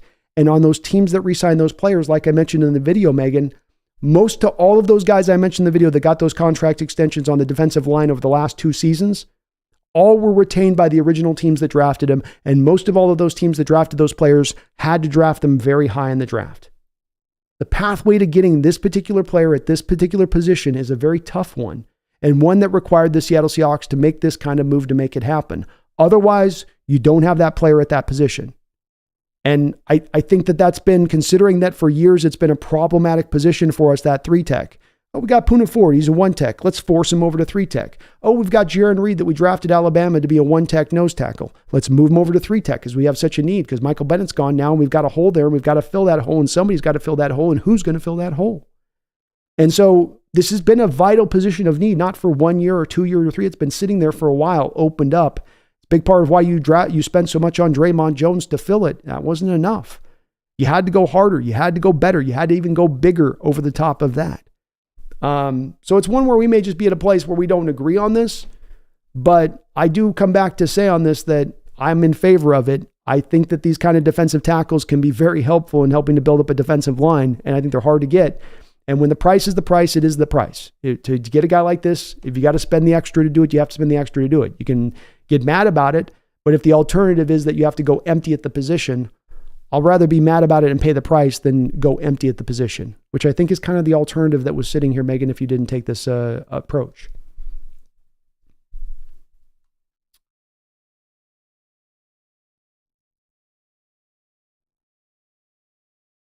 Guard Knight, thank you for the $5 donation and all of your donos tonight, brother. Says, Brando, I dare you to do a mock and make selections you think Swayze's character in Point Break would choose. Oh, maybe we'll do something like that here. Okay. we'll do a mock draft. We'll do a Swayze mock. It's all the best. It's all who he would consider to be the best surfers, Garth. His character would want the guys that he thinks could ride the pipe. Person says, late night Hawks Nest stream. You know how I do what I do, man. We like to do a little bit later here.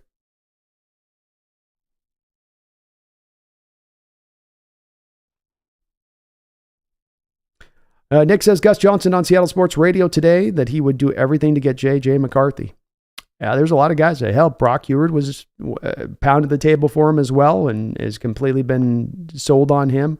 A lot of folks that are definitely in on JJ. It's pretty cray-cray. Haley says, B, if Bowers is gone, can't trade down, would you take Colson there? No, I can't. It's a little too high, Haley. He's a firmly rated second-round player, and you're then giving up on first-round graded guys to do that, which would go against that overarching philosophy for me when it be coming to the draft, and does seem to be the philosophy for the organization right now, which is a value-based mindset. If you're reaching for a second-round player for a position of need, you're leaving the value-based ideology to do that.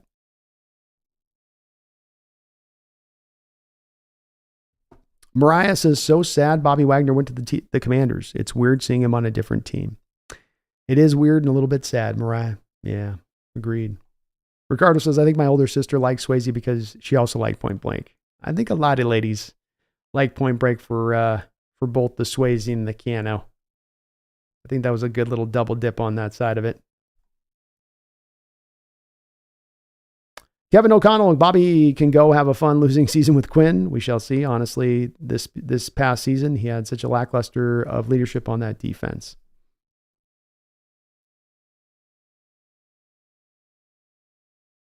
Always compete. How do we get a second round pick this year without trading our 16? I mean, you can package your 2/3. You can package your third in a future for maybe a future third. Always compete, something like that could get it done too. I would say.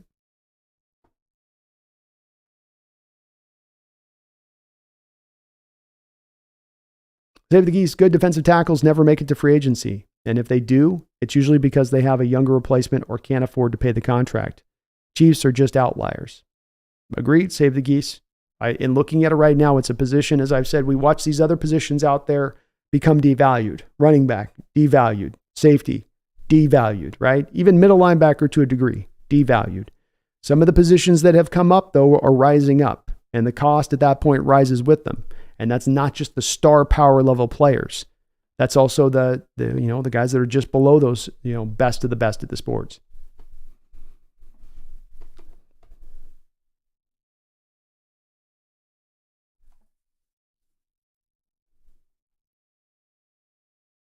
Garth, we'll try to run we'll do a quick mock here today. People love that mock season.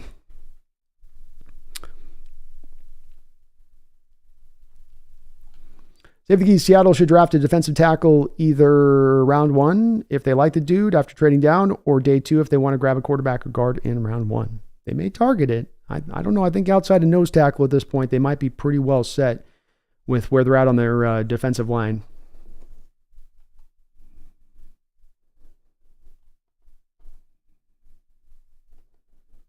And Jamie Cruz, I don't think Joe Alt's last into 16. I don't think he makes it out of the top 6. Haley, I mean, Leonard Williams is Leonard Williams, but a draft pick could be anything. It could be even better. It could even be a Leonard Williams. You know how much we've wanted one of those. It is possible, but again, I think that's where we come down to, there's a reason Leonard Williams is a top 10 first-round pick. There's going to be a reason why in this draft you're going to maybe struggle to see one defensive tackle taken in the first round. Maybe Zerzan Newton, maybe Byron Murphy go in the first round. But they're not going top 10. They're probably not going top 15. They're probably more like top 25, top 30-ish players. And that's where they're just not at that same time. They're younger, even though cheaper. Not on that same level, I don't think. And I could be wrong in my assessment, of course, Haley, but definitely not in that same level of talent of what Big Cap brings.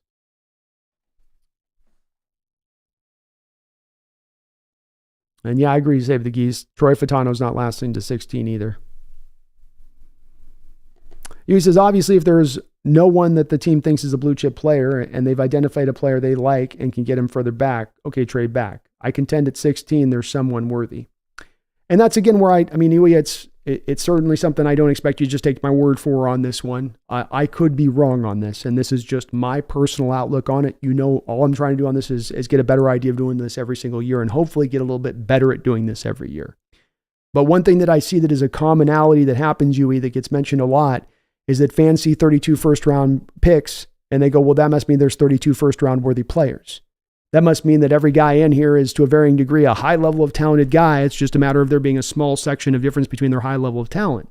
To me, it's more of there's really a small subset of players that are truly those identified star-level quality players, and you get, on most drafts to meet you get outside of that pretty quickly by sometimes 8, sometimes after 12. In my opinion, this year, it's about 10 or 11. But when you get to 16, I think there is a real possibility here, Yui, where you're not sitting there on one of those blue chip prospect players. Instead, you have slid into that tier 2 range of things. And I think it's a much better way to think of it because it gets you outside of that ideology of 32 first-round players, 32 first-round players, 32 first-round players. Or even to think in general terms, okay, well, maybe there aren't 32 first-round players, but there at least has to be 20. Which isn't, I understand the general under thinking of that's how much it must logically be, but it just doesn't, in scouting these guys, it doesn't seem to play out that way. Once you got past last year, the 12th pick in the first round, when you look at the picks from 13 on downwards that were selected last year, was there a blue chip guy after that point? Was there a guy that really emerged after that point from last year's draft? Jalen Carter busts out, did his thing. Right? Top 10 guy. Devin Witherspoon busted out, did his thing. Top 5 guy. CJ Stroud busted out, do his thing. Top 5 guy. Right? I mean, these guys having really, really, really good seasons. But I think that there's a lot of track record when you look through recent drafts and look at the first round picks from 15 onwards to 30 in first rounds over the last recent drafts.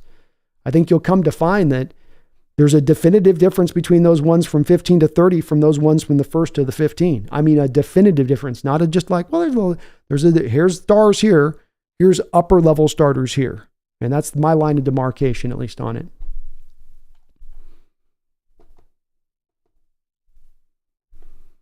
Brandon the Cut says the deep depression I'll fall into if we draft McCarthy at 16. I'm going to be right there with you. We might be drinking day 1 of the draft if that happens.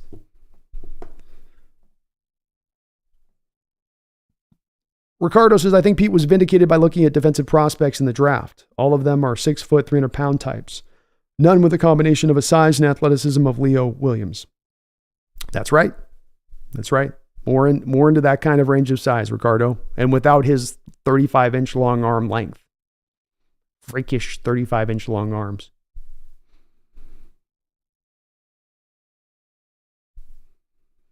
Garth Knight, thank you for the $5 donation. I appreciate you for that.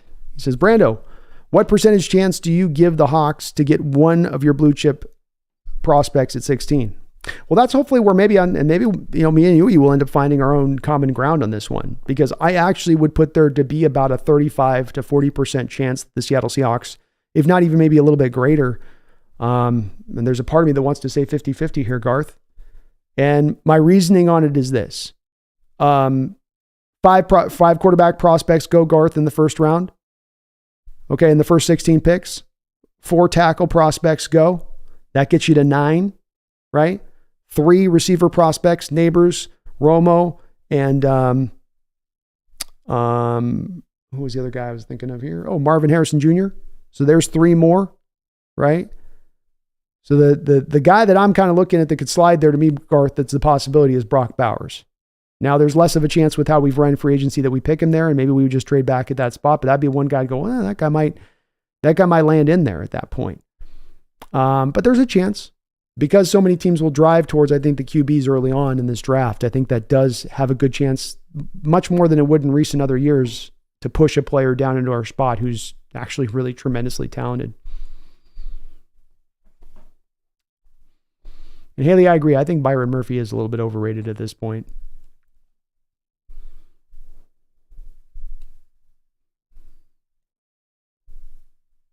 Jamie says, you don't see John tricking everyone moving up in the draft if he can, and everyone thinking he's going to pick a quarterback and actually picking a lineman. Well, anything's possible, Jamie. Anything's possible. I definitely am hard-pressed to see John moving up in the draft, though. DJ Burrows says, Jefferson, did Cincy watch? I could see it, DJ. It seems like Cincy's trying to make the hard play to Minnesota on Jefferson, and Jefferson certainly would love to probably make that move. So there seems like a way that they can get creative in this where it's you package T. Higgins and you get back multiple first-round picks and find a way to pull them. And if I was Minnesota, it's kind of the smart move from Minnesota's perspective here. Jefferson's a fantastic talent, no doubt about it, but you're not in a position to compete right now. You should be more in a mode of turning things over here. And that would be to offload assets for maximum value in return if you can do it. I know the fans would probably be pissed to see it, but it doesn't matter at that point. It's what's, best. It's what's best for the team. Thank you again, Garth, for all your donations, man. And I could certainly see one of these guys slipping. A receiver could be like a Romo could fall too, Quinyon Mitchell, who's my only defensive blue chip prospect in this draft. That could be a guy at 16 that lands in your lap too. There's a good chance on it, I think, Garth. Talking about just needing 4. If I've got 11 blue chip grades, you're talking about just needing 4 non-blue chip players to be selected inside of us, inside of 16 for one of those guys to then fall to us. Philip Castle, Fuanga or Bowers is our best shots of the blue chip guys. I know Fuanga might be tough, Philip, but it's possible with him too. Yeah. And I would on either of those 2 guys. I would on either. Soon. Thank you for the $2 donation. Odds we trade down from 16 since no second round picks.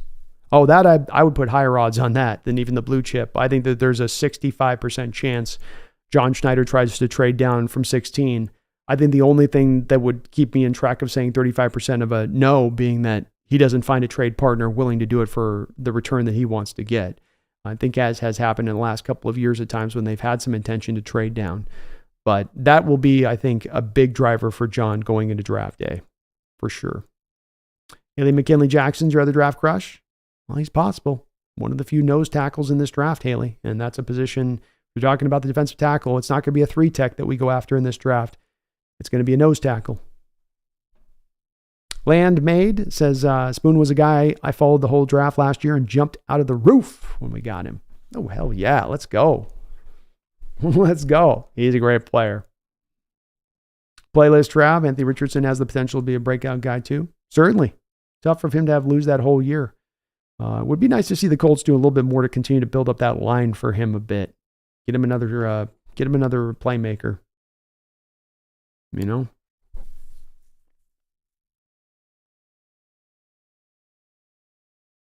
Save the Geese says, hate that the draft takes so long to get to. It's literally like another 40 days away. Yeah, it's a little while. It's going to be a little while. Glad for me, Save the Geese, because I'm behind on I'm at like 225 prospects. So it's like I got a lot of ground to cover right now, scouting wise. I dig dogs, Brandon. I'm drinking day 1 of the draft and not stopping if we take McCarthy at 16. Oh, just got a shiver down my spine. Never can tell with Schneider, laughing out loud. No, you never can tell. And boy, the McCarthy hype is out of control. I'll tell you what. So anything's possible. Nate says, late to the show. So is the thumbnail mail we signed all 3 of those dudes or nah? No, it's just clickbait, Nate. No, we did sign, we signed one of them. So I think we got Jenkins in there that I got included in there. I had to get this prepped up a little bit before going live, so I had to make some guesses, some wild guesses. So we got Jenkins, the middle guy, the safety we signed to a 2-year, $6 million deal, Nate. He's a good split safety, fits to the scheme well. Both him and Julian Love will be able to execute this scheme from the safety standpoint exactly as Mike McDonald would envision. I dig Docs. Brandon, when you mentioned Brock Bowers, Pumpkin looked at you the same way as your Red Bull drink. Hell yeah. She wants Brock Bowers. You want Brock Bowers? You want Brock Bowers? Yeah, you want Brock Bowers. She wants loves. That's what she wants. She says it's love time.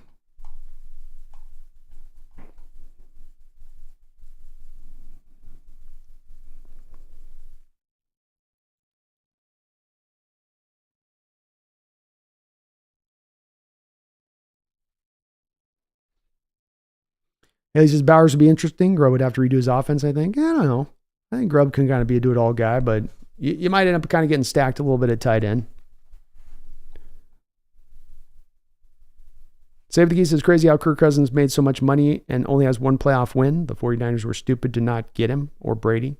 I think the Brady one stands out to me with the Niners. Showing hesitancy to go after Tom Brady is going to potentially look epically stupid to that franchise if they can't get a Super Bowl in this current period they've gone through.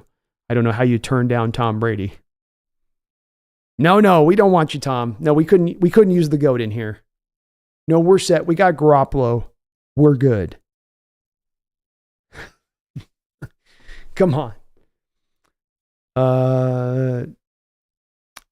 Ricardo says, I guess the exception is Tavondre said at 6'4", 360, but there's doubt that he's an every down player and certainly not as fast as Williams. No, and he's a one-tech nose tackle that gives you some pass rush, but he's still a nose tackle, big body down inside. That's his main kind of claim to fame. Palestine, what's your best trade the Hawks would do at the Hawks Nest? The best trade that we would do,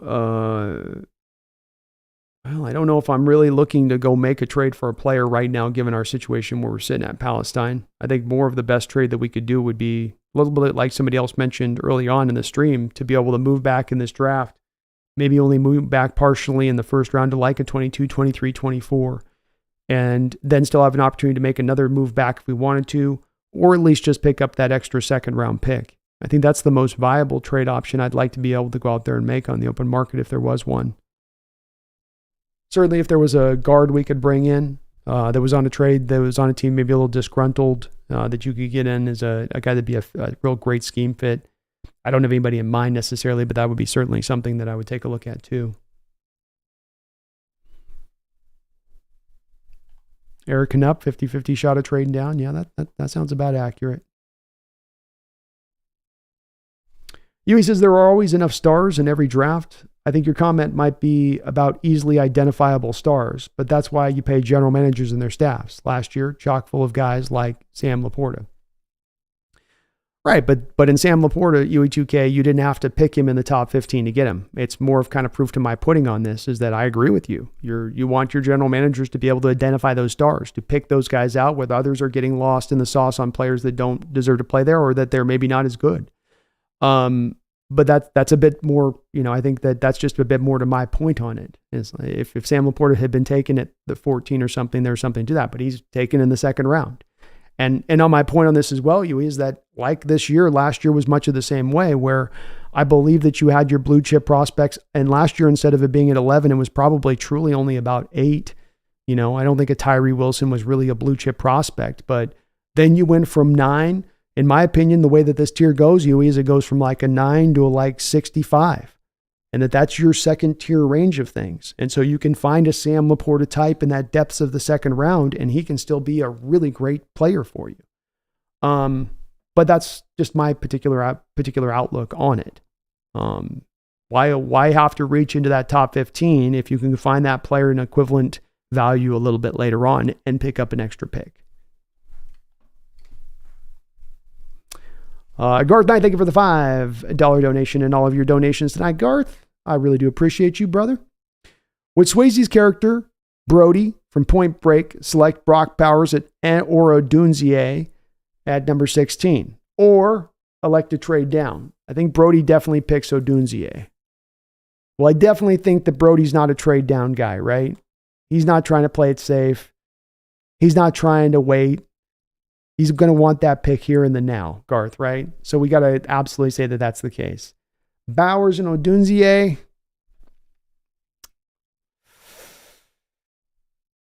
Probably being, I would guess a surfer would appreciate ball skills of Odunzie, contested catch skills, that's about competition right at the catch point. I think you're right. I think Romo would be his guy. Plus, he would just dig the name, It's a little more of a surfer. Brock Bowers that's a middle America college jock name. Romo Odunzie has definitely got a little bit more of a surfer vibe name to it, Garth, right? It almost sounds made up a little bit as a name. Brody's going Romo. Brody loves receivers too, Garth. Appreciate you, man. Landmaid, I like Latu. Don't think anyone would mind him. No, he's a good player. He should go in the first round. Fallen Delta, nice to see the Brandon online. I want to talk about the new add-ons to the team, especially after someone earlier stole my wallet. Thanks for being online, Brandon. Hey, my pleasure, Fallen. Sorry you had your wallet stolen, though. Hopefully it's returned. That sucks. Palestine Liberation says, this is a question for Popkin. Do you like pup cups? Never really tried to give her a pup cup. I've never been traveling with her in the car, going through Starbucks and said, hey, give me the whipped cream. She loves whipped cream.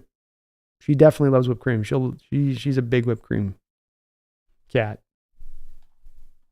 Big time.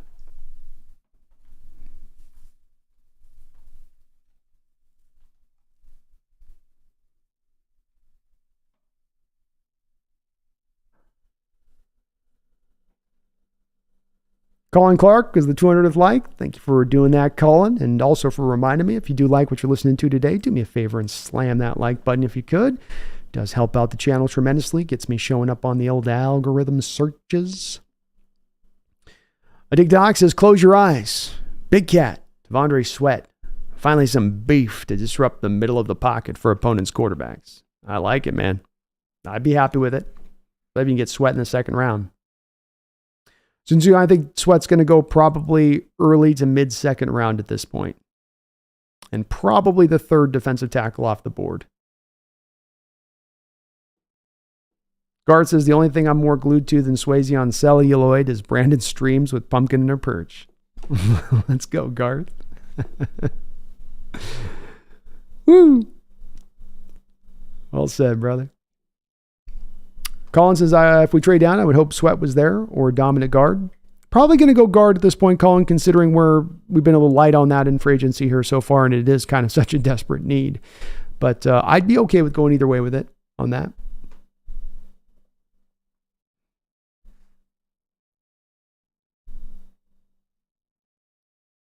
Colin says, Sweat's going first or second? Yeah, I think it's second for him, Colin. I think pretty firmly established second. There's little tiny questions on his game. I think he'll be a solid player, but there's not quite enough to round him up into first round status, I don't think. Yeah, this is the nose tackle value has dropped a lot in the league. Really sad we missed Benton last season. Yeah, he went on to have a really good year for the Steelers too, Kaylee. A guy that I liked quite a bit. But yeah, it has. The nose tackle value has definitely dipped across the board. There's not a lot of them coming out in the draft either. He says, Rashid Rice, JSN, Jordan Addison, Joey Porter, JR, Zay Flowers, Jaden Reed, etc. I'm of the mind, find the guy and take it. Don't wait. That's how you get poached. Identify the guy. Yeah, it's again, I don't know. We're probably just speaking in two different languages here, Yui, because the argument here for my sake of this is that you have a top of a first round that has a certain value structure to it. Like you said, maybe it's of star quality. What I say of it is that you have all pro potential in these top guys at the top of the draft. All pro potential, Yui. Okay. Call it 1 through 10. So we take a round number to it. Once you go from 11 to 60, you are then out of star potential level of players. You're now into a level of players that are really good. Maybe there'll be some stars in there. But most of all of the upside of these players is as a above average NFL football player. Most of them all got about that high side to it. I don't think Zay Flowers has got superstar potential. We'll see on Joey Porter, but I don't think he does either as well. I think they have really good upside potential. But all of these guys you mentioned, you're more serving to my point, is the exact point I'm making on this, Huey, than you are taking away from the point.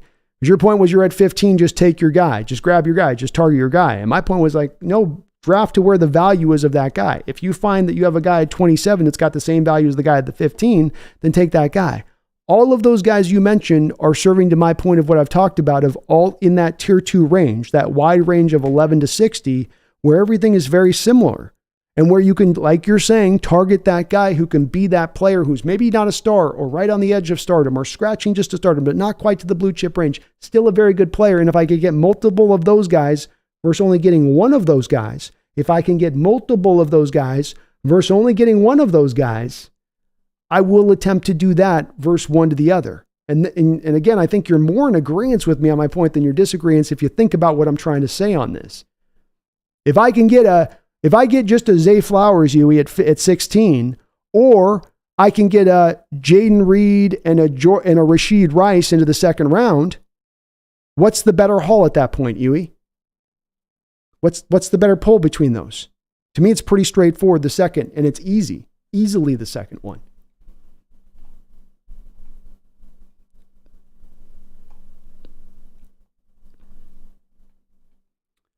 Dicted says, Brandon, you need a soundtrack button when Pumpkin climbs down from her perch and wants head scratches. I know, I do.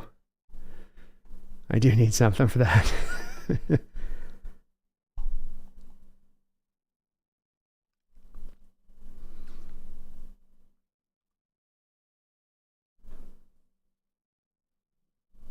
Scunsummy says, I think we should trade back with the Commanders for both of their seconds. Let's do it.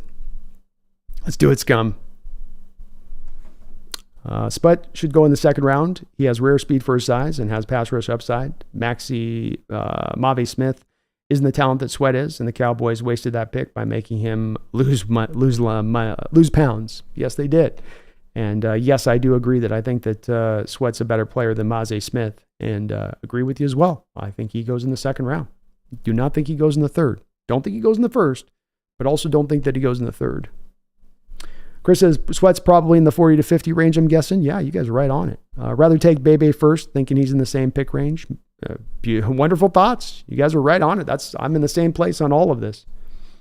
Nate says, is there a quarterback, whether in the draft or in the NFL, that you feel is a realistic possibility for the Hawks? I don't really feel like, I think Jordan Travis in the draft is the guy that kind of suits to the realm of where John Schneider would like to maybe potentially take a quarterback in this draft. I don't think that he's shooting the moon for a first round guy. So if I was to give you 2 rounds, Nate, I'd say the third or the fourth round would be the 2 target points for a quarterback in this draft. I think if it's the third round and Rattler can last to the third round, I think John Schneider would be interested in that kind of player. Some similarities to a little bit of what you had in Russ back in the day. In the fourth round, a guy like Jordan Travis could make a lot of sense as well. So something kind of in that range if they're going to draft a guy there. There's not really a guy I think that they look to go out there and make a trade for like a Justin Fields that's really attractive to them as a quarterback in the future from that standpoint. So if it's not by drafting a guy in this draft in that third, fourth round range, then you're probably taking a low-end guy in a vet minimum deal. You know, a guy that's played a lot in this league, maybe a starter at one time, but now a backup, you know, maybe like a Ryan Tannehill type. So probably that's the route you're most likely to go. Nick Hawks says, Brandon 12s, I got to go driving to Bremerton. Pick up a new Honda. Not looking forward to the drive, though. Well, hang in there, man. Hopefully it's at least a quick drive for you. David Gee says, let's say 4 to 5 teams draft a quarterback this year in round 1. So who would honestly need a quarterback in next year's draft? Jets after Rodgers goes insane. Steelers if Russ chokes. Titans. Titans are a little bit unsure because they've got 2 quarterback prospects they're still sitting on. It does sound like the Giants are getting pretty close to the place of saying that they're going to be willing to move on from. I've heard rumors he's going to be a post-June 1st designation, so I think that you could add the Giants to that list if they don't go and get a quarterback. They might be the team that takes J.J. McCarthy in this draft. There's some rumors connecting them over there to that spot of things. Denver, depending on whether or not they address the quarterback position right now. The Saints, at that point, could get out from Derek Carr's contract. The Cardinals can get out from Kyler Murray's contract. It's kind of a little bit early to tell on that because there's so many other dominoes that got to fall for that to kind of play out a little bit. Doc, or I think there'll be a good amount of teams save the geese.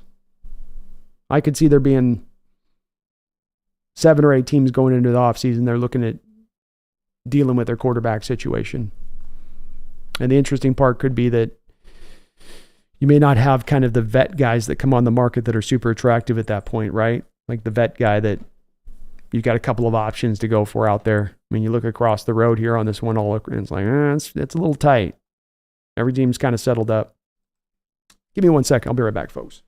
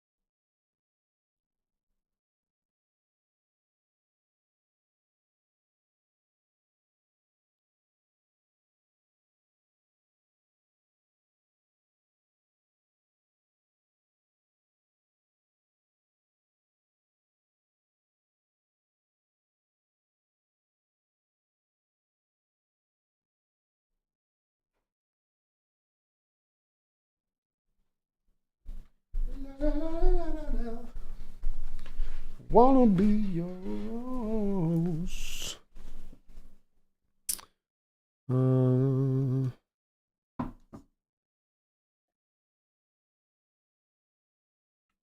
Save the Geese says it feels like you build the trenches in this year's draft and then seriously move up in the 25 for Ewers. Ewers is a guy that supposedly John Schneider likes quite a bit, Save the Geese. So definitely could be a potential guy that they look to target next year as their option, man. You know? Yeah, they could definitely go that way. And Ewers coming from kind of a spread-based conceptual system that would match, not necessarily exactly closely to what Grubb does, but there's definitely some similarities between the schemes. Greg Kemp, Brandon, to your point, Puka was easily the best rookie wide receiver last year and was drafted in the 5th round.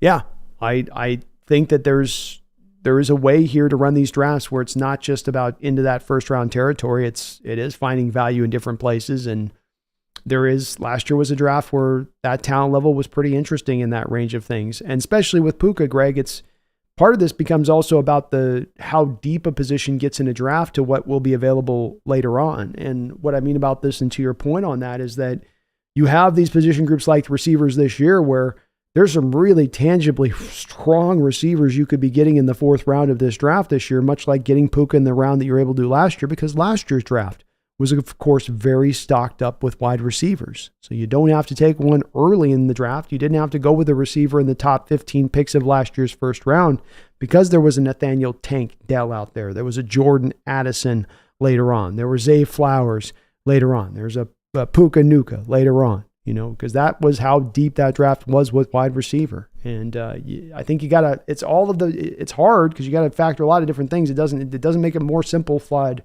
approaching drafts, Greg, and then what you're trying to do with it.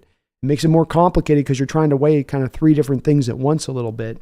The value of a position in particular draft, how the tier systems of a draft work, and then, of course, the needs that you have on your own team that you, in some way or another, also have to address on top of it all. It is certainly a balancing act. UE believes that Tavondre Sweat's going back the first.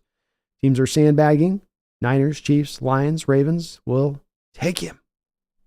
Boy, 49ers with Tavondre Sweat. That would be pretty freaky. That would be pretty freaky fit. You might be onto something there, UE. It wouldn't surprise me, man. It's where I think the likely is second, but I mean, is it beyond it? I think it's early second if he goes to mid at the latest. So if that's the case, then there's certainly a possibility he goes in the first. Garth, thank you for the $5 donation, Garth. What would Brody communicate to Megan to justify the Big Cat trade, re-signing? I think Swayze could get through to her. Granted, it's peak Swayze. Megan, what's the Swayze on the Megan on the Zorn hot scale? What's 1 to 10 on the Zorn hot scale there, Megan? Where's Swayze at? Not a big cat, not a Swayze fan. Swayze would tell her, Garth, you got to go big or go home. That's what he would say to Megan. He'd say, you got to go big or go home. You want the big cat? You got to go big to get the big cat. You got to go get out on that wave. It might just take your life, Garth. You might just die on it, but it'll be one of the greatest waves you've ever ridden. That's what Brody would say. That's exactly what Brody would say, Garth. In fact. Thank you for the donation, brother. All your donations. I'm surprised, Megan. I think you'd have a little bit of Swayze love there, huh? No? Okay. Colin says, if we did trade down and acquire more picks, what is Penix's value to you knowing we have so many other team needs?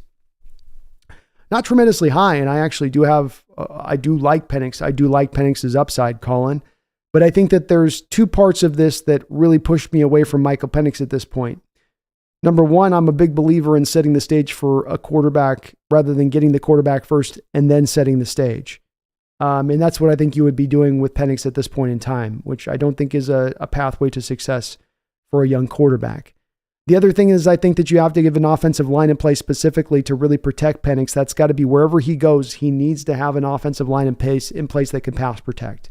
And right now, we've got a lot of question marks on the inside three positions of our offensive line. It does not provide me or afford me enough confidence to believe that we're going to provide Penix that environment. And if you don't, then I think there's a much more of a likelihood you get him beat up and much more of a likelihood now you're driving towards that injury worry that you have with him, which has got to be a little bit at the forefront with Penix and whoever considers in drafting him. He's got to go to a place that can keep him protected. And we just didn't do good enough work in the last couple of years calling and putting this offensive line together to be able to provide him that. So I would really be going for other needs at this point. I think it's just premature to go for the quarterback, but I am a little bit of a fundamentalist on this, Colin, in the respect of I truly believe that you've got to take the approach of getting the line right first before you get the QB. You've got to get the team in place before you get the QB. Many other people think it goes the opposite direction, but I tend to lean pretty heavily on this one in this way.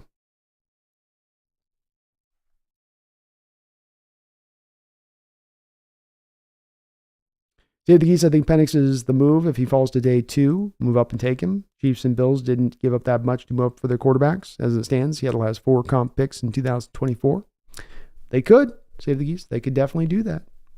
And if Grubb wanted him to move up, I'm going to have, even though I'm not in favor of this necessarily, it's much like the McCarthy situation with taking even a Colson in the first round. You go, well, I'm going to trust the guy that has coached that guy to know why he values him in that way versus other teams and where they might value him.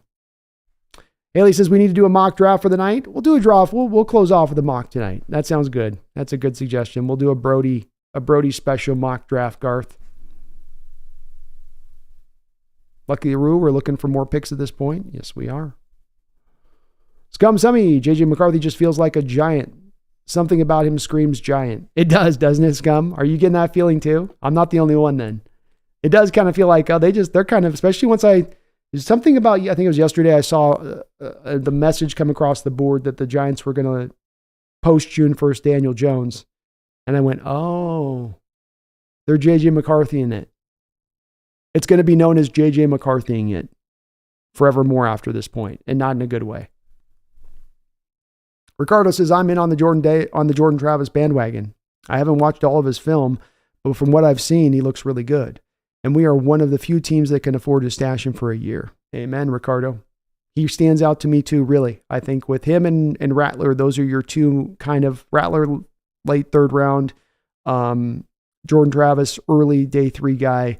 They really stand out and separate themselves in this class from the other 2 realms of the quarterback classes in this draft, being the high-end guys in the 1st round, Ricardo, or your kind of mid to late day 3 guys, your Milton, your Devin Leary, your Plummer, your Michael Pratts. They're in a different section to me from these 2 guys. Huey says, why wouldn't we just take the offensive line instead of trading back? Does it make sense? Why wouldn't you take the offensive line? Because you feel like you're getting a similar player at the place you're trading back, or you feel like you can get that same player at the spot that you're trading back to. One of those two scenarios. Haley says Giants have Locke. They got HLC. They don't need more quarterbacks. I'm hearing, Haley, that they're going to maybe make Daniel Jones a post June 1st, or we'll see.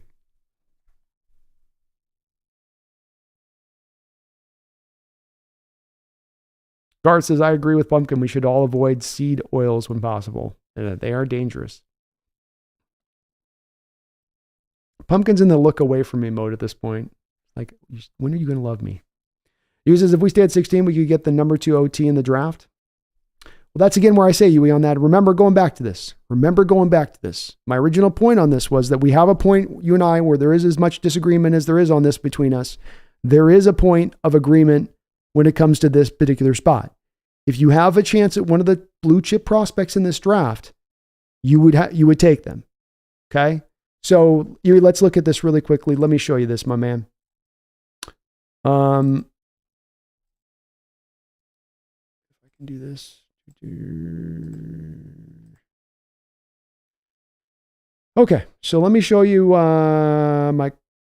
If I can find the dang thing, there it is. Okay. So Yui, let's take a look at this really quickly. So here's my draft. Here's my horizontal draft board, Yui. What you'll notice here on the blue chip prospects that I've got my opinion of here in this draft. As you can see, we've got to if I'm getting one of the 2 top tackles like you see on the board, well, I've got 3 tackles that are blue chip prospects. So to your point, Yui, as I've said on this presumptively, if we have a blue chip prospect player available at 16, you take them. But if that guy is not there, then you don't. So for instance, you've got the 2nd or 3rd best tackle available to you in this draft at 16, jump on them all day. I will pound the table for you. I will be right there with you screaming, saying, just take the pick. But if it's the 4th tackle, if it's the 5th tackle, we're in a little bit of a different territory. So I think there's a little bit more agreement on our positions, even though it's not as clear on this one, then there's a lack of disagreement. If we're getting Talise Fuwanga, if we're getting Amarius Mims there at 16, Yui, then yes, I'll do that. Will I do it for J.C. Latham? I don't know. I don't think so.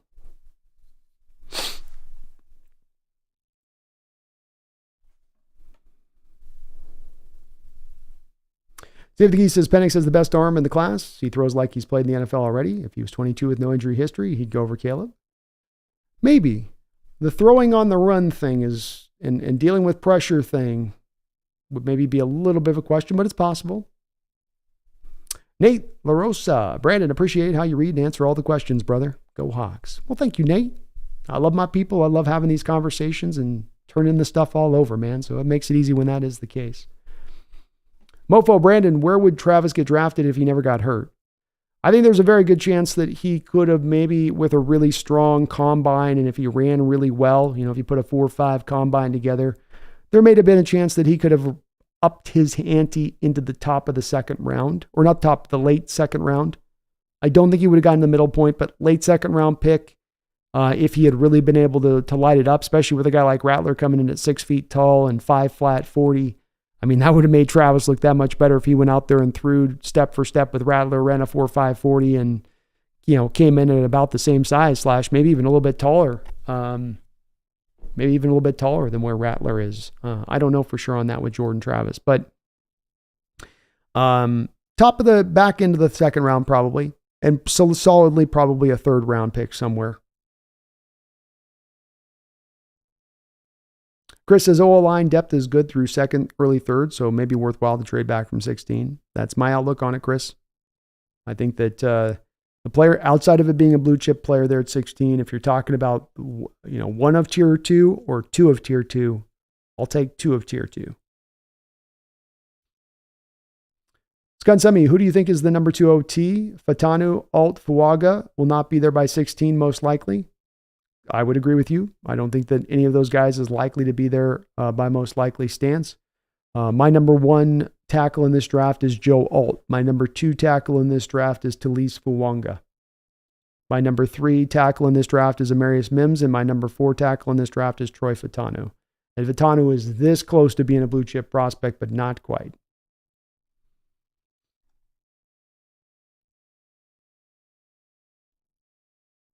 Haley says, I wonder if there'll be a wide receiver run this year, too. Was unexpected last season. Very possible, Haley. Very possible. I'll tell you this, it's been a pretty cool market for the receivers out on the open market, right? I mean, there's not a lot of, you look at those receivers right now. Higgins getting franchised. Pittman and Evans got paid. Ridley got paid. Darnell Mooney got a little bit of money from the Falcons. Gabe Davis got a little bit of money from the Jaguars, but, Odell, Curtis Samuel, Michael Thomas sitting out there. I guess a couple guys got a little bit of money, but I certainly think there's a lot of teams right now that are kind of licking their chops right now, Haley, for this upcoming draft. I mean, just in this upcoming draft alone, like you can see here on my big board, and I don't think I'm out of pocket on this one. I think that this is definitely where we're seeing this rounding into shape, especially after all of the good combines. But, I mean, look at all those guys that I've got as wide receivers in the first 3 rounds of the draft alone. 1, 2, 3, 4, 5, 6, 7, 8, 9, 10, 11, 12, 13, 14, 15, 16, 17 players through the first 3 rounds for wide receiver in this upcoming draft. It's one of the strongest ones, perhaps, I think I may have ever seen. It is really deep. And even the 4th round, there's some really good players. He says one of them will be there at 16. Well, then you and I will find common ground, man. And I'll be standing there right at then draft day saying, just take this player. That's the value of the pick. Take it. Take it. And Nate, I'm super excited to see how McDonald does, man. I'm stoked for the future here. It's going to be awesome. Awesome. Megan with a $2 donation. Thank you, Megan. Says, I'll answer that when I get the Jim Zorn video, B. Fair enough, Megan. Fair enough on that point. Colin Clark, Jordan Travis be great behind Geno. Definitely could learn behind him. Quinn William says, how long do you think we've got on Geno being a solid starter? I'm trying to get a read on how many years we've got before we kind of need to have to land our next guy. I think it's a year-by-year basis thing, Quinn. I think it's an evaluation of where he is because he is getting older. Is there a drop-off he suffers that some of these mid-30-year-old guys have suffered where there are some quarterbacks, of course, Quinn, that have been able to play into their mid-30s, late 30s, but there's also been a lot of quarterbacks that have hit that wall about the mid-30s range too. And so you want to kind of just keep that eye out on Geno and see where that stands going forward. I do believe that next year is the year where they probably make a much stronger play for the quarterback position. I think the line will be in a better place at that point, and that Schneider will feel more confident to bring the guy in at that time. You look at the money you could potentially save by moving on from Geno next year, and it is substantial. Doesn't mean they're going to be looking to do it, Quinn. Just means it's a year-by-year basis, and if there are some signs that you want to move off, you do so. So I think it's more of this year's for sure. I think next year, it's all going to depend on how this year goes under McDonald and how he does in the new scheme, and that's hard to predict, Quinn, and how he's going to operate. I think he'll be better. I think he'll be improved. And if he goes out there and throws for 4,500 yards and 33 touchdowns, probably going to continue to be the guy going forward.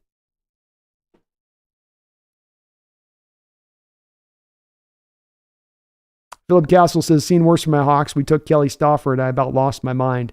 That was another one of those ones, wasn't it, Philip? Both the Stauffer and the McGuire picks were just about every Seahawks fan, even at the time. And this was before Twitter. This was before the combine being as in-depth and people doing as much film study and YouTube and having the film to be able to call upon and look at these players.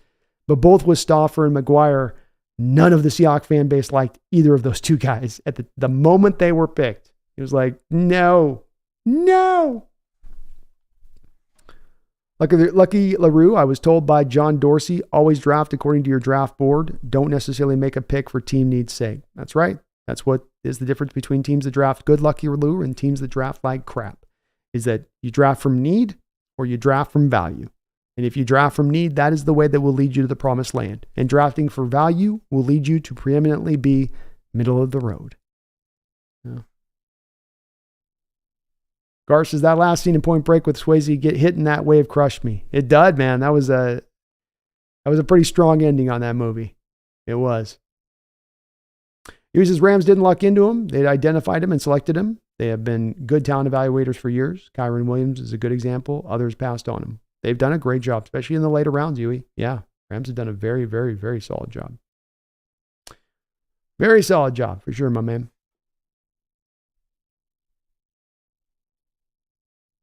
Chris, I could go for JPJ at 16. I'd be all right with it. Scum Summy says, as much as it kills me to say it, Penix would be an amazing fit for the Rams. He would be a pretty good fit for the Rams, man. Yeah, that'd be a tough watch to see him going there.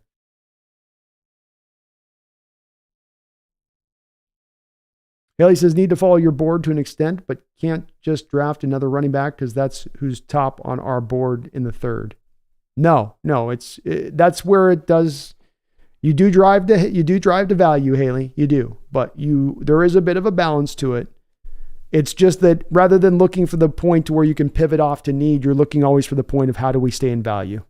So, like my kind of comp to this a little bit is, you went into the 20th pick in the first round last year and you didn't really have a necessarily huge need at receiver. It was a deep draft for receivers, but you saw the JSN had dropped to 20 and that was the value of your board. So you picked a guy that was going to be the third in the pecking order of your receiving core going into the year, but the talent was just too good not to take him. And that's good value-based operating mindset, in my opinion. Greg Kemp, have I looked at Jacob Monk yet? I haven't looked at Monk yet. I don't think I've even got him on my board, man. So let me put him down. You either at least 4 decent quarterbacks next year? There are some good ones. I was just looking the other day at a couple of them. So I don't have it in front of me here right now, but yeah, you got some guys. I think at least 4 is right, Huey. Well, Shadur Sanders at least, Quinn Ewers at least. Riley Leonard should be probably pretty decent. And Cameron Ward are all at least fair to decent prospects. There's not a Caleb Williams type, but strong guys. Nate LaRosa, Brandon, who in this draft is your sleeper pick and what round will that dude get picked? Ooh.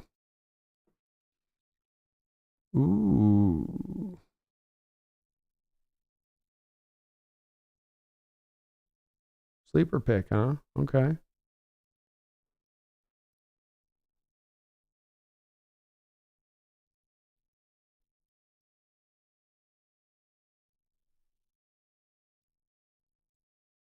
Well, I know it's not a sexy one. I think Rajan Rosengarten is a guy that a lot of people had kind of as a later round guy. He definitely had his stock is raised with the Senior Bowl and the Combine. I think he's a guy that might end up going even third roundish, fourth roundish, and you find yourself a really solid player on your line with a guy like that.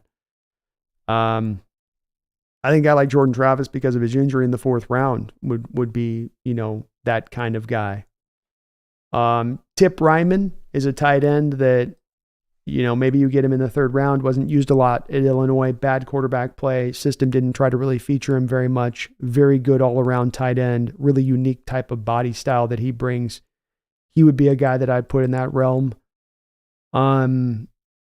Defensively, I think that Javon Solomon, Muhammad Kamara, edge guys kind of in the thirdish round range are kind of interesting guys with the skill set that they bring to play. And definitely kind of diamond in the rough kind of guys, I think, a little bit as well.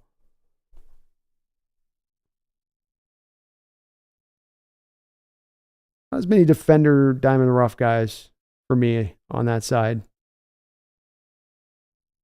I like Edefano Lofosio from University of Washington. He's not held up as high in regard, I think, at the linebacker position, but I dig him. I think he's good.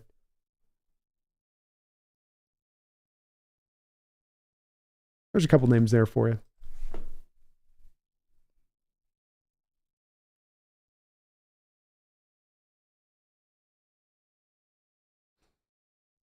Black Sabbath says Drew Lock's going to make J.J. McCarthy shower with his trunks on. Landmaid says take Joe Milton late in the draft to fill in the back or sign one in free agency. No, I've got a 5th round pick on Milton Land, so I'd be okay with taking him there. Just can't go early with him. Lockett back at it. So the Seahawks signed Daniel Jones, and then haha. That'd be pretty crazy. Save the geese. I think Titans fans are pissed right now. You paid that wide receiver the same money that you gave up in the AJ trade. It looks like a course correction, and it's not going to add up, I think, to them. I mean, didn't they give up? Was it Ridley they did that for? Yeah. How do you sign Ridley for the same contract? Basically, that just bad organizations do bad things, and then they make a bad mistake, and then they don't course correct, and they keep taking the bad decision down the line. Wild to watch sometimes how they just can't hit the e-brake and go, stop.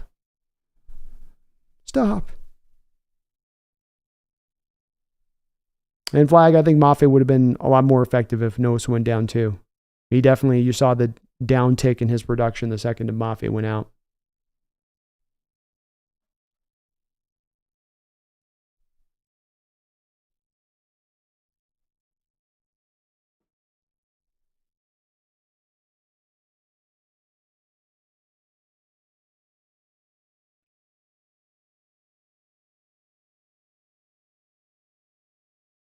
Angel Lopez, let's talk about KJ. What do you want to talk about? What should we talk about with KJ, man? Ethan says, my puppy saw your cat. Uh-oh. Did you get your puppy's attention? Is that why she just went stiff, so maybe she sensed it.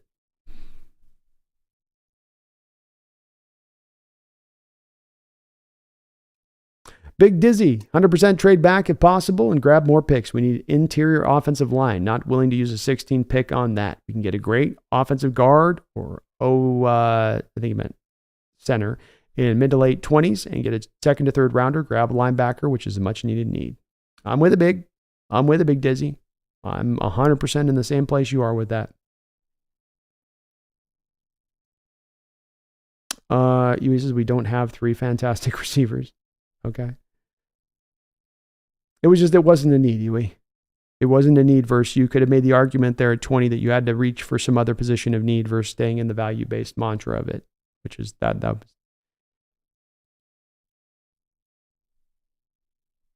What, do you think DK is a bad receiver? You think it was JSN? It said we had JSN and Tyler, and then you're adding the third receiver as JSN. So then third JSN would be the third receiver. Whew. I try to find common ground with you. Sometimes, man, it's like just always a freaking war, brother. Chase, thank you for the $2 donation. What do you think about our free agency so far? I'm perfectly fine with it, Chase. I think that you've taken a slow roll, patient approach here, and you're hitting the big reset button. So it makes a ton of sense to do so. So I'm completely in favor with it. I had a problem with us taking this kind of approach a couple of years ago when we were more in what I would have termed a Super Bowl-like window when Russell Wilson was in his prime. This approach bothered me at that time. Here it's understandable, and they're trying to set the stage for 2025. Completely get it there, Chase. So I'm okay with it. It does mean a little bit more of waiting this year. It does mean a little bit of a less likelihood that this year is going to be a year where we make a lot of noise. But it's understandable, makes sense, and adds up. And I'm cool with it. Garth Knight, thank you for the $2 donation and all your donos tonight.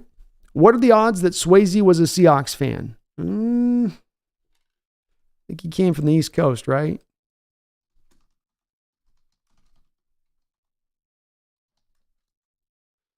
So Swayze was Houston, Texas. You know he was a Cowboy, Garth. You know he was a Cowboy, and that was before the Texans were even there. So that whole state was a Cowboy fan at that time. He grew up on championships. There's no way he wasn't a Cowboy fan. Though he was heavily into dancing, so maybe not as much a football fan, if you know what I mean. If you know what I mean, Garth. You know what I'm saying? Thank you for the donation, though. Colin says, if we grab one of those blue chip offensive linemen at 16, would you be excited to potentially see Abe Lucas' aggressiveness at guard? I'm down to give it a try, and certainly they would be giving it a try at that point if you went and signed a guy. I think that there's a case that also could be made here, Colin, that, instead of it being Lucas that you would move to guard, you take Talise Fuonga and move him to guard. You take J.T. Latham and move him to guard. You take Amarius Mims and move him to guard.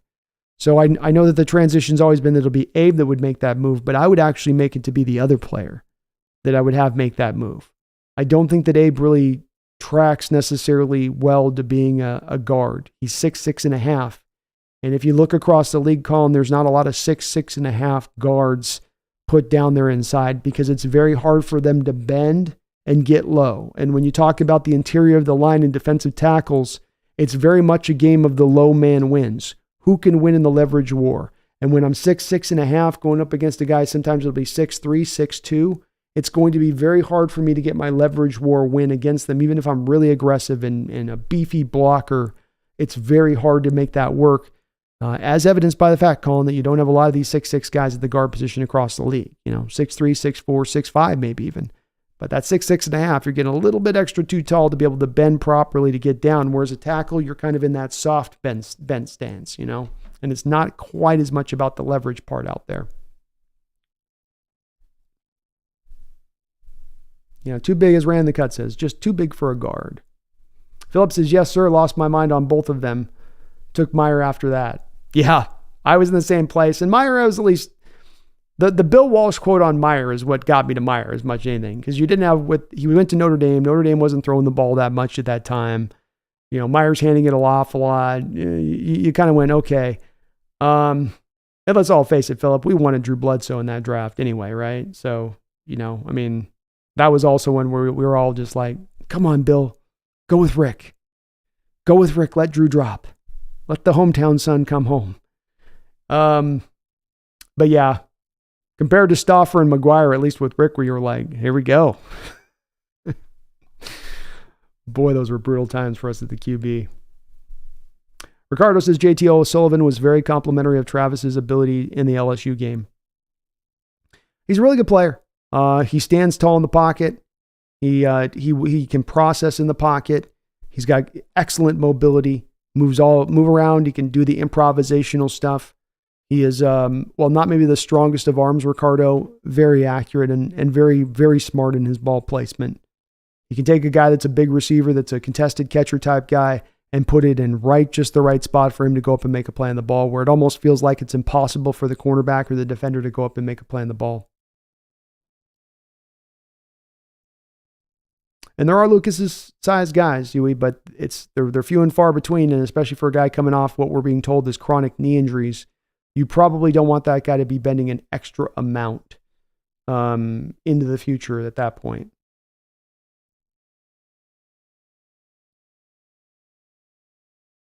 Especially if I've got a guy like Talise Fuanga or J.C. Latham or Marius Mims, because they have more of a typical guard size, and I think those guys could transition into there very easily. Colin says he probably lost a step from injuries, so Lucas might be more of a liability to tackle. He might. I think that'd be also another part of this. If you're taking tackle as too, it'd be a bit about the fact where maybe the team's looking at Lucas as having a chronic injury there, where it's not even about him moving to guard, just that we don't know if we can trust him to hold up out there at tackle.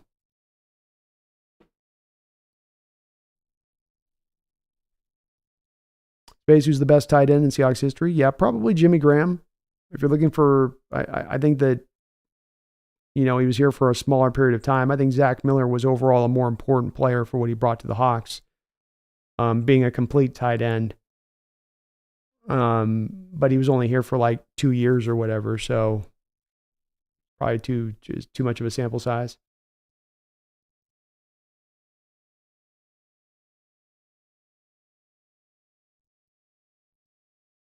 Philip Castle, that time, Brandon, was no combine, hardly any info except watching tape. Yeah, it was hard back in those days, Philip. You had to go off a very small amount of tape to make your determination on players versus now. Kind of crazy to think about. Yeah, Mike Tice is a good one too. We're still kind of waiting on our proverbial ultimate Seahawks tight end, right? We still haven't kind of got our guy yet there. We've had our tight end. We've had our left tackle. We've had our best defensive tackle. We've had our maybe best safety. We never quite had our best tight end quite yet.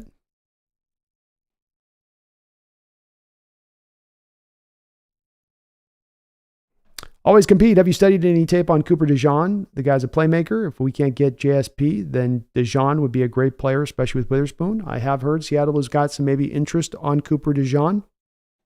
I have studied him. Always compete. I have Cooper DeJean currently set is my number 3 cornerback in this draft. I don't have a blue chip prospect grade on him, but I do think he is still a wonderful cornerback prospect in this upcoming draft. And as you say, a playmaker and a good all-around corner. I think what really helped him this past year always compete was the transition away from trying to make him everything everywhere. The prior year, sometimes you had him as a Sam linebacker, sometimes you had him in the slot, sometimes a single high safety, sometimes he was a strong safety. This last year, you just turned him into an outside corner and you let him roll out there, and he was great out there in that role. So I think he's got the twitchiness, the speed, the quickness to operate on the outside at the next level, the strength to be a good solid tackler, and the ball skills to take the ball away occasionally. So I love Cooper's tape. He'd be a great addition to this defense. He also brings a varied skill set to the position to where if you want to run some of the complicated stuff defensively we want to run, you want to turn Cooper DeJean from an outside corner to a single high safety post snap as this Baltimore Ravens defense with Mike McDonald would do with their other players. You could do that with him and do it comfortably, which just adds to the unpredictability of the defense at that point. Megan says, Hawks Nest, got to play some Xbox, so I'm out. Talk to you soon. Sounds good, Megan. Have fun on that. Carlos says, the only issue I have is not signing a linebacker, but the way I rationalize it is that all these free agent linebackers are overrated. Many people have fought me over that opinion. I think it's a fair opinion, Ricardo. I think that there's some good ones out there, but it was not a deep group. There was a lot of age to this group, Ricardo. And to say that maybe it wasn't particularly all that great, I don't think that you're necessarily out of line on that for looking at it that way to me. I mean, I think Luvu and Queen were really good. Levante David, old. Jordan Brooks, injured and holes in his game. Bobby Wagner definitely have gotten old. Aziz Al-Shir's 3 years, $34 million. That's a little pricey for him, I think. Devin White, who certainly has got some up and down in his game. So I think you're probably pretty correct on that market and where it was at. Chris says, Cowboys, I just lost 19% respect for Swayze. Laughing out loud. Megan says, Patrick played football at state school before helping his mother at her dance studio. Hawks Nest. Okay. So he didn't totally lose his guy card then. You start going into ballet as a guy. I mean, I'm not saying there's a lot of things where you lose your guy card, but you're playing with fire on the dance card. He says Lockett's shown 1 year left and is showing some age. He's a very good, competent professional, but fantastic. I'm always looking to make our 1 and 2 and our 2 and 3 prefer to draft upgrade instead of draft depth. I'm with that. All I was saying with the receiver thing at the time is it was just emblematic, Huey, of them leaning on value as their mindset, right? So it's just that, as John Schneider has said when he's been asked about it about 30 times over, and he's been asked on a variety of different interviews, over the last 2 years, John Schneider, what have you done differently? Why is it that you crapped the bed for years in your draft? In the last 2 years, you've had excellent drafts. And he has pointed to over and over again, Huey, that was the value-based model that they were applying. They weren't reaching for need. They were reaching for value. So all I was trying to show with that JSN selection is that you had DK Metcalf. You still had Eskridge on the roster. You had Tyler Lockett on the roster. You had a position that wasn't necessarily in a place of weakness. And what you can see with that pick, no matter where your opinion might be on Lockett, is that it wasn't a pick that was driven for need. I think you would agree with that. And that was my point on it, was that you weren't picking in draft for need. You went back-to-back years at the edge, even though you signed Uchenna Nwosu and you had taken Boye Mafe and you had Darrell Taylor on your roster, you still took Derek Hall in the second round. Hall pick didn't necessarily work out, but it was a pick, or at least it hasn't so far, but it was a pick of value. You were willing to go back to the edge class because you had Derek Hall as your highest rated player on your board. You went back to the second round for a running back in back-to-back seasons. We're willing to do that because you didn't go into it and say, well, we've got our bell cow back here with Walker. We have other positions. We need to go Keanu Benton. We need to go to positions of need that we need to go draft. But they had the higher grade on the running backs and they went to value. That was my main point I was trying to make on that. Wasn't the outlook of Lockett, but just that the value-based model is what's been driving their process over the past couple of years. And if you need more Seahawks, you're going to see an effective screen game, that's for sure. That's for sure.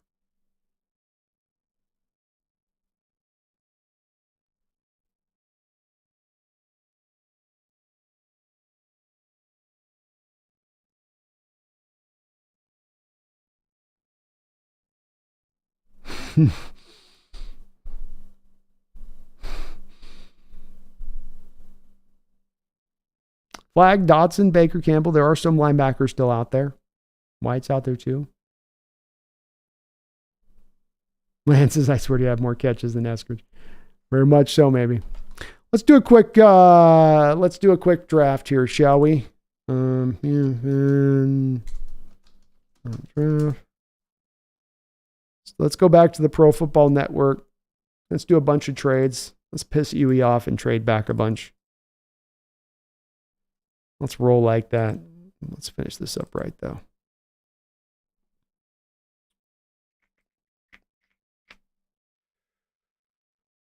There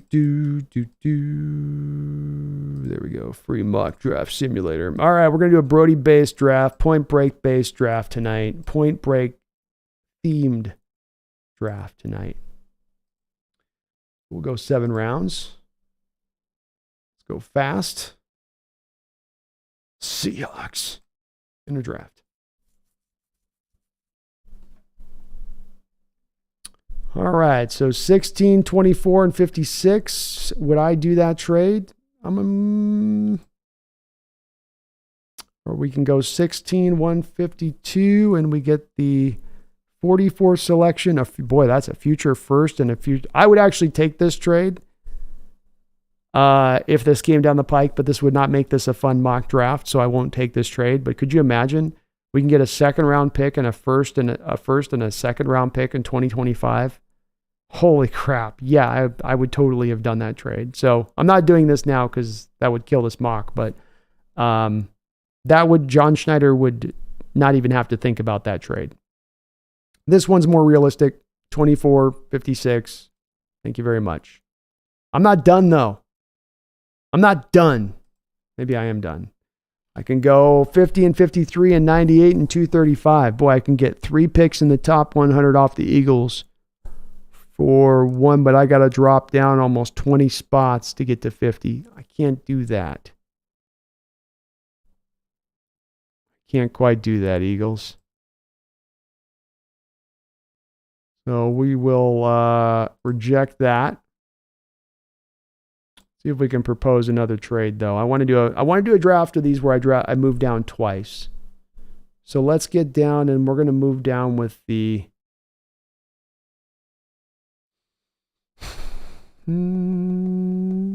Let's go with the team that's been willing to move down at times, the Chiefs. I'll give them 24.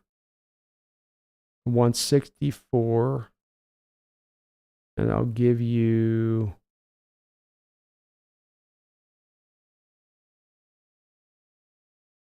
118.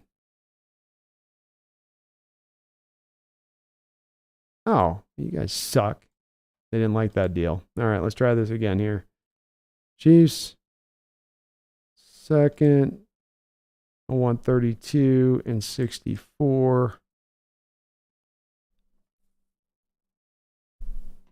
Huh. Oh, they're not giving me it. I don't want to let do that. Let's see if we can find one more here. We'll try one more out. Let's see, maybe Buffalo. 28. 50. 28. 60. And I'll give you 111 team back. Dice, I can't get a move. Might have to only get a 3rd round pick for moving back. It's tough. Okay. So, try this again. First, boom. Boom. I'll move back later. All right, JJ McCarthy, Cooper DeJean, Byron Mufree, Cooper, so Graham Barton, Bo Nix, Donna Mitchell. Boy, I don't like this at all. I don't like these guys. We've had a lot of the good stock taken off the board here. There's got to be a team that will do some move here. Let's go with Dallas. Oh, can't do that.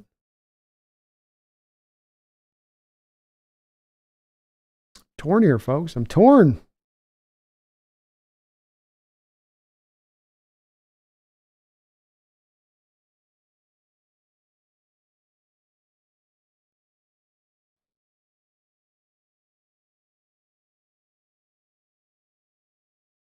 All right, I'm gonna have to pick. Damn it.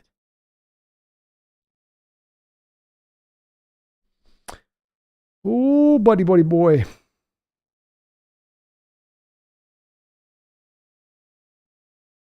Okay. So we're in a pickle here. There isn't anything really good. I mean, I'm hearing Graham Barton's maybe going to be a center, but boy, there's a guard there I could take. I'm going to try one more thing here.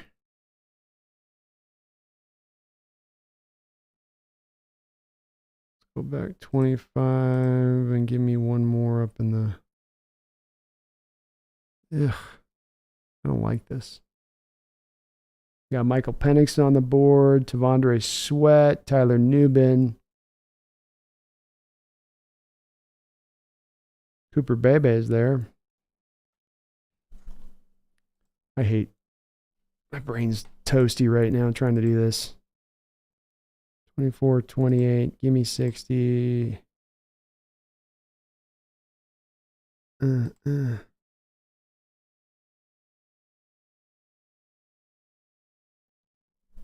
Ah, to hell with it.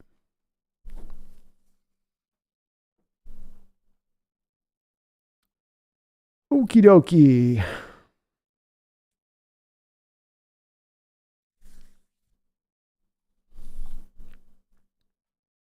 All right. Well, we'll just go with the Graham Barton. Just get this ball rolling here. I'll sit here. I could stare at this all night. All right, 56, future second round pick. No, thank you. 56, no, thank you. Reject. We got Tavondre Sweat sitting there right now. Cameron Kitchens. We've already dealt with our offensive line. Go back and deal with our nose tackle position right now in the second round. I do like that. Junior Colson's also there. Boy, as much as I like Tavondre Sweat, I think I like the upside of Junior Colson just a little bit more. Andre's tough, though, man. I'm definitely torn on this one.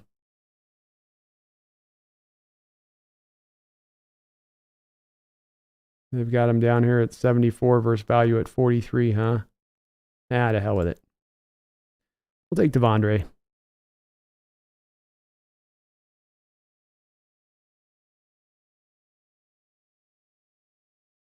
We got a 7th here we could do just to move back one. I'll do that. 101 and a future 3rd. A lot of future stuff there. No, thank you. Okay. Picking now here in the 3rd round. Ooh, Junior Colson's there. How about that? I played that one right, huh, folks? Played that one right. Not too bad. Not too shabby. Do I want to do this one? Do I want to go 105 future? No, let's just reject that. Didn't get my 2 trades in this one, but whatever. Okay, so we've got Cedric Van Pran. We got Bucky Irving. Caleb Bullock is interesting here. Rattler here in the 3rd could be an interesting pickup. But you know what I think I'm going to do?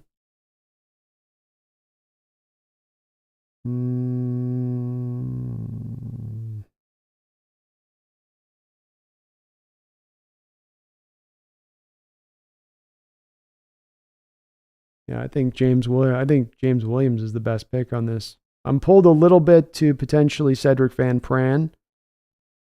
But he's not as much of a fit mobility-wise to the scheme. He's probably better suited to being just kind of a keep you at the line of scrimmage kind of center.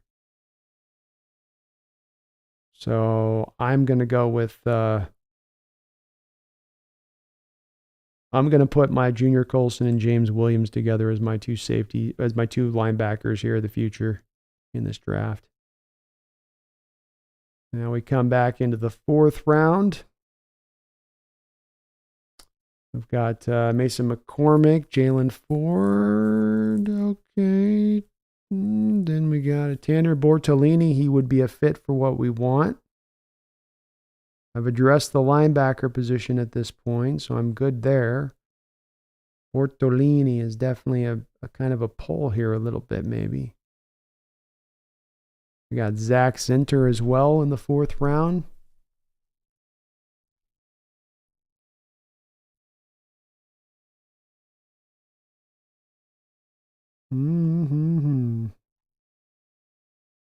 Theo Johnson, though tight end becomes less of a kind of a need spot for us here, right? Boy, Tanner tested so well and such a fit. I'm torn here between Tanner and Zach Zinter a little bit. Jordan Travis in the 4th round. Let's go Jordan. Let's get our quarterback in here.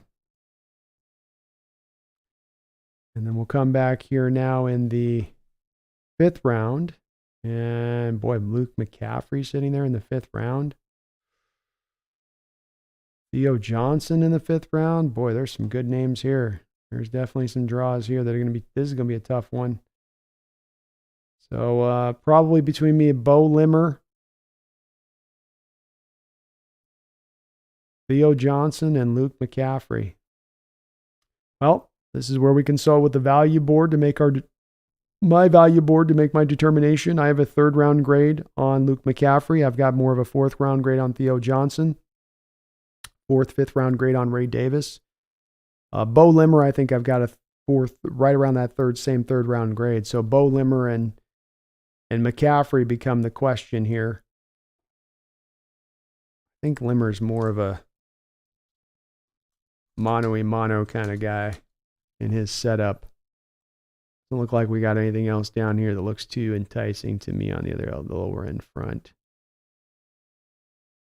So we will go with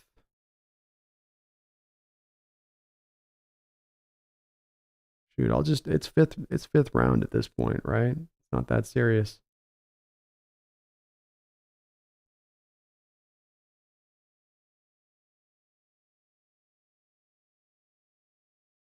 I like Luke McCaffrey's upside over those other guys. Value, maybe. Value. That is the mindset. Isaac Guerrero here in the 6th. That's a great pick here to take him there. You got Edifon Olafosio, though, too. Gives you a little bit of reserve if you want to go with that route of things. AJ Barner. Some really good options here. Oh, wow. Drake Nugent, center. Boom. Easy on that one. And now we're to the final pick of the draft.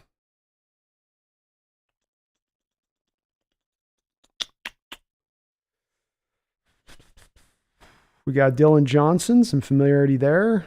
Nathaniel Watson.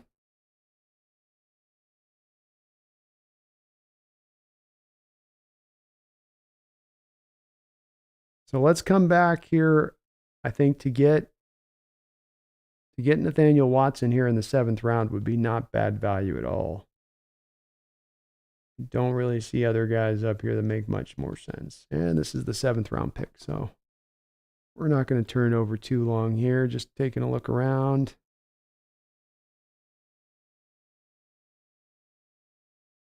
Yeah. I'll go with Nathaniel Watson. So there's our early post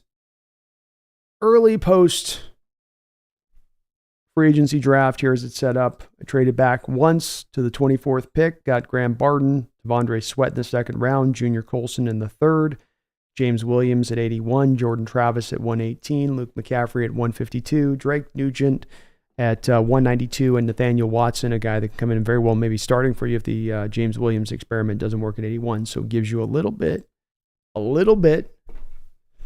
of flexibility for you as you move forward with it. But that is my mock. Not too bad. Chris is trying to read this on this cell. Let me make it a little bit bigger, man. I can make it a little bit bigger. You can read it. It's a little, yeah, it's tough on those phones, though, man. It's hard on those phones. Black Sam says boo. Boo. I was thinking about Bortolini. I was. With getting Junior Colson, to me, I don't want to put Trotter at the will. I think he's a pure Mike. I'm not a big Bo Braid guy myself, King Bomber. He's okay. I was a little underwhelmed by his tape, though. Oh, that's a 220, 25, 7th you don't get? Still, for one spot to pick up a future 25 pick, I'd do that. I'd still do it. Swayze got this figured out, Garth. It's Swayze certified draft is what Garth says. I love it. Well, if I got you satisfied on it, that's the only person I need to get satisfied on this one, Garth. So if we got you happy on it, then I'm with it. Haley says, should have traded back with the Commanders for their 2 seconds in the second and traded down. Then you get Bebe and Nubin. That's going to be one of these mocks I'm going to Drew, and I'm going to drive it harder. I just kind of hit the end of the day at 5 hours in. But the next one we do for sure, Haley, is going to be with an onus upon maximizing the total number of picks that we can get in that top 100. How can I move it around? How can I get creative with it? And that will be the next mock that we go about, doing it. Ricardo, can Luke McCaffrey play special teams? I don't know. I certainly would give him a try at that. I think that it gets to the 5th round and I've got a 3rd round grade on him. I have to jump at that point. I think he's too good of a player to pass, But I'm not sure if he's done much of a special teams background. I think he could. He's great after the catch. He's great as a yak guy. So you think that he'd be able to have in his game. Certainly his brother did a lot of that at Stanford.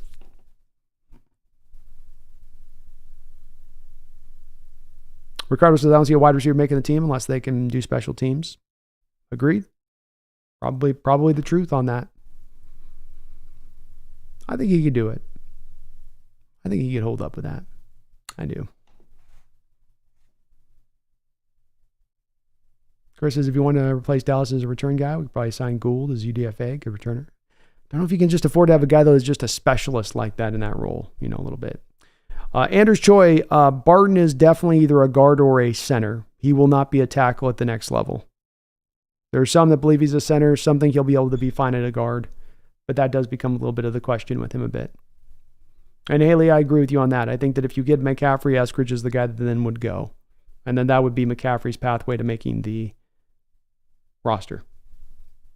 Garth, thank you for the donation. And we're going to start wrapping this up here a little bit here as we're well over 5 hours in. So I'm going to put a bit of a button on this. But Garth, thank you for the $5 and all of your donations tonight, all of your support. I really do appreciate you for that. He says, I feel like Swayze loves the Luke McCaffrey pick. I did feel like that was kind of a Swayze pick, right, Garth? It did just kind of feel like a Swayze pick. Of all of my choices, I think that was the most Patrick-like one. But I'm glad that you feel like Swayze would be nodding his head, He'd give me that nod, There's a hilarious meme out there of guys with their girlfriends that are, you guys have all seen little videos where they're walking by him they're in the kitchen, they're cooking or doing whatever, and the guys walk by him and they stop, and then they look at the camera and it cuts to a meme and like it looks at the camera and it cuts to like actors in movies like staring intensely, like, are you going to do something? And gives him a spank on the spank on the butt, and then all the guys give him a nod. I don't know if you guys have seen that meme. It's pretty funny. But that's how I feel like Swayze. He's giving me that nod, He's giving me that approving, yeah, you got it. You nailed it. Landmaid says, W stream, my guy, first time chatting. Well, I'm glad to have you in here, man. My pleasure, and I had a great time with you, chopping it up. Hopefully the first of many. And Lance says, if we can get Colson and Sweat in the same draft, my mind would be blown. I am with you, man. If we could pull it off, that would be an amazing coup. And you'd have a lot of Hawk fans feeling really good about this draft if they can get that kind of value pulled from it. But just one of the reasons, Land, I really want to try to first, second, 2/3. Or even more if we can create it inside that top 100 pick territory of things, because I think it can bring the greatest, most successful draft. Danny McCormick says Ray Sean is actually a 6 signing. Sucks he's 30, but we needed a vet. Gives us 2 years to find his replacement. Amen, Danny. I think it's a solid signing. It's a little bit like the Julian Love one. He's a pure scheme fit for what you want to do. He's going to fit right in that realm. And that makes it a pretty good, solid signing on that point. So I'm with you on that. Danny says Devin White's down to Seahawk IMO, maybe Baker from Miami. Well, we'll see where they go. This continues to turn, or maybe Brady Russell, says King. Haley says, can you make a mock draft discussion channel in the Discord? Yeah, absolutely. Absolutely, Haley. Let's do it. It's easy enough to do a new little alternate room thing. So I'll jump in there and put something together on that. Megan says, Patrick or Keanu B? Keanu all the way. I think they're both awesome. They're both awesome, Megan. King if one of those three guys is our starter, we're in trouble. we're in trouble, my guy. Well, Benelli, thank you for becoming a member of the channel as well. Sorry, I just missed that on the side of it, but thank you for again becoming a member on that side of things. We're going to try to get a member up stream tomorrow. So if you are a member of the channel, keep an eye on your community post, as we'll be probably getting a live show going about 5 o'clock tomorrow, just before the B&B show tomorrow. And I will be back as well with the B&B show tomorrow at 7 o'clock Pacific Standard Time. It's a great time as ever to thank the sponsor of this channel. The sponsor of this channel is Underdog Fantasy. Underdog Fantasy has been so kind to sponsor us throughout the whole course of this year, and they are continuing to do so throughout this off season. You can click in the top of the description section below, or you can use my code NEST. And the first time you go to the Underdog site and deposit up to $100, they will match you up to 100% of $100. So $100 on me to you through the Underdog Fantasy app. Get on there, win some money. It's what we call a win-win-win. You support the channel, make yourself some dough, not too shabby. And despite the fact the NFL season has come to a close, they still do have some great ongoing contests, fantasy in basketball, March Madness, baseball, hockey, whatever your flavor, they've got you filled up and ready to go. So jump in on the action today. Take advantage of this $100 unique offer in the match of the code with the NEST. There are some limitations that do apply in the state of Washington, but if you do go into a casino in the state of Washington, you can use the app fully free and clear without any kind of restrictions.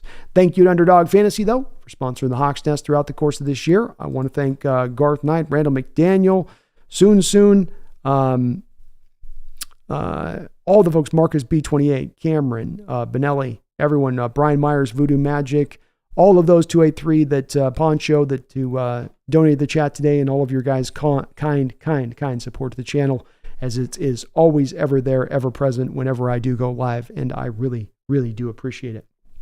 We will be going live tomorrow with the member stream at 5, the B&B show at 7 o'clock, and then of course back on Sunday, where I think we're going to go a little bit more into the compensatory side of this, because we'll get more of a firm footing that is the direction the team's going if there's not any kind of major signings made between now and that time. And if that's the case, I think we'll kind of unpack that a little bit more for what that means and why John Schneider is probably taking this route versus being maybe a little bit more active in free agency. Gar says Swayze's doing the come hither from Dirty Dancing will be John Schneider if Luke is available in the 4th round. Oh, you know it. He'll be giving him the steamy look, Garth, you know? The smolder. He'll be doing the smolder look.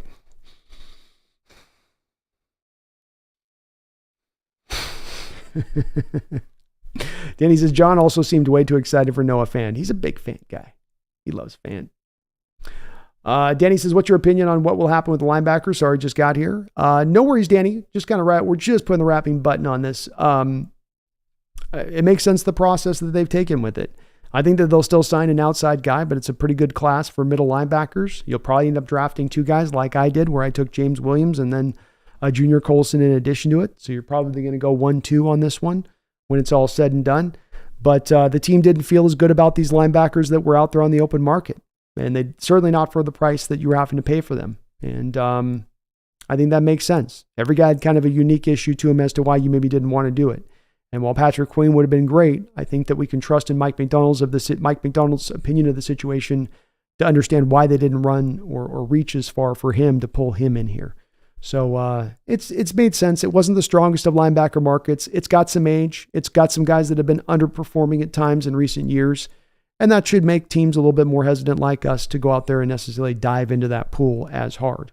Still expecting to make some kind of veteran signing for the position, but you can bet your bottom dollar, Danny, that they're going to attack it very heavily in this draft in addition to that. Megan, much love out to you too as well. We will see you in the member stream or over on Twitch, one of the two, no matter what. Chris says Keanu's greatest line is, whoa. And it is indeed his greatest line. It is his greatest line. Dupe it? What's the dupe it line from Chris? I don't know. I don't remember that one. Ricardo says the Ravens didn't want to match the Queen offer either. Let him go to a division rival. It's a good point. Very good point. They certainly got a little ahead of that one too, because, I mean, some of it there, Ricardo, was you already paid $20 million a year to Roquan Smith. You're not going to pay your two inside linebackers that kind of money at the same time. And then, of course, they also drafted the kid out of Clemson last year, Trenton Simpson, to be the de facto replacement for Queen long term. But your point does still stand. Johnny Mnemonic. Okay. Dip it. Dip it. Dip it. Whoa. Whoa. Keanu's awesome. King was saying, do you think any of those guys make the roster? I think Radigan makes the roster. The other two guys, it's touch and go a little bit with the other two. Radigan makes it, though. The other two kind of depends on how many guys we draft, and the other part of this King Bomber is that you're going to be a very attractive destination location for those undrafted middle linebackers that might come out of this draft too. And so I think they're going to have a bit of an uphill battle with that on both of those two other ends and making the roster. But it's such a thin group right now. If they don't get the numbers games up, you might have been able to make the roster just by the numbers game of it at this point, I would say. Bill and Ted, I think Bill. I ran the cut. W stream as always a good night, says Ran. When you stream late into the night, as a night shift worker, it's appreciated. My pleasure, Ran. Thanks for listening to me throughout your work night. Hopefully you're not having to work too hard, and hopefully that shift is coming to a close very, very, very soon. King says, wish we had drafted Simpson last year. It's a good player. Good player. Had a bit of a lost season for them on the injury front of things, but still probably going to turn out to be a good player. Definitely a will, but he's got some potential. And yeah, Radigan definitely is going to probably be able to make it by special teams alone. Flag says Radigan for $3 million seems pretty steep. Yeah, it's not cheap. But then I think this is also flagged a little bit of that whole veteran minimum thing. If you're not on a rookie contract at just $500,000-$700,000, the vet minimum is getting higher and higher and higher with the increase of the overall salary structure of the NFL. You know, we're going to get to a point here very soon, flag, where the vet minimum is going to be $5 million. So it's just kind of gotten up a little bit. King Bomber, what about Koback or Russell? You think those guys have a shot? I don't know a ton with each of them yet. I haven't seen a lot of them play on either side of it. I think they're on the outside looking in, King, because I think what happens is you draft a couple middle linebackers, you pull in some guys, you pull in some guys in that undrafted rookie free agent place. You probably sign another guy. I think there's a bit of a tough part for them, but again, it's a little bit of a shot in the dark on that one because I don't know a lot about either of their games necessarily. Just kind of playing the odds on that one more than anything else. And yeah, the Texans were looking at Queen too there, Yui. Seems like they got out of that one when it got just a little too expensive. They went, no, we still got to pay Danielle Hunter. Thank you guys for watching today. Great discussion as always. Thanks for keeping everything kind and above board in the chat as you guys do. Thank you for the support. Please do me the favor if you guys could and do smack that like button if you haven't already. If you're not subbed up, please do get subbed up as well, as we are on the road thoroughly this year to try to get to 20,000 subscribers before next February. That is the goal. So you can help us get there now by subscribing up. If you're not already subscribed up, I would really appreciate it. ABD says, if you think the middle linebacker, guard, and safety we will draft, or do you think we'll get them in free agency? I think you probably sign a middle linebacker. I think you're going to sign a guard on low end deals at this point, AB. But then I think you end up drafting all of those positions too. So you'll get yourself a flyer veteran minimum guy for those two positions at guard and middle linebacker. But then you will probably draft for all three of those positions. You know. And Devondre Campbell, Tyrell Dodson, King Bomber, those are exactly the type of guys I'm talking about. I think you're going to grab one of those kind of guys to bring in here along with who you're going to go and draft, I believe. We will be back here in less than 24 hours over on the channel. I do appreciate everybody out there for watching today. Some great questions and some great talk. And we will keep this cooking forward here as we move along through this free agency period. It's been a little bit quiet by your Seattle Seahawks, but it is all within the scope of the plan. This isn't them getting caught unaware by this free agent cost or this period or man, we didn't think these guys were going to go for this or this was going to go so fast. Everything is working right now, I believe, according to the Seahawks plan and how they wanted to go through this process. And therefore, It's all right if they're not going as hard and as fast as maybe some people were hoping they would when the Seahawks entered into this beginning of the free agency with $50 million of cap space. Thank you guys so much for watching. I really do appreciate you. Pumpkin thanks you as well, don't you? You thank the people? Yeah? You thank you for watching? Maybe they should hit the like button? What do you think? She says hit the like button. You can't hear her say it, but she said it. So, it's on the book. She did. Appreciate you guys. Love you guys. Back in less than 24 hours. I know these moves aren't splashy, but we are building to 225, and 225 is going to be one hell of a road. But once we get there, you guys are going to be happy that we took this slow approach to getting there and that we didn't try to microwave this sucker. So have that patience with this roster. Have this patience with John Schneider, and I'm pretty sure you will be rewarded for it. Thanks for watching. Have yourself a great night. And please, even when we're not making major moves in free agency, do not you ever forget. Go Hawks.